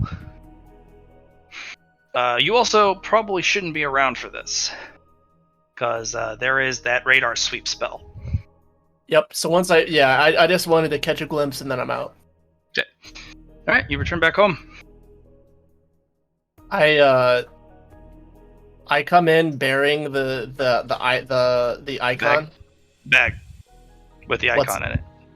Oh yeah. Oh, because I can't take. Can I take it out of the bag? Mm-hmm. You can. Yeah. If you hold it up with your tentacles, you can. Actually, I'm just gonna deliver the bag and set it on the floor of the dungeon. Okay. And then just make sure. Did everyone see me do that? Depends on how loud you are. You're basically invisible most of the time. Yeah, I'm not loud at all. What's everyone doing? Like, where is everybody? Eatsley's repairing the dungeon's defenses. Indrid's setting up her room and reading. Million is practicing his waterbending skills, and Susie's in her room. I'm gonna go to Phil and set the bag at his feet. Million. I'm here. Yeah. That's it. Grimold has brought a dimensional storage bag and dropped it at your feet. He's been gone for a couple days. I will cautiously open it. There is a effigy, an artifact to Nareem. He is stolen from the humans. Ooh. I will close it. Pick it up. I will hover over to the entrance to the transitory temple entrance, and then I will Roll me Cynicians, please. Omniscience. You I do not believe this is a skill that I have. It's 5 merit. Nah, I'm sitting at a nice 50 right now. Before you do Okay, that, Phil, can I have the bag of holding back? I gotta give it back. I don't know how big this artifact is, so. It's a staff with a effigy at the top. Oh, And that's the only okay. thing in the bag. The only thing in the Sure. bag. Yeah, sure. I'll just take the staff then. Okay. So Without explanation, I transfer the bag back. Alright, so you got your bag back. Phil, with your dragon eyes, and your connection to Nareem, you're in Nareem's temple. This is a true artifact of Nareem, but it's been contaminated with faith. It's faith in Nareem, but it's polluted. Kind of like oil on top of water. There's a perversion of the tenets of Nareem, you know? Okay. This needs to be cleansed. And you're not sure the cleansing process. This is not worthy of worship. This is not worthy of putting in anywhere near the waters of Nareem, because it will pollute your temple, which is pure. Yeah. You're gonna get a quest, head priest. Alright. Let You me need to pull up my cleanse journal. the artifact of Nareem, polluted by ambition, by violence, and by greed. Polluted with, what was the first one? Ambition? Ambition, violence, and greed. Ambition, violence, and greed. It is a mythic tier quest.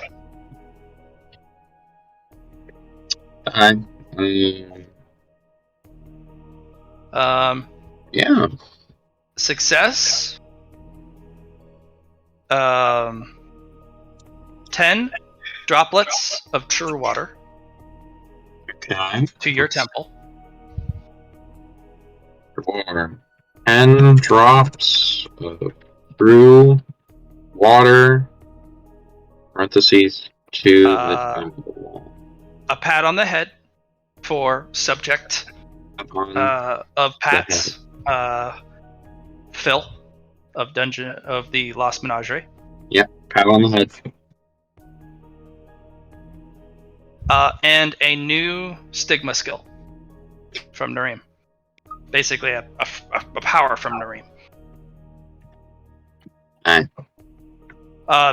Divinities can be used through the Apocalypse Engine, because you can't stop divine powers. Exactly. That is why I asked you about it initially. Yeah, and that's why I told you it doesn't stop divinity, because you can use stigma powers through your Apocalypse Engine, which allows you to cast divine power while basically denying other people casting their stuff. Yeah. Pretty cool. Yeah. Grimald, you have a quest too. You stole it. But you have a different quest. Thief in the Night. You stole a holy relic. Are you willing to face the consequences of your actions, yes or no?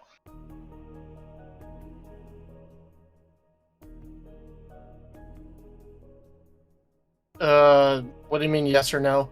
It's literally an option that comes up. You have to tap it with your claw. Are you willing to face the consequences of your action for stealing a holy relic? Yes or no? No. Well, think about it. Consequences. What does that mean? Could it be good consequences if I were doing it right? You don't know. You're just kind of staring at it. You're like, consequences? I'll click yes. Okay. Yeah. It goes, you have started a deed. You must finish the deed. You have stolen from those who claim to be apostles. But the artifact they brought with them has been polluted, corrupted, dirtied. Are you willing to see its restoration?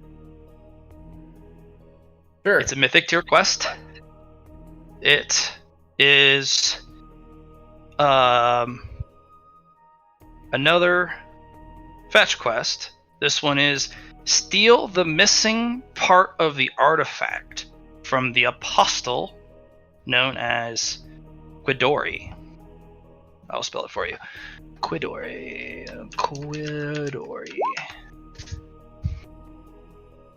She has a part, so it's something that belongs to this artifact to complete it. And return it to the High Priest of Narim, Phil of the Lost Menagerie. One good deed deserves another, doesn't it? I guess so, yeah. Time frame, 72 hours. Because otherwise, you will not be able to retrieve the artifact. Right.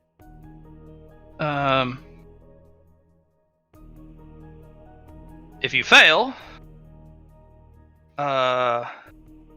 question marks. You're not sure. But it does say, not death. You will not die for failing. But it doesn't tell you what you will, beyond not dying, what it means. Success, you will be granted the water element or the ice element of your choice.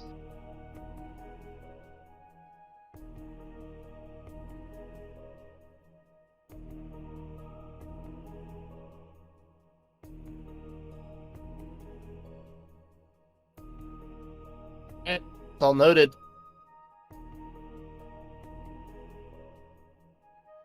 All right. So, you guys are working along. And Eatsley, you hear voices outside, and Smarty Pants runs in like, boss? Yes. Boss? Yes. I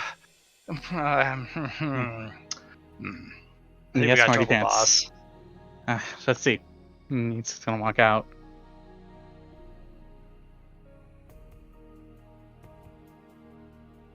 Because normally he just goes, we're under attack, but we have a problem now?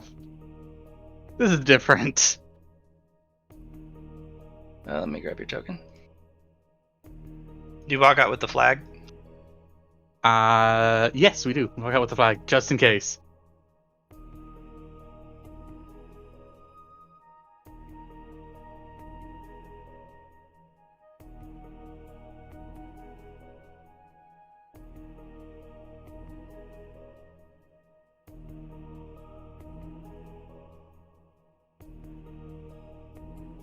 Alright, children. Do apply your nasal clamps, and the putrid smell will be difficult to remove from your sinuses. And they both have clothespins on their nose. It's kind of look a little weird. Master! There's a skelly man! That is a species of monster called Skellerman. By the observation, what do you think of their origins? By the colorful headdress and the weapons, jungle region. Yeah. They specialize in blood magic and are particularly vicious and cruel to their opponents. Very good. And what about you? I think they don't kill them fast enough. Their attack style is more about catching and taking hostages for blood sacrifices, which is a superior magic, but very brutal magic that has a very expensive price that, if used by mortals. But the undead, they can bypass the mortality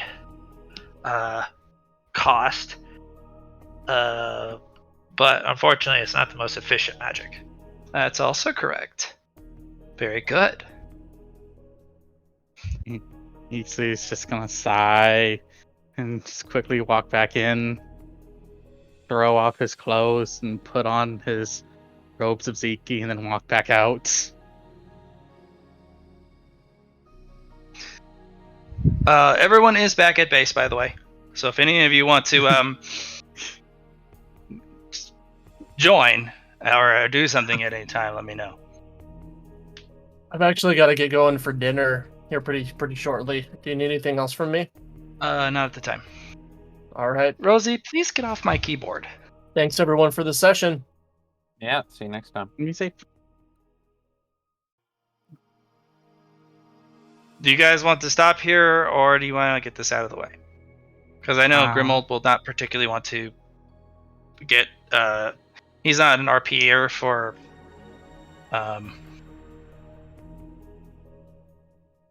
conversational stuff.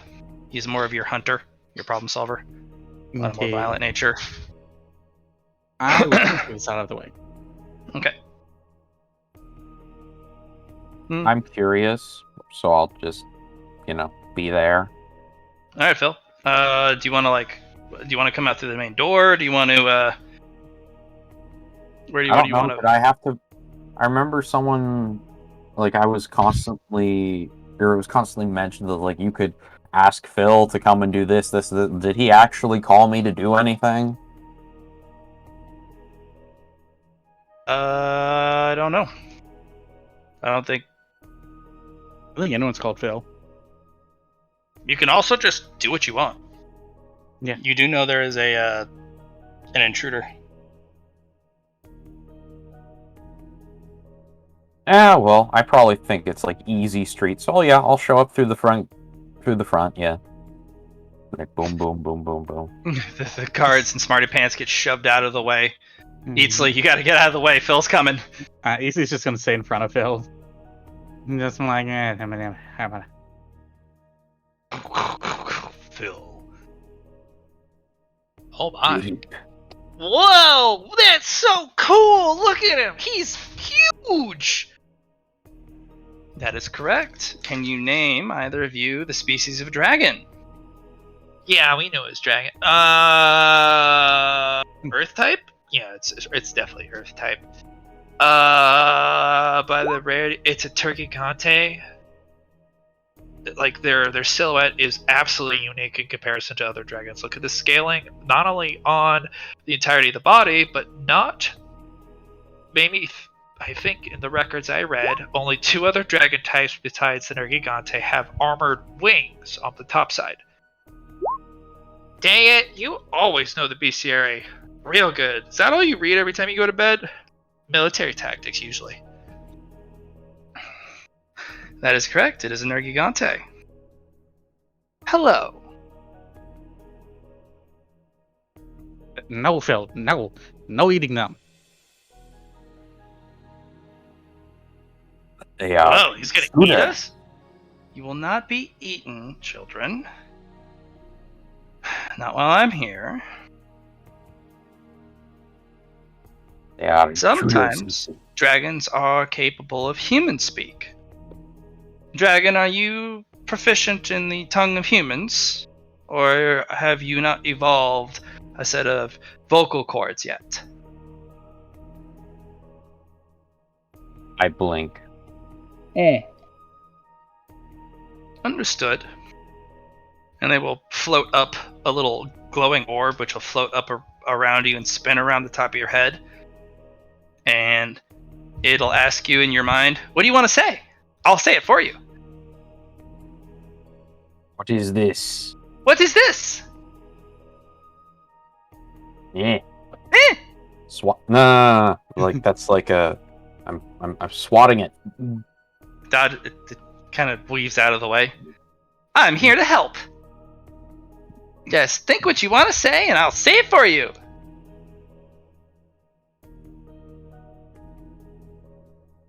Eatsley will turn to look at the mage. He goes, I'm very sorry for my friend Phil here. Nergigantes, unfortunately, do not particularly have incredible interest in the intellectual studies of the world. Not until they're much older. They are a very aggressive species. more concerned with conquering territory, growing large and powerful, enhancing their scales, and, well, devouring whatever they can get their mouths on. So, Excuse me.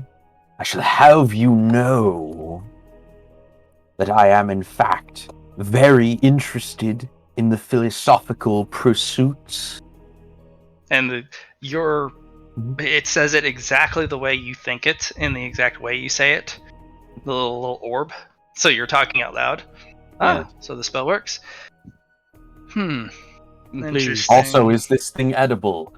As it flits around. No, it is made of magic, and it is completely harmless. It merely is an attempt of mine, a spell that I have designed to allow monstre with no vocal means, no vocal cords, or the ability to speak the way we humans do.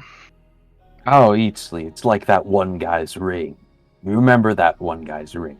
I remember that one guy's ring, yes. Yes, it allows you to speak outwardly. We do not have your telepathic communication ability, but this allows you to turn your telepathic communications into a verbal communication. It's a complex spell, but effective for communicating.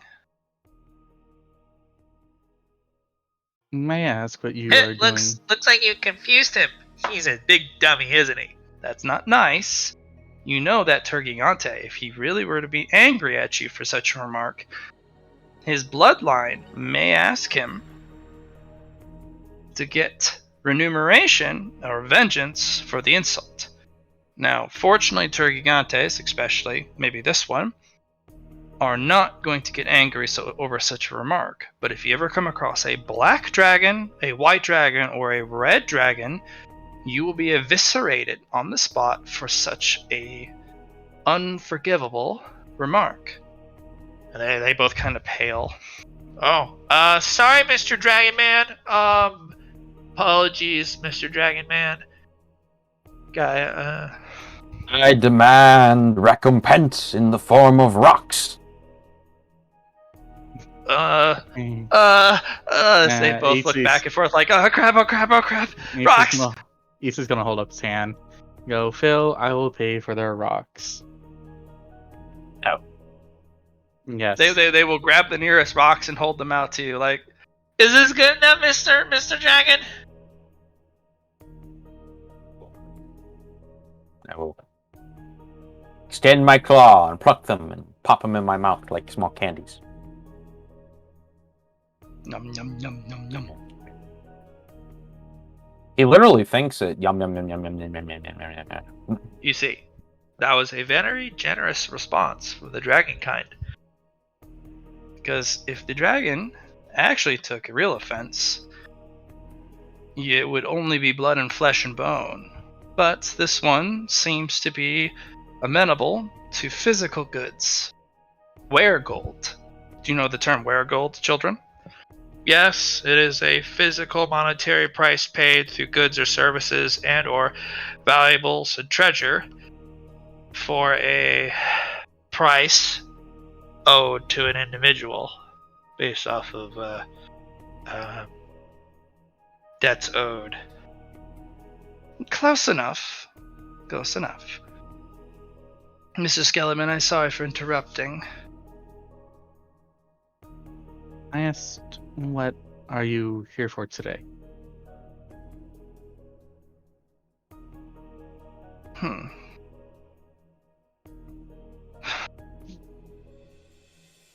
Let us start with an exchange of 3 questions. You know the game? Yep. I'm familiar. You wear Zeki's robes, so let's play the game of 3 questions. Traditional fashion, of course. You may deny answering one question, of course, but it must be replaced with another that does deserve a full, truthful answer. Yes? Yes. Since you're the host, you may go first. Do you intend to harm upon those who are here? Only if you interfere with my teachings and or interfere with the teachings of my students or the lives of us 3.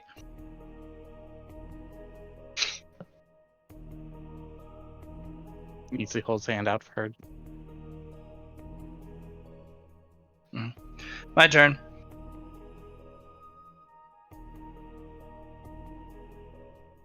Are you going to permit me to fulfill my entirety of my teachings here today? Some of them may be painful for you and yours, embarrassing for you and yours, and invasive for you and yours, but I will teach my students. Are you amenable to such invasiveness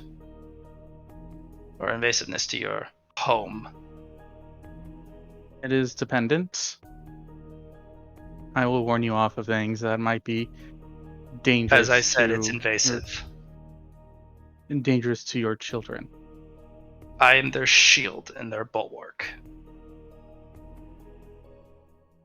Eatsley, what is this question and answer session? It is a game that the priests of Ziki play. It is very strange.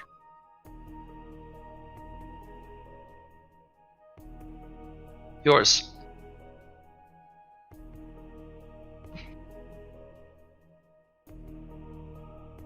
What are some of the invasive things you're trying to do to me and my dungeon? I am going to teach my children the entirety of a complex, powerful dungeon. You are brand new. I know this. I keep an eye on the world, especially this continent, especially this region. This is the region I was assigned to. I know everything that happens in this region, both monstri, human, or other, including the resurgence of a new dungeon and its pinpoint location and the contents within. You and yours have impressed me greatly. So I will teach these students, I will show them everything about your dungeon.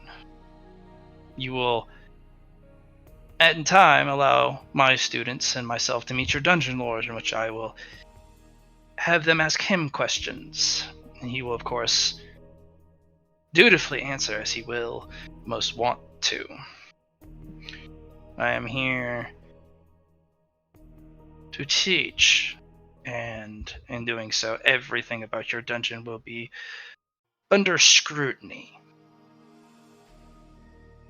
All of your secrets, every single member, all the layouts, everything will be available to my students if they so wish it. Eatsley? Eatsley. Mm-hmm. This thing, and his head is like bobbing side to side as he is like trying to make heads or tails of this individual.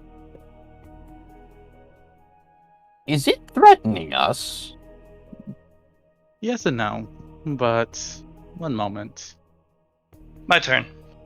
No, it's my turn. No, you just asked your second question. Oh, It's no, my that's- second that's question. Also, you three. He's referring to these three. Why are you just standing there? Why are you just standing there? Because she's playing the question game, but we gotta be quiet and respect the question game until No. These three. Oh, they're off to the side. Oh, we're just here to make sure that the boss mans. You're a boss man too, but that we we're not done taking the stuff away. Because we were told to take all the loot from the people that died and pile it up, and we still got work to do here. Why are you just standing here? We don't want to get close. Why? Because we might die. Why? Because we're afraid. Easily going to turn his head. No, like three. you can't. You have to play the game. You know this. Outside world does not count until the question game is done. Fair. Because we're afraid, big guy. We're terrified. Why? Who dis? I don't know. That looks like a fucking archmage to me. I don't know. We aren't getting close. We'll go back to work when they've left. Fine, take break in Kobold Lounge. Oh, seriously? Thanks, man. And Yeah. they all run away to the Cobalt Lounge.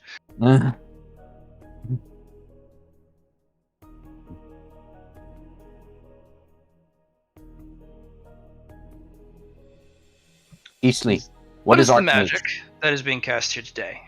This building, this powerful resurgence, this grand magic. I very rarely say it, but a grand magic is being cast today. Tell me about it.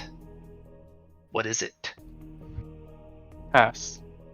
Pass. Very well. Who is your lord? Tell me about him. Who is he?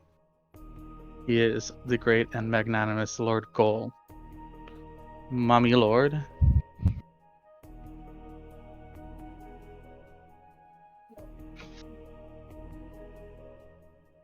Is that all you know? He comes from the... Oh my god, I just forgot what it was called. He came from the Fortress of Tyr Yeah. as a minor undead, then got promoted and went to the Great Pyramids. The rest I know. I just couldn't remember the name of the fortress. He comes from the Fortress of Tyr.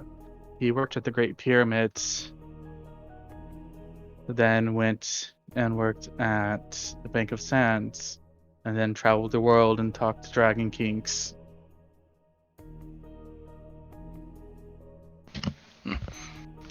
I know his name. He is a reputable monster. Interesting history, though. Your turn.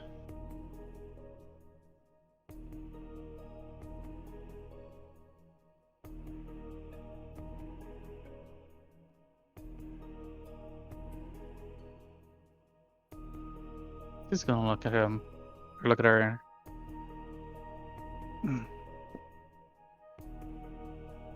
Eastleigh, should I be prepared What- to fight them? What do we get in return for letting you educate your children here? It depends. I'm the comptroller for this entire region, the Endless Desert. Normally, such a visit is a privilege. Me and me alone would be a privilege, unless I'm here for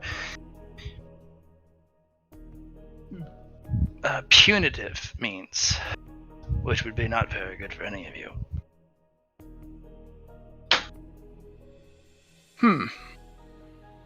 Reward. Normally I would go with you and yours are not annihilated. I would not show my students the means and the spells and the incantations required to completely annihilate every single living thing in a 1 mile radius and bury and destroy everything 100 meters down.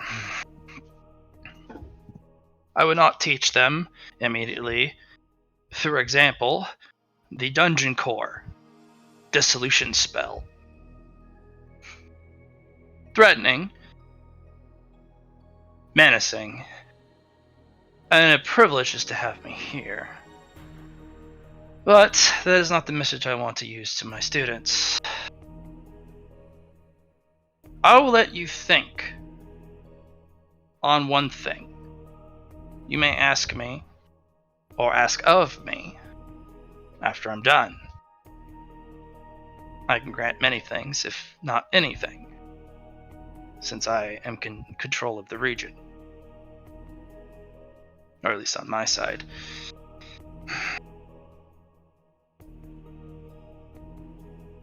Be careful what you ask for. When we're done, we can have that conversation. But a minor dungeon like you has very little means to ask for anything. You should be here and happy that I am teaching my students at your dungeon. Sometimes, well, at least for those in the know, would consider that a mark of honor, a mark of respect, a privilege that only the most prestige dungeons get the honor of. But you're young and you don't know better. So I'll let you Beats think me. on it then. My turn. I'm going to ask a sample from each and every one of your more elite members. Whether it's blood, bone, scale, fin, doesn't matter. My students are going to be professional alchemists, at least by my specifications. And sometimes the most prestige ingredients can only come from monsters, or monstrae. Little chips and pieces. Blood, bone, sinew, marrow, eyes even. Perhaps, if you're willing to shell the bounty of your home, the bounty of your denizens, and the bounty of your treasury, what you may ask for at the end may be a little tolerable to me. Because my students require the immersive experience, unfettered by those who live here. My question is, are you going to cooperate and tolerate this, or are you going to resist and make this a worthless trip rather than a worthwhile trip? This one sounds like the Desolator with extra steps. Oh, he gets to live because I say so. He's a perfect balance for this place. If I want him in a box, I will put him in a box, if that gives you any understanding of what I'm doing here and the power level of what I get to do. What do you say? Upstart dragons don't get to be upstart for long. Dragon kings get to be kings. They get to do as they please. But when they don't do their jobs, I intercede. With their authority, of course. And I do have the King of Fire's authority, because the Desolator is a problem. Give me a reason. Good for Please. He says, didn't you just break the rules? No, game's over. Okay. Also, wouldn't you have already broken the rules when you answered me like the first 2 times? Yeah. Yeah. But, you know, that's not the point.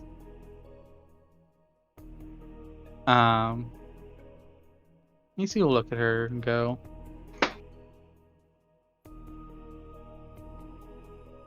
if you,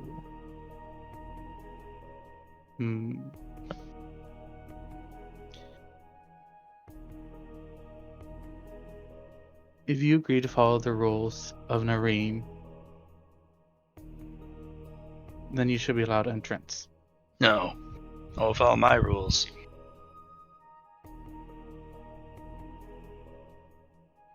And she will toss a coin up. You know that's the Ziki. She did break the rules. She is owed a... That is a token of redemption. It's a freebie coin. It's a... I broke the rules. I know I did. Who cares? Here's a token. I'm owed one. It's a favor coin. She used a favor coin. Casually. I see. I'm not going to obey Nareem's. I'm going to obey my rules.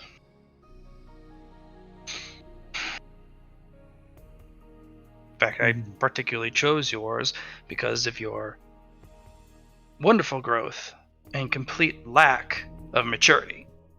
You haven't gotten yourselves together. You haven't built a hierarchy, a society, a civilization. You're still new. You're still open-minded. You haven't become closed off to the world, set in stone. That's why, but you still have the advancements of an ancient dungeon.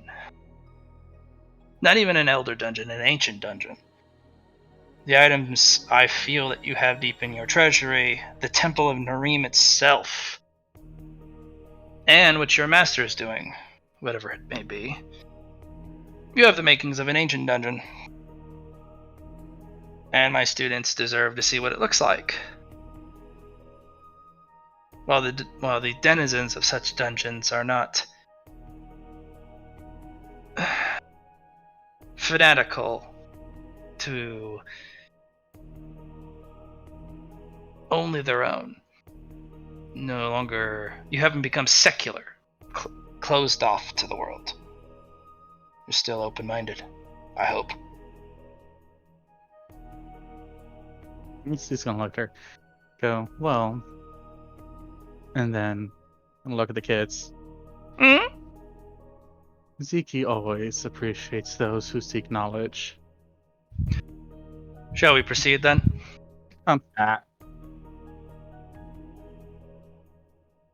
Question. Yes. Question. Yes, Dragon. If your children deserve it, why don't they prove it by trying it themselves without you? They deserve it because they are my students. They need to prove nothing else to anyone. This makes no sense to me. Would you like me to prove it to you, personally, why they deserve it? They'll come. Well, it wouldn't be their merit. Ooh, new word. It is their merit because they deserve to be my student in the first place. They are the only two children worthy of being my student on this entire continent. Yes, I'm only allowed to pull from this region. But think of it this way. These are the only two I'm willing to teach in the entirety of the desert region. And that includes the boundaries beyond the endless desert. He's just gonna look at her and go, one moment, please. I need to have a private conversation with Phil. I'm gonna look at Phil. Phil. Mira, here. Eye level. Sure, I lower myself down. You are big. I'm gonna grab his horn, like, listen here. She has the favor of several gods that she will casually throw about, and the favor of their Dragon King of Fire, and who knows how else. She is too strong for us to fight one-on-one. It is more that we appease her right now than have to actually fight her. If she's willing to casually break Nareem's rules without fear of repercussion, that is what it is.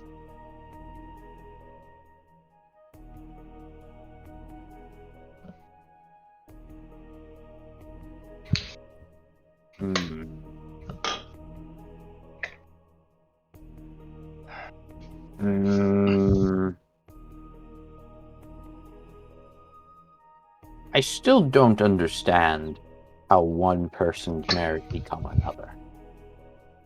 That doesn't matter right now, Phil, because it's not whether we think it matters, it's what she thinks.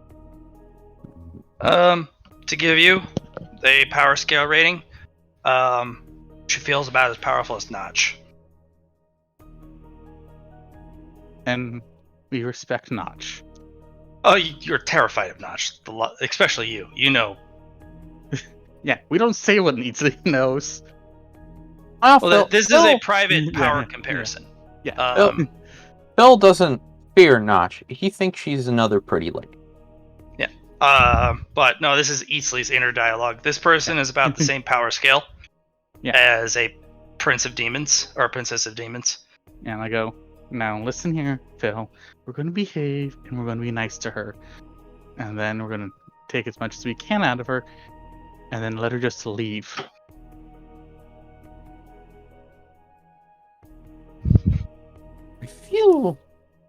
I feel as a priest or as a high priest, like if she's gonna try it and take from the temple, I don't know that I can just let that happen.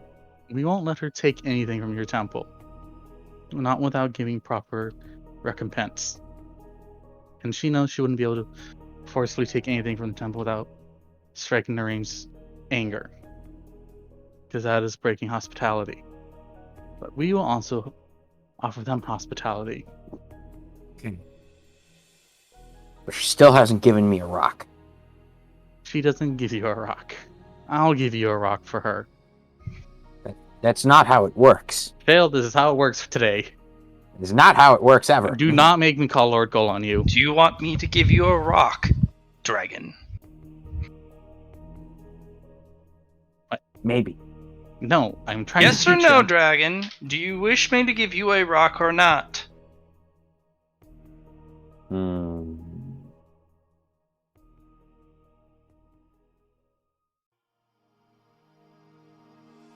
It is very simple. I have recently come to the understanding that not many things are as simple as I wish they were. No. Do you want a rock or not? For me, personally.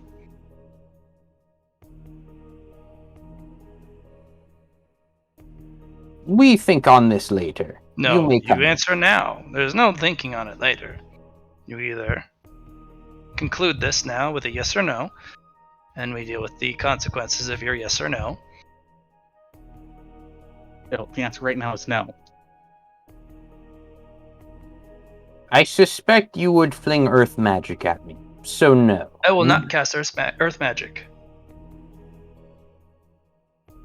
I still suspect other tomfoolery after what Eastleigh says, so no. I will not cast any magic of this earth. That leaves divine. I will not cast divine magic either. And say You're yes, smarter Phil. than Just- me, so I still say no. No has been said. I will not give you a rock. Moving on now. Let's start pushing Phil into the room. Children, I would wish you to observe your surroundings. And they will actually walk back, and she will have the children patrol the bodies. Tell the story. What do you think? Look at the wounds, look at their gear. Look at the expressions on their face if you can see them. What happened to them? Tell me about it. And the male child's like, it was a brutal fight. They, as he kind of leans down and presses his hand on the big old lieutenant. He died. It was a gruesome death. I see red, purple, green. Master, why am I seeing the green color? Envy, jealousy. Is it dark or light green? It's almost black. Hatred. Your empathy, your empathic powers are dangerous, my young student. You're able to read truth. And that is a darkness you will find seated deep in the hearts of any species. Hate. Hate fills this world. Fuels the war between the species. Among a number of other things. And you? He was killed. Not quickly. Looks like Kagar punctures. If you see by the impact site, the stingers killed him. 100 punctures. He died from an overdose of toxin. Brutal assessment, but you are correct. Which means this dungeon is supported by a Kagar nest. And if they can puncture armor of that caliber, it is not something to be taken lightly. Kagar are a brutal species of insect. If this dungeon can conquer and reclaim or make a deal with a Kagar nest that can puncture this type of armor, it's not so simple. Good analysis. Let us continue into the antechamber. We have a guide. Mr. Skellerman, what do you wish to be addressed by?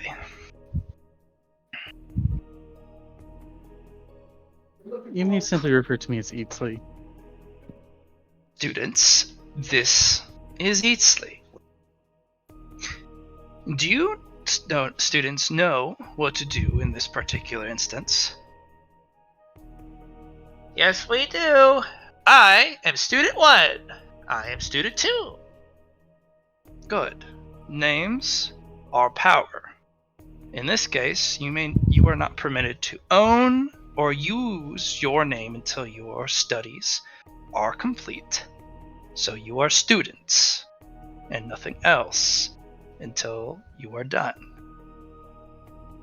As for myself, Skeleman Eatsley, and Dragon, what do you wish to be called? Dragon will do for now. Dragon. Do you permit Turkigante for accuracy to name what type of dragon you are? Well, I'm the only dragon in the dungeon, so... Ah, that is an informative thing, student. Note the information he has provided. He is the only dragon. Thus, we may safely call him Dragon, since there will be no confusion. But that also means they only have one singular dragon.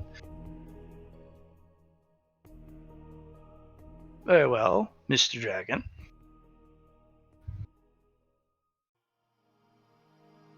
I will go by the underwhelming title of Mage.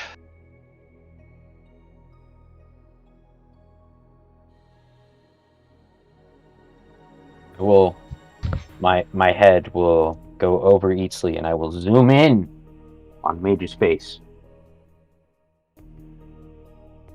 As I zoom in real time.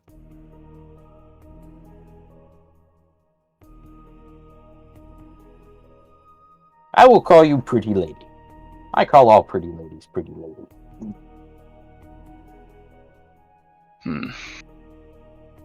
I do like a little flattery. That is permissible. It would be Children? Pretty Lady Follow. number 3. No. No. Pushing Phil in before he keeps talking. Shut up. Yeah, you're right. I'd forget the numbers. I'm surprised you can count to 3, Phil. I can, in fact, count to 8.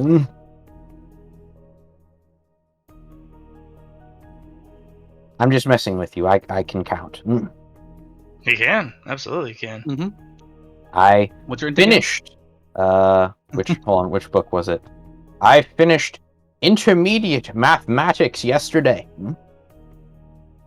Children, keep your nose guards on. It looks like there are more death ahead. Do note, as the mage throws up her hand and the whole room is illuminated, and Grimold is revealed in his entirety, and he's like, oh shit, and slinks away. There are those who hide in the shadows. Ambushers, predators, observers, scouts, assassins. Who can name what type of monster that is? Displacer beast, probably 7th tier evolution. Not simple, with lethal predator. There are copies, which means he's mastered a portion of his illusory element subclass, meaning he is a lethality level 4. 4 of 10 for record. Very good. Very good. 4.2. Points for accuracy, though. Whoa, cool, Mothman! As Indrid's like, oh, ah! And ducks away back into the kobold caves. Yes. Your brief observation. Tell me about the Mothman. Well, it was wearing something over its face, which means it has external gear. As he kind of closes his eyes and concentrates. I'm sorry, Master. I wasn't able to get a really good glance, and it ducked away before I can really see anything significant. That is fine. The Mothman species are very rare. Only native to 2 parts on the continent. Can you imagine? They actually migrated from a very specific region, which we reviewed last week, if you remember. They both put up their hand. We remember! Good. There was one specific migration of the Mothman species. That was to the Fortress of Terror, when one of their commanders in their sojourn from that region to this one brought a Mothman monster gem to the dungeon core to be revived. Thus, with an advanced monster, or advanced dungeon core, was able to not only remember the essence of the Mothman species, was able to recreate it and produce their own Mothman. One of the most influential transmigrations of the monster species from one of the 2 farthest regions on the continent. Very important for you to remember. Do never underestimate them. They have one of the wildest